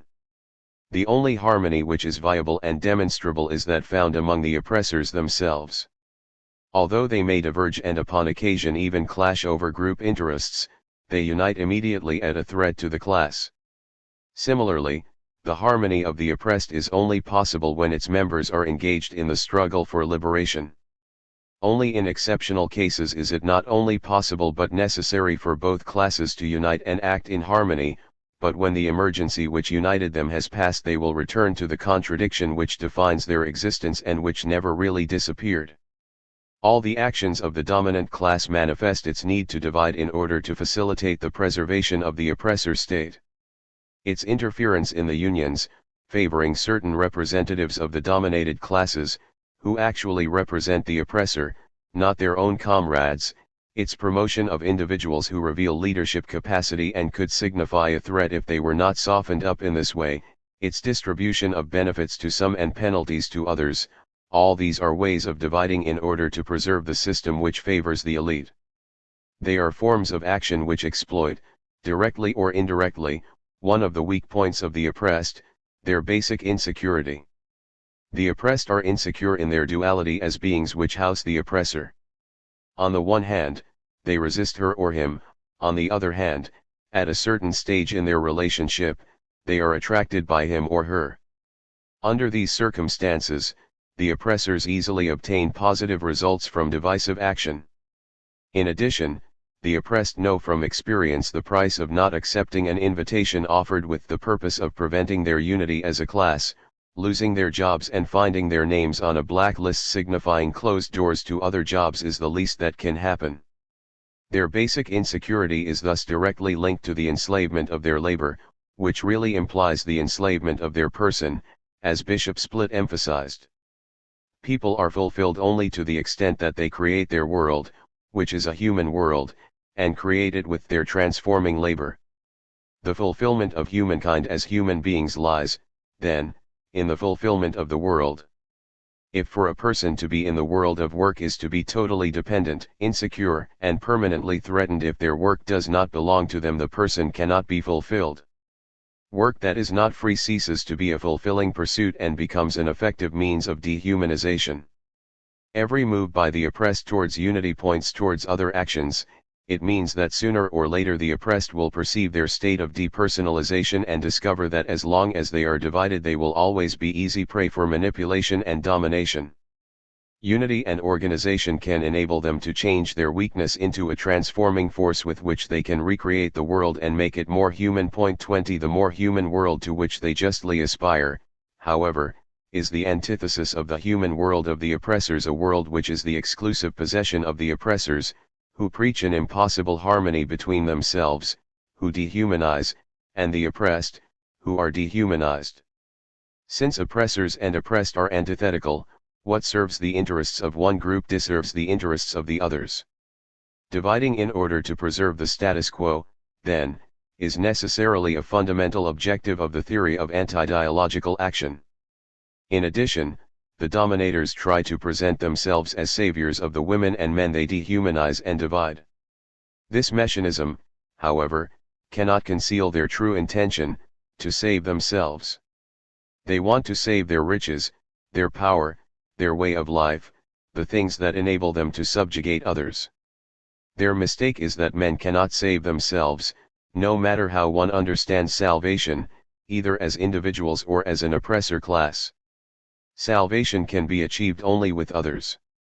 To the extent, however, that the elites oppress, they cannot be with the oppressed, for being against them is the essence of oppression.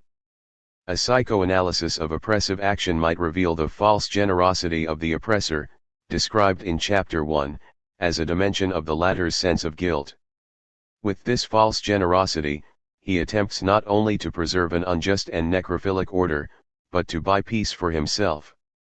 It happens that peace cannot be bought, peace is experienced in solidary and loving acts, which cannot be incarnated in oppression.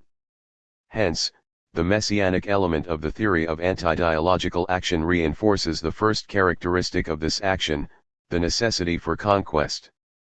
Since it is necessary to divide the people in order to preserve the status quo and, thereby, the power of the dominators, it is essential for the oppressors to keep the oppressed from perceiving their strategy. So the former must convince the latter that they are being defended against the demonic action of marginals, rowdies, and enemies of God, for these are the epithets directed at men who lived and are living the brave pursuit of man's humanization. In order to divide and confuse the people, the destroyers call themselves builders, and accuse the true builders of being destructive. History, however, always takes it upon itself to modify these designations.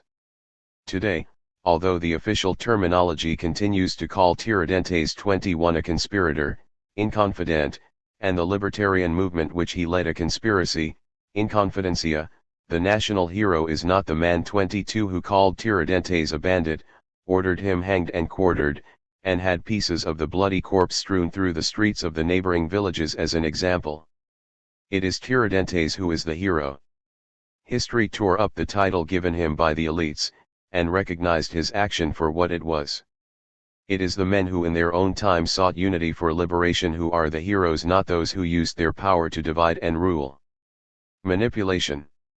Manipulation is another dimension of the theory of anti-dialogical action, and, like the strategy of division, is an instrument of conquest, the objective around which all the dimensions of the theory revolve. By means of manipulation, the dominant elites try to conform the masses to their objectives. And the greater the political immaturity of these people, rural or urban, the more easily the latter can be manipulated by those who do not wish to lose their power. The people are manipulated by the series of myths described earlier in this chapter, and by yet another myth, the model of itself which the bourgeoisie presents to the people as the possibility for their own ascent. In order for these myths to function, however, the people must accept the word of the bourgeoisie. Within certain historical conditions, manipulation is accomplished by means of pacts between the dominant and the dominated classes, pacts which, if considered superficially, might give the impression of a dialogue between the classes. In reality, however, these pacts are not dialogue, because their true objectives are determined by the unequivocal interest of the dominant elites. In the last analysis, pacts are used by the dominators to achieve their own ends. 23 The support given by the people to the so-called national bourgeoisie in defense of so-called national capitalism is an example in point. Sooner or later, these pacts always increase the subjugation of the people. They are proposed only when the people begin, even naively, to emerge from the historical process and by this emergence to threaten the dominant elites. The presence of the people in the historical process, no longer as mere spectators, but with the first signs of aggressivity, is sufficiently disquieting to frighten the dominant elites into doubling the tactics of manipulation. In this historical phase, manipulation becomes a fundamental instrument for the preservation of domination. Prior to the emergence of the people there is no manipulation, precisely speaking, but rather total suppression. When the oppressed are almost completely submerged in reality, it is unnecessary to manipulate them. In the anti-dialogical theory of action, manipulation is the response of the oppressor to the new concrete conditions of the historical process. Through manipulation, the dominant elites can lead the people into an unauthentic type of organization, and can thus avoid the threatening alternative, the true organization of the emerged and emerging people. 24 The latter have only two possibilities as they enter the historical process: either they must organize authentically for their liberation, or they will be manipulated by the elites. Authentic organization is obviously not going to be stimulated by the dominators, it is the task of the revolutionary leaders. It happens, however, that large sectors of the oppressed form an urban proletariat, especially in the more industrialized centers of the country. Although these sectors are occasionally restive, they lack revolutionary consciousness and consider themselves privileged. Manipulation, with its series of deceits and promises, usually finds fertile ground here. The antidote to manipulation lies in a critically conscious revolutionary organization, which will pose to the people as problems their position in the historical process, the national reality, and manipulation itself. In the words of Francisco Weffert, all the policies of the left are based on the masses and depend on the consciousness of the latter. If that consciousness is confused, the left will lose its roots and certain downfall will be imminent, although, as in the Brazilian case, the left may be deluded into thinking it can achieve the revolution by means of a quick return to power. 25. In a situation of manipulation, the left is almost always tempted by a quick return to power, forgets the necessity of joining with the oppressed to forge an organization, and strays into an impossible dialogue with the dominant elites. It ends by being manipulated by these elites, and not infrequently itself falls into an elitist game, which it calls realism. Manipulation, like the conquest whose objectives it serves, attempts to anesthetize the people so they will not think. For if the people join to their presence in the historical process critical thinking about that process, the threat of their emergence materializes in revolution. Whether one calls this correct thinking revolutionary consciousness or class consciousness, it is an indispensable precondition of revolution. The dominant elites are so well aware of this fact that they instinctively use all means, including physical violence, to keep the people from thinking. They have a shrewd intuition of the ability of dialogue to develop a capacity for criticism. While some revolutionary leaders consider dialogue with the people a bourgeois and reactionary activity, the bourgeoisie regard dialogue between the oppressed and the revolutionary leaders as a very real danger to be avoided. One of the methods of manipulation is to inoculate individuals with the bourgeois appetite for personal success. This manipulation is sometimes carried out directly by the elites and sometimes indirectly, through populist leaders. As Wefford points out, these leaders serve as intermediaries between the oligarchical elites and the people. The emergence of populism as a style of political action thus coincides causally with the emergence of the oppressed. The populist leader who rises from this process is an ambiguous being, an amphibian who lives in two elements. Shuttling back and forth between the people and the dominant oligarchies, he bears the marks of both groups. Since the populist leader simply manipulates, instead of fighting for authentic popular organization, this type of leader serves the revolution little if at all. Only by abandoning his ambiguous character and dual action and by opting decisively for the people, thus ceasing to be populist, does he renounce manipulation and dedicate himself to the revolutionary task of organization. At this point he ceases to be an intermediary between the people and the elites, and becomes a contradiction of the latter. Thereupon the elites immediately join forces to curb him. Observe the dramatic and finally unequivocal terms in which Getulio Vargas 26 spoke to the workers at a May 1 celebration during his last period as head of state. I want to tell you that the gigantic work of renewal which my administration is beginning to carry out cannot be completed successfully without the support and the daily, steadfast cooperation of the workers. 27.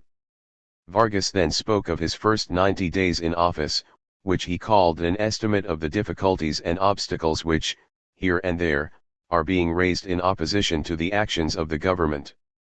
He spoke directly to the people about how deeply he felt the helplessness, poverty, the high cost of living, low salaries, the hopelessness of the unfortunate and the demands of the majority who live in hope of better days. His appeal to the workers then took on more objective tones. I have come to say that at this moment the administration does not yet have the laws or the concrete instruments for immediate action to defend the people's economy. It is thus necessary for the people to organize not only to defend their own interests, but also to give the government the base of support it requires to carry out its objectives. I need your unity. I need for you, in solidarity, to organize yourselves in unions. I need for you to form a strong and cohesive bloc to stand beside the government so that it will have all the force it needs to solve your problems. I need your unity so you can fight against saboteurs, so you do not fall prey to the interests of speculators and rapacious scoundrels in detriment of the interests of the people. The hour has come to appeal to the workers, unite in your unions as free and organized forces. At the present time no administration can survive or dispose of sufficient force to achieve its social ends if it does not have the support of the laboring organizations. 28. In sum, in this speech Vargas appealed vehemently to the people to organize and to unite in defense of their rights, and he told them, as chief of state, of the obstacles, the hindrances, and the innumerable difficulties involved in governing with them. From that moment on his administration encountered increasing difficulties, until the tragic climax of August 1954. If Vargas had not in his last term shown such open encouragement to the organization of the people, subsequently linked to a series of measures in defense of the national interest, possibly the reactionary elites would not have taken the extreme measures they did. Any populist leader who moves, even discreetly, towards the people in any way other than as the intermediary of the oligarchies will be curbed by the latter if they have sufficient force to stop him. But as long as the leader restricts himself to paternalism and social welfare activities, although there may be occasional divergencies between him and groups of oligarchies whose interests have been touched, deep differences are rare. This is because welfare programs as instruments of manipulation ultimately serve the end of conquest. They act as an anesthetic, distracting the oppressed from the true causes of their problems and from the concrete solution of these problems. They splinter the oppressed into groups of individuals hoping to get a few more benefits for themselves. This situation contains, however, a positive element. The individuals who receive some aid always want more. Those who do not receive aid, seeing the example of those who do, grow envious and also want assistance. Since the dominant elites cannot aid everyone, they end by increasing the restiveness of the oppressed. The revolutionary leaders should take advantage of the contradictions of manipulation by posing it as a problem to the oppressed, with the objective of organizing them. Cultural invasion. The theory of anti-dialogical action has one last fundamental characteristic, cultural invasion, which like divisive tactics and manipulation also serves the ends of conquest. In this phenomenon, the invaders penetrate the cultural context of another group. In disrespect of the latter's potentialities, they impose their own view of the world upon those they invade and inhibit the creativity of the invaded by curbing their expression. Whether urbane or harsh, cultural invasion is thus always an act of violence against the persons of the invaded culture, who lose their originality or face the threat of losing it. In cultural invasion, as in all the modalities of anti-dialogical action, the invaders are the authors of, and actors in, the process. Those they invade are the objects. The invaders mold, those they invade are molded. The invaders choose, those they invade follow that choice or are expected to follow it. The invaders act, those they invade have only the illusion of acting, through the action of the invaders. All domination involves invasion, at times physical and overt, at times camouflaged, with the invader assuming the role of a helping friend. In the last analysis, invasion is a form of economic and cultural domination. Invasion may be practiced by a metropolitan society upon a dependent society, or it may be implicit in the domination of one class over another within the same society. Cultural conquest leads to the cultural inauthenticity of those who are invaded. They begin to respond to the values, the standards, and the goals of the invaders.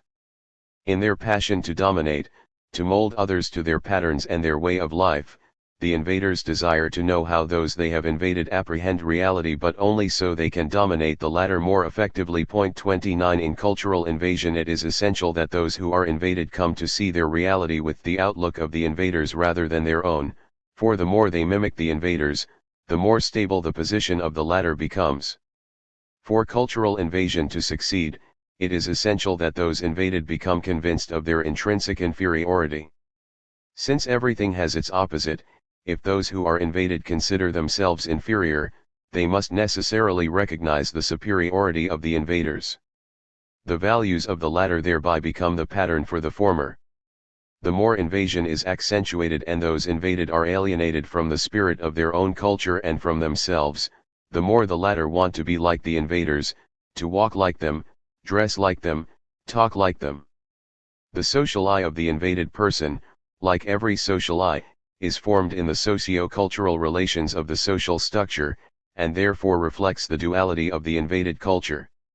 This duality, which was described earlier, explains why invaded and dominated individuals, at a certain moment of their existential experience, almost adhere to the oppressor thou.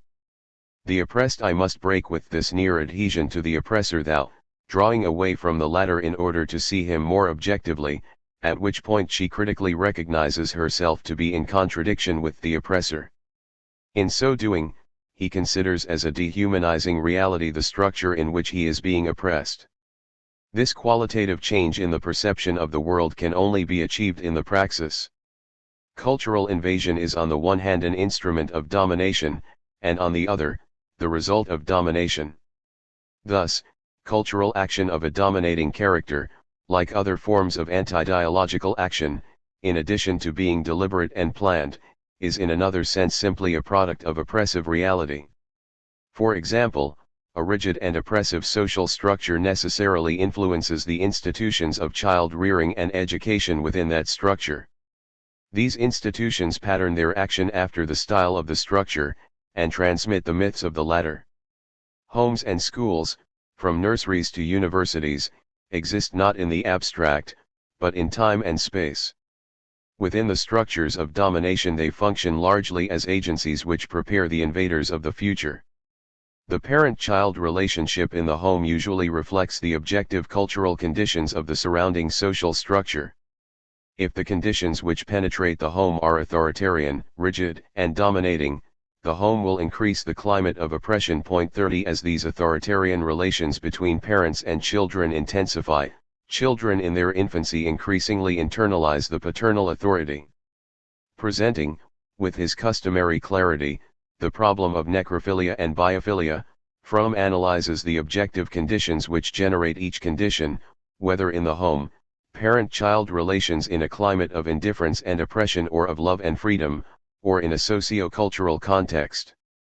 If children reared in an atmosphere of lovelessness and oppression, children whose potency has been frustrated, do not manage during their youth to take the path of authentic rebellion, they will either drift into total indifference, alienated from reality by the authorities and the myths the latter have used to shape them, or they may engage in forms of destructive action. The atmosphere of the home is prolonged in the school, where the students soon discover that, as in the home, in order to achieve some satisfaction they must adapt to the precepts which have been set from above. One of these precepts is not to think. Internalizing paternal authority through the rigid relationship structure emphasized by the school, these young people tend when they become professionals, because of the very fear of freedom instilled by these relationships, to repeat the rigid patterns in which they were miseducated. This phenomenon, in addition to their class position, perhaps explains why so many professionals adhere to anti-dialogical action. 31 Whatever the specialty that brings them into contact with the people, they are almost unshakably convinced that it is their mission to give the latter their knowledge and techniques. They see themselves as promoters of the people. Their programs of action, which might have been prescribed by any good theorist of oppressive action, include their own objectives, their own convictions, and their own preoccupations. They do not listen to the people, but instead plan to teach them how to cast off the laziness which creates underdevelopment. To these professionals, it seems absurd to consider the necessity of respecting the view of the world held by the people. The professionals are the ones with a world view. They regard as equally absurd the affirmation that one must necessarily consult the people when organizing the program content of educational action. They feel that the ignorance of the people is so complete that they are unfit for anything except to receive the teachings of the professionals. When, however, at a certain point of their existential experience, those who have been invaded begin in one way or another to reject this invasion, to which they might earlier have adapted, the professionals, in order to justify their failure, say that the members of the invaded group are inferior because they are ingrates, shiftless, diseased, or of mixed blood. Well-intentioned professionals, those who use invasion not as deliberate ideology but as the expression of their own upbringing, eventually discover that certain of their educational failures must be ascribed, not to the intrinsic inferiority of the simple men of the people, but to the violence of their own act of invasion. Those who make this discovery face a difficult alternative. They feel the need to renounce invasion, but patterns of domination are so entrenched within them that this renunciation would become a threat to their own identities. To renounce invasion would mean ending their dual status as dominated and dominators. It would mean abandoning all the myths which nourish invasion, and starting to incarnate dialogical action. For this very reason, it would mean to cease being over or inside, as foreigners, in order to be with, as comrades. And so the fear of freedom takes hold of these men. During this dramatic process, they naturally tend to rationalize their fear with a series of evasions. The fear of freedom is greater still in professionals who have not yet discovered for themselves the invasive nature of their action, and who are told that their action is dehumanizing. Not infrequently, especially at the point of decoding concrete situations, training course participants ask the coordinator in an irritated manner, "Where do you think you're steering us, anyway?" The coordinator isn't trying to steer them anywhere, it is just that in facing a concrete situation as a problem, the participants begin to realize that if their analysis of the situation goes any deeper, they will either have to divest themselves of their myths, or reaffirm them. Divesting themselves of and renouncing their myths represents, at that moment, an act of self-violence. On the other hand, to reaffirm those myths is to reveal themselves. The only way out, which functions as a defense mechanism, is to project onto the coordinator their own usual practices, steering, conquering, and invading. 32. This same retreat occurs, though on a smaller scale, among men of the people who have been ground down by the concrete situation of oppression and domesticated by charity. One of the teachers of Full Circle, 33, which carried out a valuable educational program in New York City under the coordination of Robert Fox, relates the following incident. A group in a New York ghetto was presented a coded situation showing a big pile of garbage on a street corner, the very same street where the group was meeting. One of the participants said at once, "I see a street in Africa or Latin America." "And why not in New York?" asked the teacher. "Because we are the United States and that can't happen here." Beyond a doubt this man and some of his comrades who agreed with him were retreating from a reality so offensive to them that even to acknowledge that reality was threatening. For an alienated person, conditioned by a culture of achievement and personal success, to recognize his situation as objectively unfavorable seems to hinder his own possibilities of success. In the case cited, and in that of the professionals, the determining force of the culture which develops the myths men subsequently internalize is evident. In both cases, the culture of the dominant class hinders the affirmation of men as beings of decision. Neither the professionals nor the discussion participants in the New York slums talk and act for themselves as active subjects of the historical process. None of them are theoreticians or ideologues of domination. On the contrary, they are effects which in turn become causes of domination. This is one of the most serious problems the revolution must confront when it reaches power. This stage demands maximum political wisdom, decision, and courage from the leaders, who for this very reason must have sufficient judgment not to fall into irrationally sectarian positions. Professional women and men of any specialty, university graduates, or not, are individuals who have been determined from above 34 by a culture of domination which has constituted them as dual beings. If they had come from the lower classes, this miseducation would be the same, if not worse. These professionals, however, are necessary to the reorganization of the new society.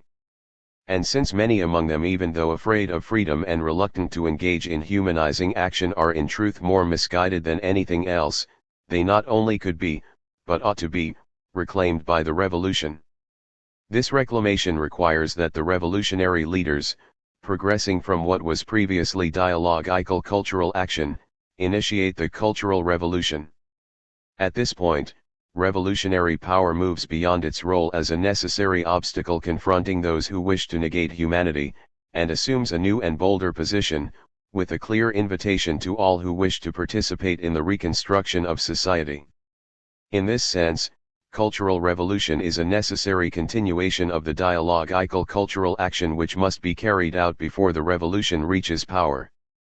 Cultural revolution takes the total society to be reconstructed, including all human activities, as the object of its remolding action. Society cannot be reconstructed in a mechanistic fashion. The culture which is culturally recreated through revolution is the fundamental instrument for this reconstruction. Cultural revolution is the revolutionary regime's maximum effort at conscientization. It should reach everyone, regardless of their personal path. Consequently, this effort at conscientization cannot rest content with the technical or scientific training of intended specialists. The new society becomes qualitatively distinct from the old 35 in more than a partial way. Revolutionary society cannot attribute to technology the same ends attributed by the previous society. Accordingly, the training of people in the two societies must also differ. Technical and scientific training need not be inimical to humanistic education as long as science and technology in the revolutionary society are at the service of permanent liberation, of humanization. From this point of view, the training of individuals for any occupation, since all occupations occur in time and space, requires the understanding of A. Culture as a superstructure which can maintain remnants of the past 36 alive in the substructure undergoing revolutionary transformation, and B. The occupation itself as an instrument for the transformation of culture.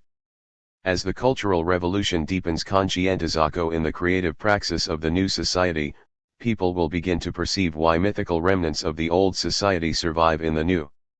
And they will then be able to free themselves more rapidly of these specters, which by hindering the edification of a new society have always constituted a serious problem for every revolution.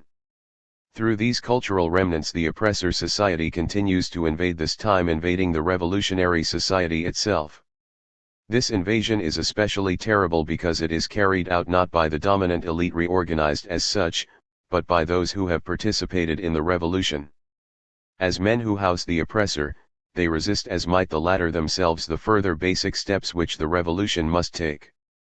And as dual beings they also accept, still due to the remnants, power which becomes bureaucratized and which violently represses them. In turn, this violently repressive bureaucratic power can be explained by what Althusser calls the reactivation of old elements 37 in the new society each time special circumstances permit. For all the above reasons, I interpret the revolutionary process as dialogical cultural action which is prolonged in cultural revolution once power is taken. In both stages a serious and profound effort at conscientizako by means of which the people, through a true praxis, leave behind the status of objects to assume the status of historical subjects is necessary. Finally, cultural revolution develops the practice of permanent dialogue between leaders and people, and consolidates the participation of the people in power. In this way, as both leaders and people continue their critical activity, the revolution will more easily be able to defend itself against bureaucratic tendencies, which lead to new forms of oppression, and against invasion, which is always the same. The invader, whether in a bourgeois or in a revolutionary society, may be an agronomist or a sociologist, an economist or a public health engineer, a priest or a pastor, an educator or a social worker or a revolutionary. Cultural invasion, which serves the ends of conquest and the preservation of oppression, always involves a parochial view of reality, a static perception of the world, and the imposition of one world view upon another. It implies the superiority of the invader and the inferiority of those who are invaded, as well as the imposition of values by the former, who possess the latter and are afraid of losing them. Cultural invasion further signifies that the ultimate seat of decision regarding the action of those who are invaded lies not with them but with the invaders. And when the power of decision is located outside rather than within the one who should decide, the latter has only the illusion of deciding. This is why there can be no socio-economic development in a dual, reflex, invaded society. For development to occur it is necessary, a. that there be a movement of search and creativity having its seat of decision in the searcher, b. that this movement occur not only in space, but in the existential time of the conscious searcher. Thus, while all development is transformation, not all transformation is development. The transformation occurring in a seed which under favorable conditions germinates and sprouts, is not development. In the same way, the transformation of an animal is not development. The transformations of seeds and animals are determined by the species to which they belong, and they occur in a time which does not belong to them, for time belongs to humankind. Women and men, among the uncompleted beings, are the only ones which develop.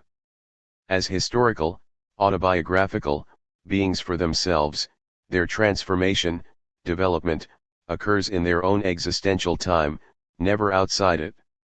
Men who are submitted to concrete conditions of oppression in which they become alienated beings for another of the false being for himself on whom they depend, are not able to develop authentically.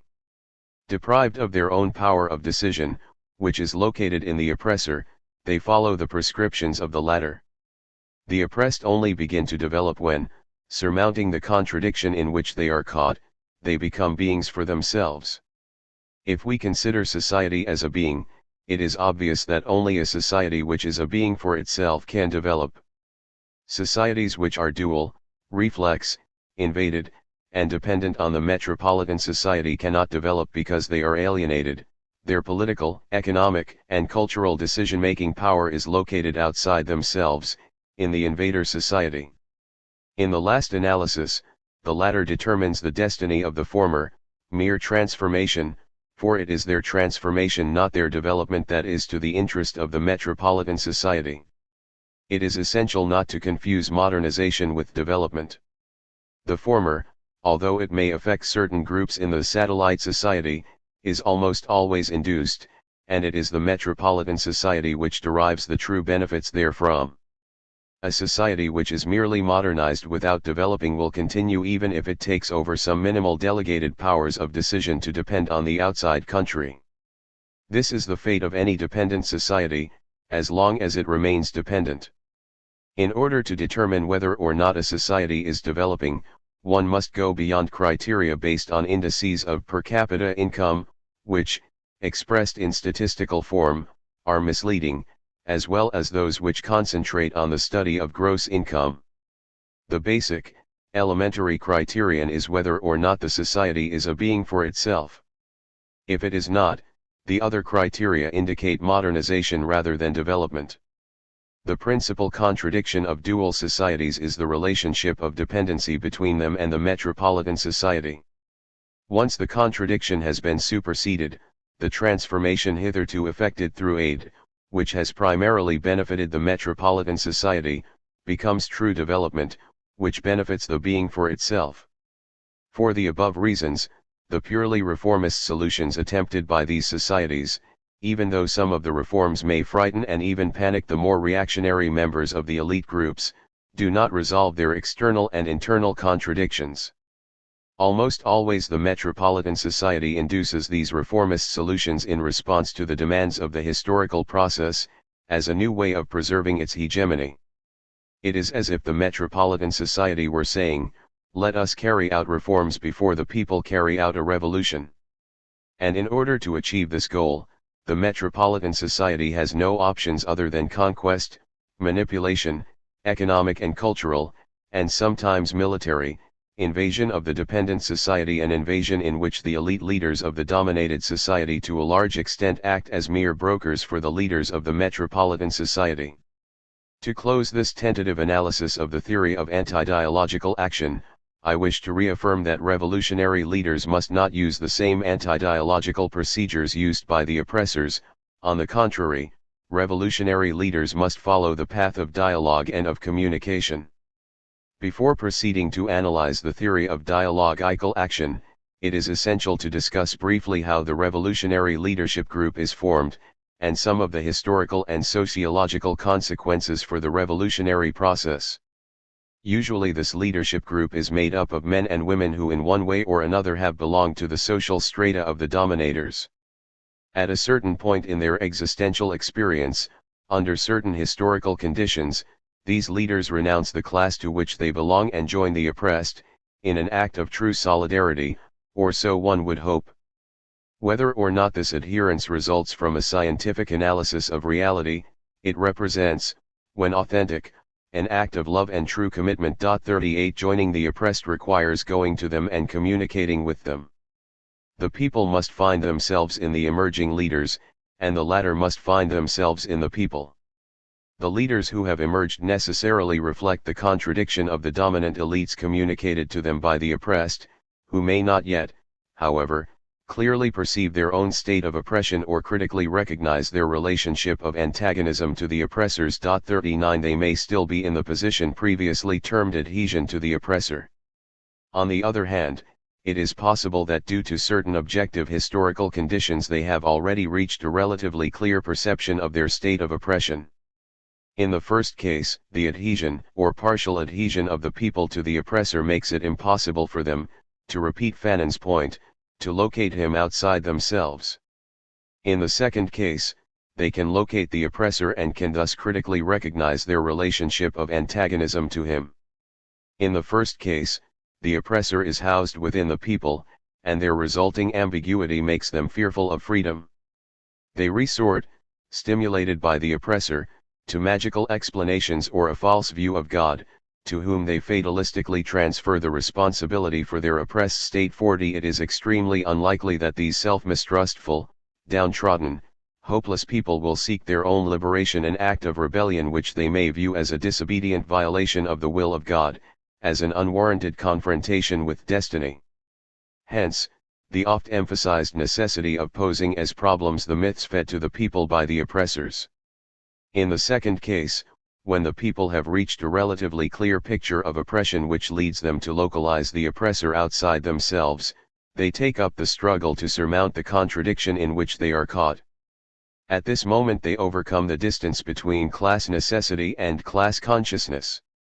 In the first case, the revolutionary leaders unfortunately and involuntarily become the contradiction of the people. In the second case, the emerging leaders receive from the people sympathetic and almost instantaneous support, which tends to increase during the process of revolutionary action. The leaders go to the people in a spontaneously dialogical manner.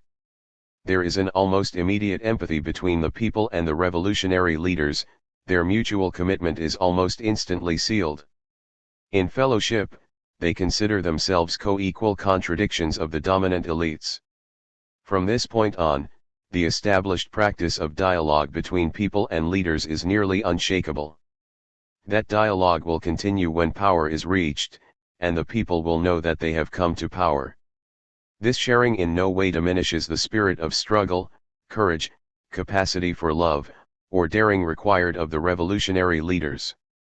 Fidel Castro and his comrades, whom many at the time termed irresponsible adventurers, an eminently dialogical leadership group, identified with the people who endured the brutal violence of the Batista dictatorship. This adherence was not easy, it required bravery on the part of the leaders to love the people sufficiently to be willing to sacrifice themselves for them.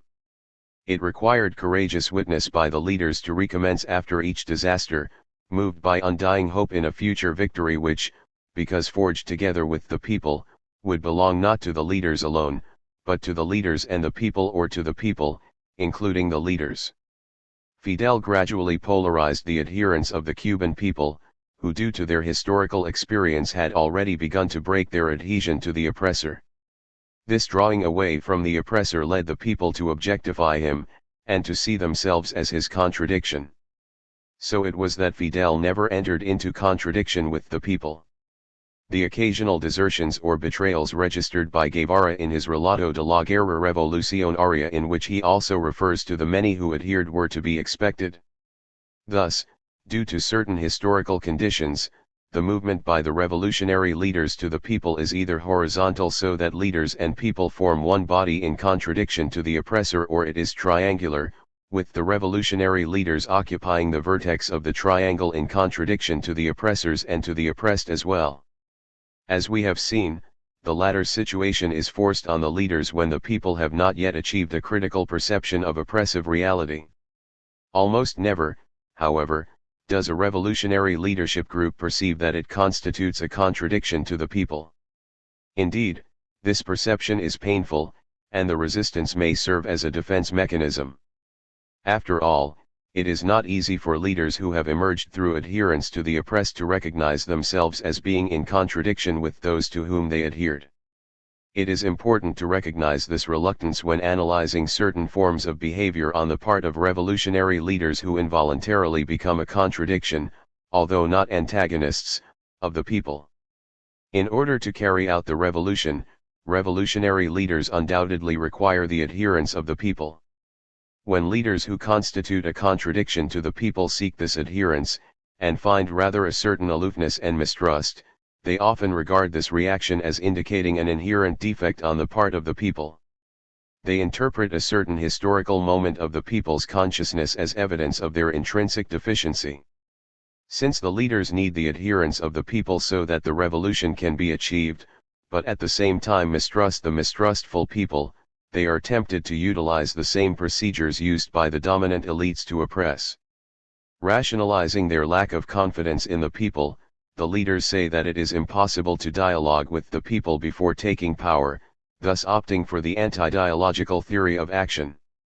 Thenceforward, just like the dominant elites, they try to conquer the people, they become messianic, they use manipulation and carry out cultural invasion. By advancing along these paths, the paths of oppression, they will not achieve revolution, or if they do, it will not be authentic revolution.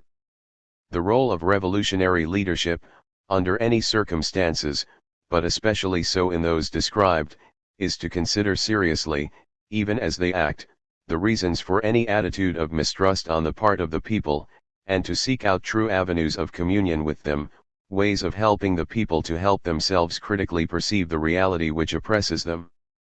The dominated consciousness is dual, ambiguous, full of fear and mistrust. 41 In his diary about the struggle in Bolivia, Guevara refers several times to the lack of peasant participation. The peasant mobilization does not exist, except for informative duties which annoy us somewhat. They are neither very rapid nor very efficient, they can be neutralized. Complete lack of incorporation of the peasants, although they are losing their fear of us and we are succeeding in winning their admiration. It is a slow and patient task. 42. The internalization of the oppressor by the dominated consciousness of the peasants explains their fear and their inefficiency. The behavior and reactions of the oppressed, which lead the oppressor to practice cultural invasion, should evoke from the revolutionary a different theory of action. What distinguishes revolutionary leaders from the dominant elite is not only their objectives, but their procedures. If they act in the same way, the objectives become identical. It is as self-contradictory for the dominant elites to pose human world relations as problems to the people as it is for the revolutionary leaders not to do so. Let us now analyze the theory of dialogical cultural action and attempt to apprehend its constituent elements. Cooperation. In the theory of anti-dialogical action, conquest, as its primary characteristic, involves a subject who conquers another person and transforms her or him into a thing. In the dialogical theory of action, subjects meet in cooperation in order to transform the world. The anti-dialogical, dominating I transforms the dominated, conquered thou into a mere id. 43 The dialogical I, however, knows that it is precisely the thou, not I, which has called forth his or her own existence. He also knows that the thou which calls forth his own existence in turn constitutes an I which has in his I its thou. The I and the thou thus become, in the dialectic of these relationships, two thous which become two I's.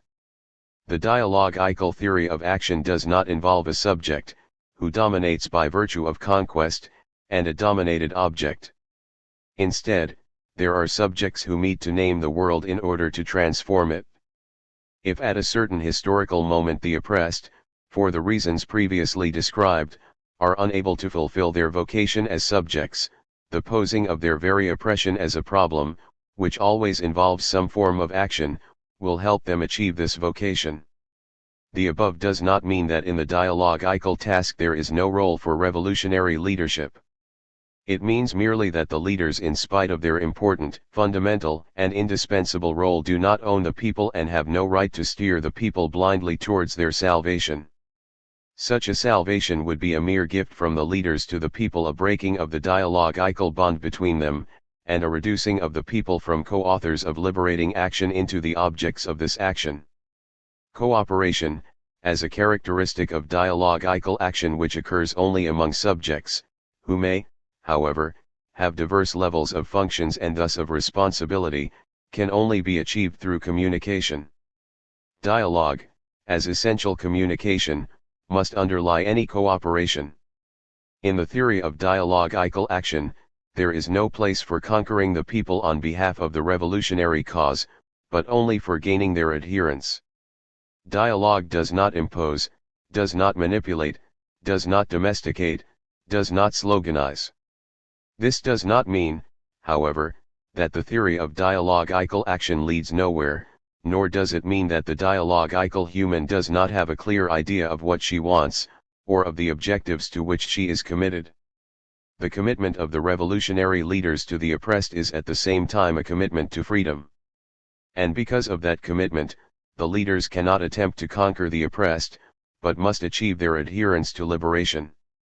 Conquered adherence is not adherence, it is adhesion of the vanquished to the conqueror, who prescribes the options open to the former. Authentic adherence is the free coincidence of choices, it cannot occur apart from communication among people, mediated by reality. Thus cooperation leads dialogical subjects to focus their attention on the reality which mediates them and which posed as a problem challenges them. The response to that challenge is the action of dialogical subjects upon reality in order to transform it. Let me re-emphasize that posing reality as a problem does not mean sloganizing, it means critical analysis of a problematic reality. As opposed to the mythicizing practices of the dominant elites, dialogical theory requires that the world be unveiled. No one can, however, unveil the world for another. Although one subject may initiate the unveiling on behalf of others, the others must also become subjects of this act. The adherence of the people is made possible by this unveiling of the world and of themselves, in authentic praxis. This adherence coincides with the trust the people begin to place in themselves and in the revolutionary leaders, as the former perceive the dedication and authenticity of the latter. The trust of the people in the leaders reflects the confidence of the leaders in the people. This confidence should not, however, be naive. The leaders must believe in the potentialities of the people, whom they cannot treat as mere objects of their own action. They must believe that the people are capable of participating in the pursuit of liberation. But they must always mistrust the ambiguity of oppressed people, mistrust the oppressor housed in the latter. Accordingly, when Guevara exhorts the revolutionary to be always mistrustful 44, he is not disregarding the fundamental condition of the theory of dialogical action. He is merely being a realist. Although trust is basic to dialogue, it is not an a priori condition of the latter, it results from the encounter in which persons are co-subjects in denouncing the world, as part of the world's transformation. But as long as the oppressor within the oppressed is stronger than they themselves are, their natural fear of freedom may lead them to denounce the revolutionary leaders instead. The leaders cannot be credulous, but must be alert for these possibilities. Guevara's episodes confirms these risks, not only desertions, but even betrayal of the cause. At times in this document, while recognizing the necessity of punishing the deserter in order to preserve the cohesion and discipline of the group, Guevara also recognizes certain factors which explain the desertion. One of them, perhaps the most important, is the deserter's ambiguity. Another portion of Guevara's document, which refers to his presence, not only as a guerrilla but as a medical doctor, in a peasant community in the Sierra Maestra and relates to our discussion of cooperation, is quite striking. As a result of daily contact with these people and their problems, we became firmly convinced of the need for a complete change in the life of our people. The idea of an agrarian reform became crystal clear. Communion with the people ceased to be a mere theory, to become an integral part of ourselves. Guerrillas and peasants began to merge into a solid mass. No one can say exactly when, in this long process, the ideas became reality and we became a part of the peasantry. As far as I am concerned, the contact with my patients in the Sierra turned a spontaneous and somewhat lyrical decision into a more serene force, one of an entirely different value.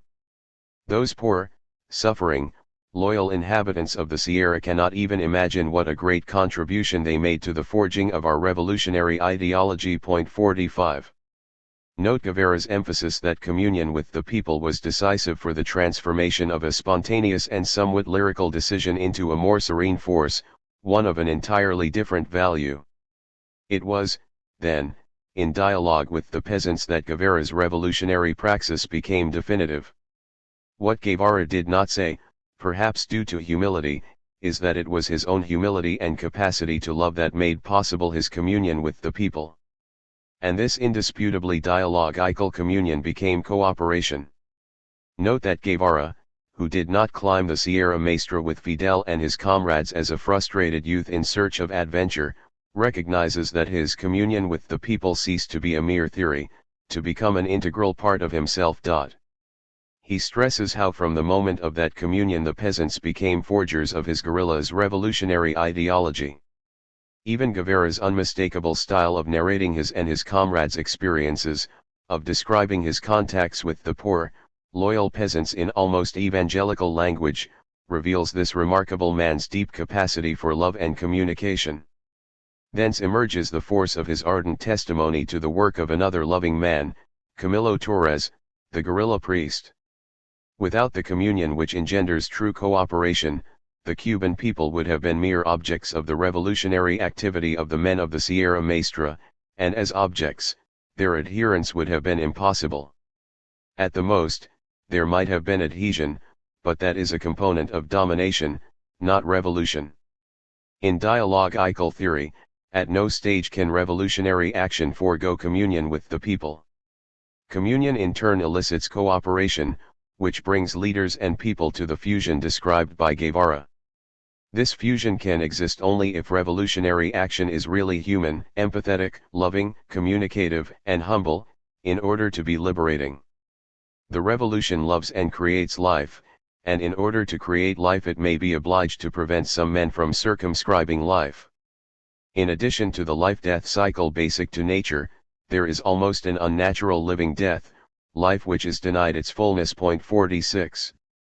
It should not be necessary here to cite statistics to show how many Brazilians, and Latin Americans in general, are living corpses, shadows of human beings, hopeless men, women, and children victimized by an endless invisible war. 47 In which their remnants of life are devoured by tuberculosis, schistosomiasis, infant diarrhea.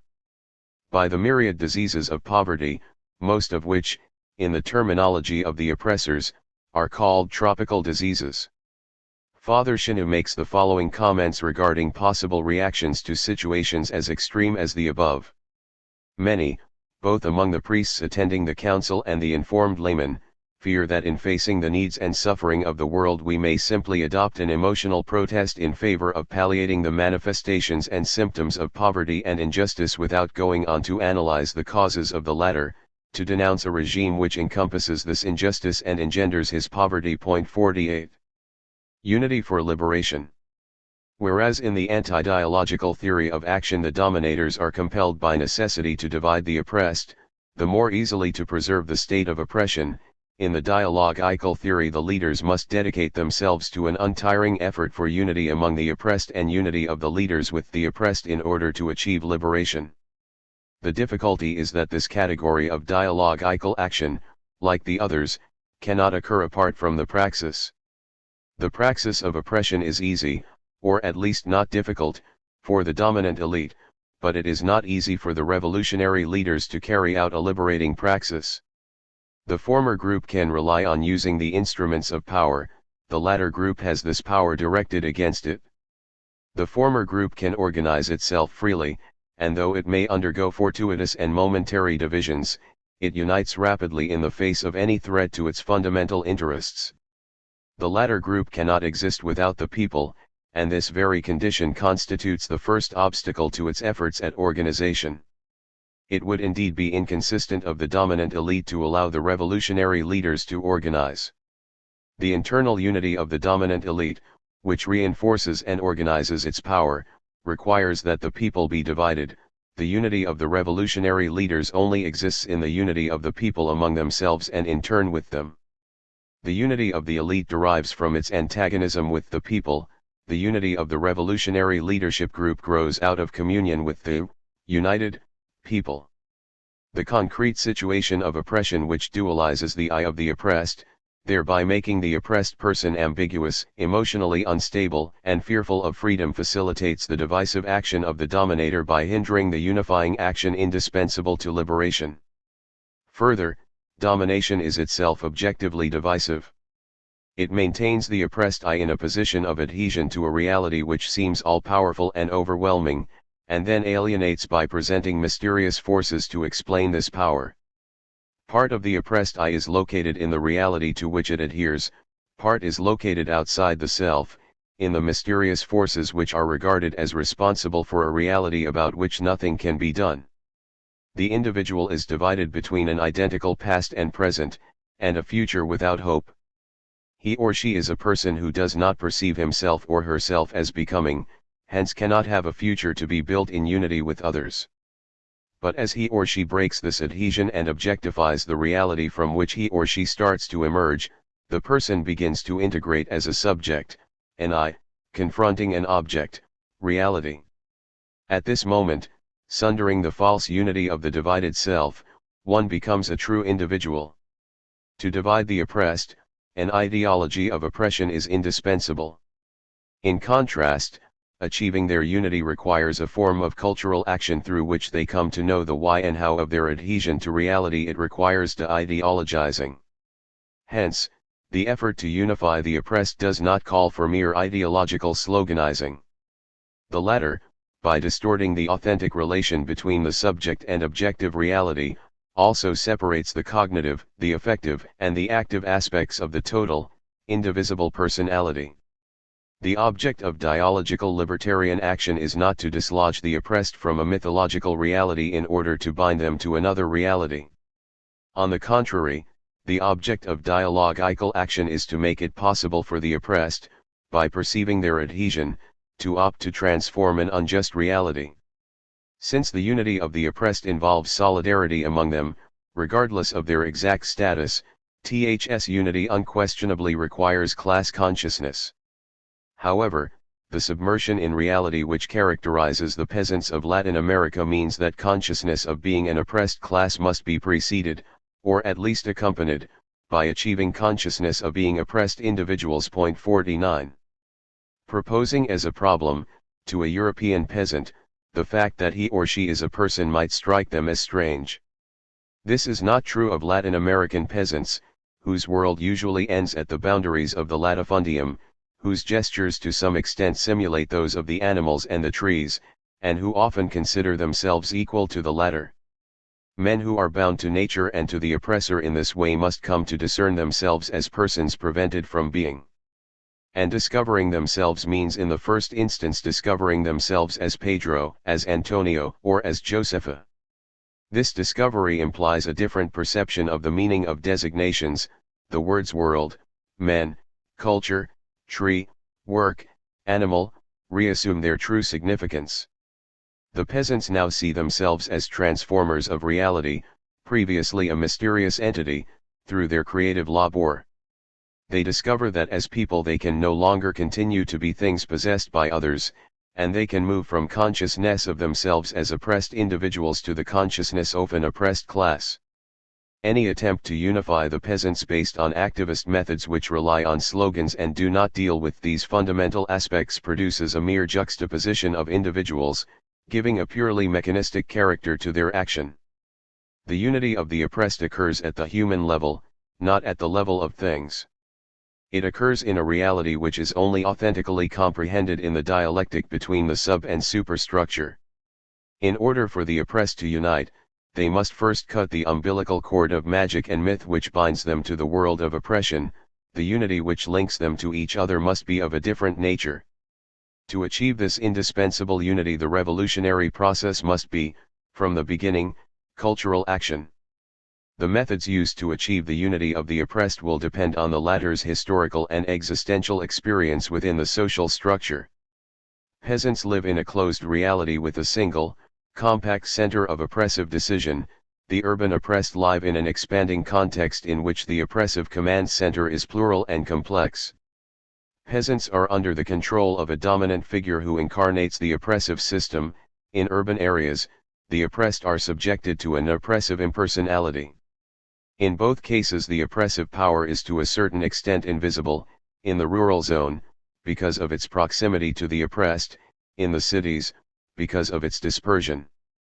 Forms of cultural action in such different situations as these have nonetheless the same objective: to clarify to the oppressed the objective situation which binds them to the oppressors, visible or not. Only forms of action which avoid mere speech-making and ineffective blot on the one hand, and mechanistic activism on the other, can also oppose the divisive action of the dominant elites and move towards the unity of the oppressed. Organization. In the theory of anti-dialogical action, manipulation is indispensable to conquest and domination. In the dialogical theory of action, the organization of the people presents the antagonistic opposite of this manipulation. Organization is not only directly linked to unity, but is a natural development of that unity. Accordingly, the leader's pursuit of unity is necessarily also an attempt to organize the people, requiring witness to the fact that the struggle for liberation is a common task. This constant, humble, and courageous witness emerging from cooperation in a shared effort, the liberation of women and men, avoids the danger of anti-dialogical control.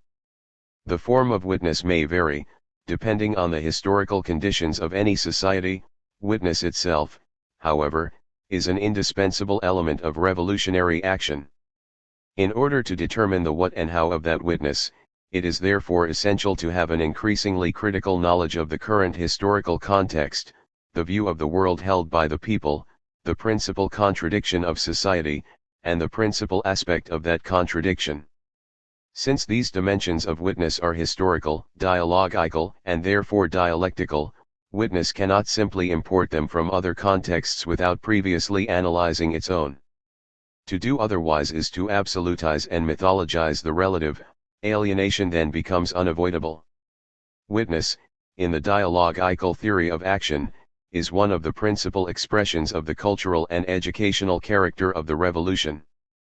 The essential elements of witness which do not vary historically include, consistency between words and actions, boldness which urges the witnesses to confront existence as a permanent risk, radicalization, not sectarianism, leading both the witnesses and the ones receiving that witness to increasing action, courage to love, which, far from being accommodation to an unjust world, is rather the transformation of that world in behalf of the increasing liberation of humankind, and faith in the people, since it is to them that witness is made, although witness to the people, because of their dialectical relations with the dominant elites, also affects the latter, who respond to that witness in their customary way.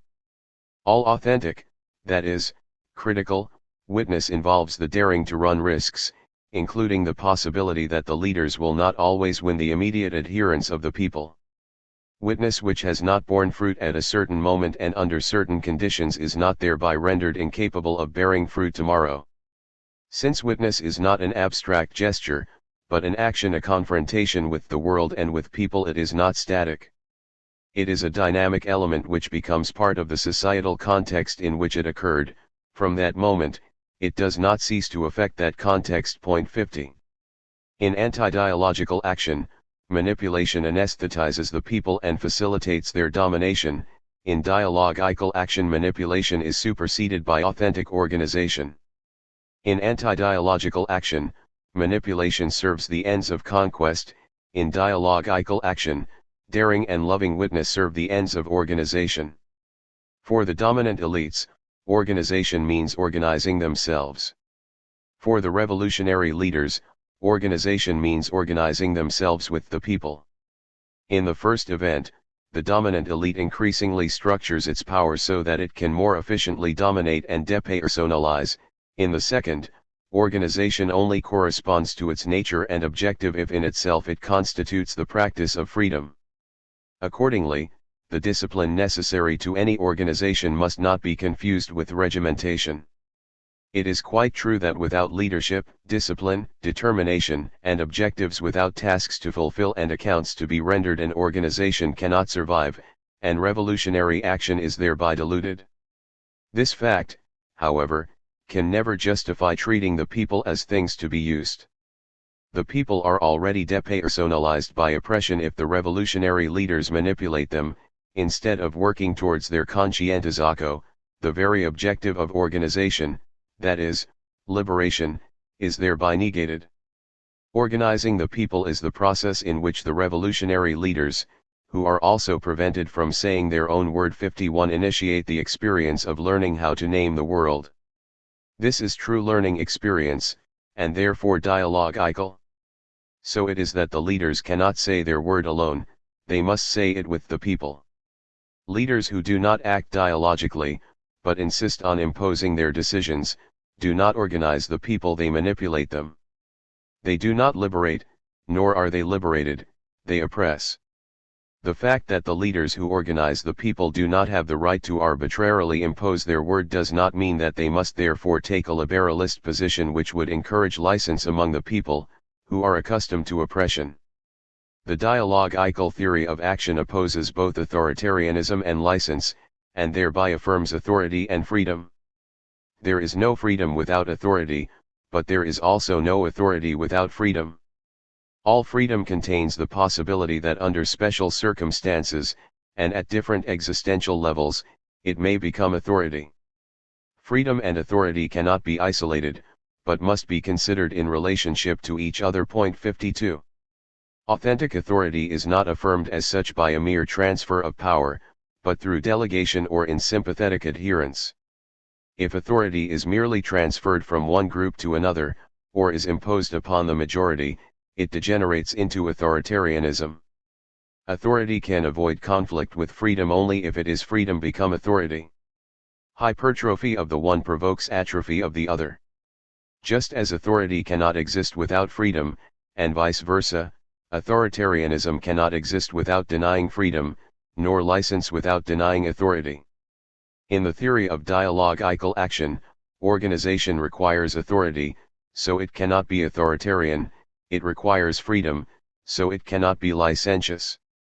Organization is, rather, a highly educational process in which leaders and people together experience true authority and freedom, which they then seek to establish in society by transforming the reality which mediates them. Cultural synthesis. Cultural action is always a systematic and deliberate form of action which operates upon the social structure, either with the objective of preserving that structure or of transforming it. As a form of deliberate and systematic action, all cultural action has its theory which determines its ends and thereby defines its methods. Cultural action either serves domination, consciously or unconsciously, or it serves the liberation of men and women. As these dialectically opposed types of cultural action operate in and upon the social structure, they create dialectical relations of permanence and change. The social structure, in order to be, must become. In other words, becoming is the way the social structure expresses duration, in the Bergsonian sense of the term. 53. Dialogical cultural action does not have as its aim the disappearance of the permanence change dialectic, an impossible aim, since disappearance of the dialectic would require the disappearance of the social structure itself and thus of men. It aims, rather, at surmounting the antagonistic contradictions of the social structure, thereby achieving the liberation of human beings. Anti-dialogical cultural action, on the other hand, aims at mythicizing such contradictions, thereby hoping to avoid, or hinder insofar as possible, the radical transformation of reality. Anti-dialogical action explicitly or implicitly aims to preserve, within the social structure, situations which favor its own agents. While the latter would never accept a transformation of the structure sufficiently radical to overcome its antagonistic contradictions, they may accept reforms which do not affect their power of decision over the oppressed. Hence, this modality of action involves the conquest of the people, their division, their manipulation, and cultural invasion. It is necessarily and fundamentally an induced action. Dialogical action, however, is characterized by the supersistence of any induced aspect. The incapacity of anti-dialogical cultural action to supersede its induced character results from its objective, domination. The capacity of dialogical cultural action to do this lies in its objective, liberation. In cultural invasion, the actors draw the thematic content of their action from their own values and ideology. Their starting point is their own world, from which they enter the world of those they invade. In cultural synthesis, the actors who come from another world to the world of the people do so not as invaders. They do not come to teach or to transmit or to give anything, but rather to learn, with the people, about the people's world. In cultural invasion, the actors, who need not even go personally to the invaded culture, increasingly, their action is carried out by technological instruments, superimpose themselves on the people, who are assigned the role of spectators, of objects. In cultural synthesis, the actors become integrated with the people, who are co-authors of the action that both perform upon the world. In cultural invasion, both the spectators and the reality to be preserved are objects of the actor's action. In cultural synthesis, there are no spectators. The object of the actor's action is the reality to be transformed for the liberation of men. Cultural synthesis is thus a mode of action for confronting culture itself, as the preserver of the very structures by which it was formed. Cultural action, as historical action, is an instrument for superseding the dominant alienated and alienating culture. In this sense, every authentic revolution is a cultural revolution. The investigation of the people's generative themes or meaningful thematics described in Chapter 3 constitutes the starting point for the process of action as cultural synthesis. Indeed, it is not really possible to divide this process into two separate steps: first, thematic investigation, and then action as cultural synthesis. Such a dichotomy would imply an initial phase in which the people, as passive objects, would be studied, analyzed, and investigated by the investigators, a procedure congruent with anti-dialogical action. Such division would lead to the naive conclusion that action as synthesis follows from action as invasion. In dialogical theory, this division cannot occur. The subjects of thematic investigation are not only the professional investigators but also the men and women of the people whose thematic universe is being sought. Investigation, the first moment of action as cultural synthesis, establishes a climate of creativity which will tend to develop in the subsequent stages of action. Such a climate does not exist in cultural invasion, which through alienation kills the creative enthusiasm of those who are invaded, leaving them hopeless and fearful of risking experimentation, without which there is no true creativity. Those who are invaded, whatever their level, rarely go beyond the models which the invaders prescribe for them. In cultural synthesis there are no invaders, hence, there are no imposed models. In their stead, there are actors who critically analyze reality, never separating this analysis from action, and intervene as subjects in the historical process. Instead of following predetermined plans, leaders and people, mutually identified, together create the guidelines of their action. In this synthesis, leaders and people are somehow reborn in new knowledge and new action. Knowledge of the alienated culture leads to transforming action, resulting in a culture which is being freed from alienation. The more sophisticated knowledge of the leaders is remade in the empirical knowledge of the people, while the latter is refined by the former. In cultural synthesis, and only in cultural synthesis, it is possible to resolve the contradiction between the worldview of the leaders and that of the people, to the enrichment of both. Cultural synthesis does not deny the differences between the two views, indeed, it is based on these differences. It does deny the invasion of one by the other, but affirms the undeniable support each gives to the other. Revolutionary leaders must avoid organizing themselves apart from the people. Whatever contradiction to the people may occur fortuitously, due to certain historical conditions, must be solved, not augmented by the cultural invasion of an imposed relationship. Cultural synthesis is the only way. Revolutionary leaders commit many errors and miscalculations by not taking into account something so real as the people's view of the world, a view which explicitly and implicitly contains their concerns, their doubts, their hopes, their way of seeing the leaders, their perceptions of themselves and of the oppressors, their religious beliefs, almost always syncretic, their fatalism, their rebellious reactions. None of these elements can be seen separately, for in interaction all of them compose a totality. The oppressor is interested in knowing this totality only as an aid to his action of invasion in order to dominate or preserve domination. For the revolutionary leaders, the knowledge of this totality is indispensable to their action as cultural synthesis. Cultural synthesis, precisely because it is a synthesis, does not mean that the objectives of revolutionary action should be limited by the aspirations expressed in the worldview of the people.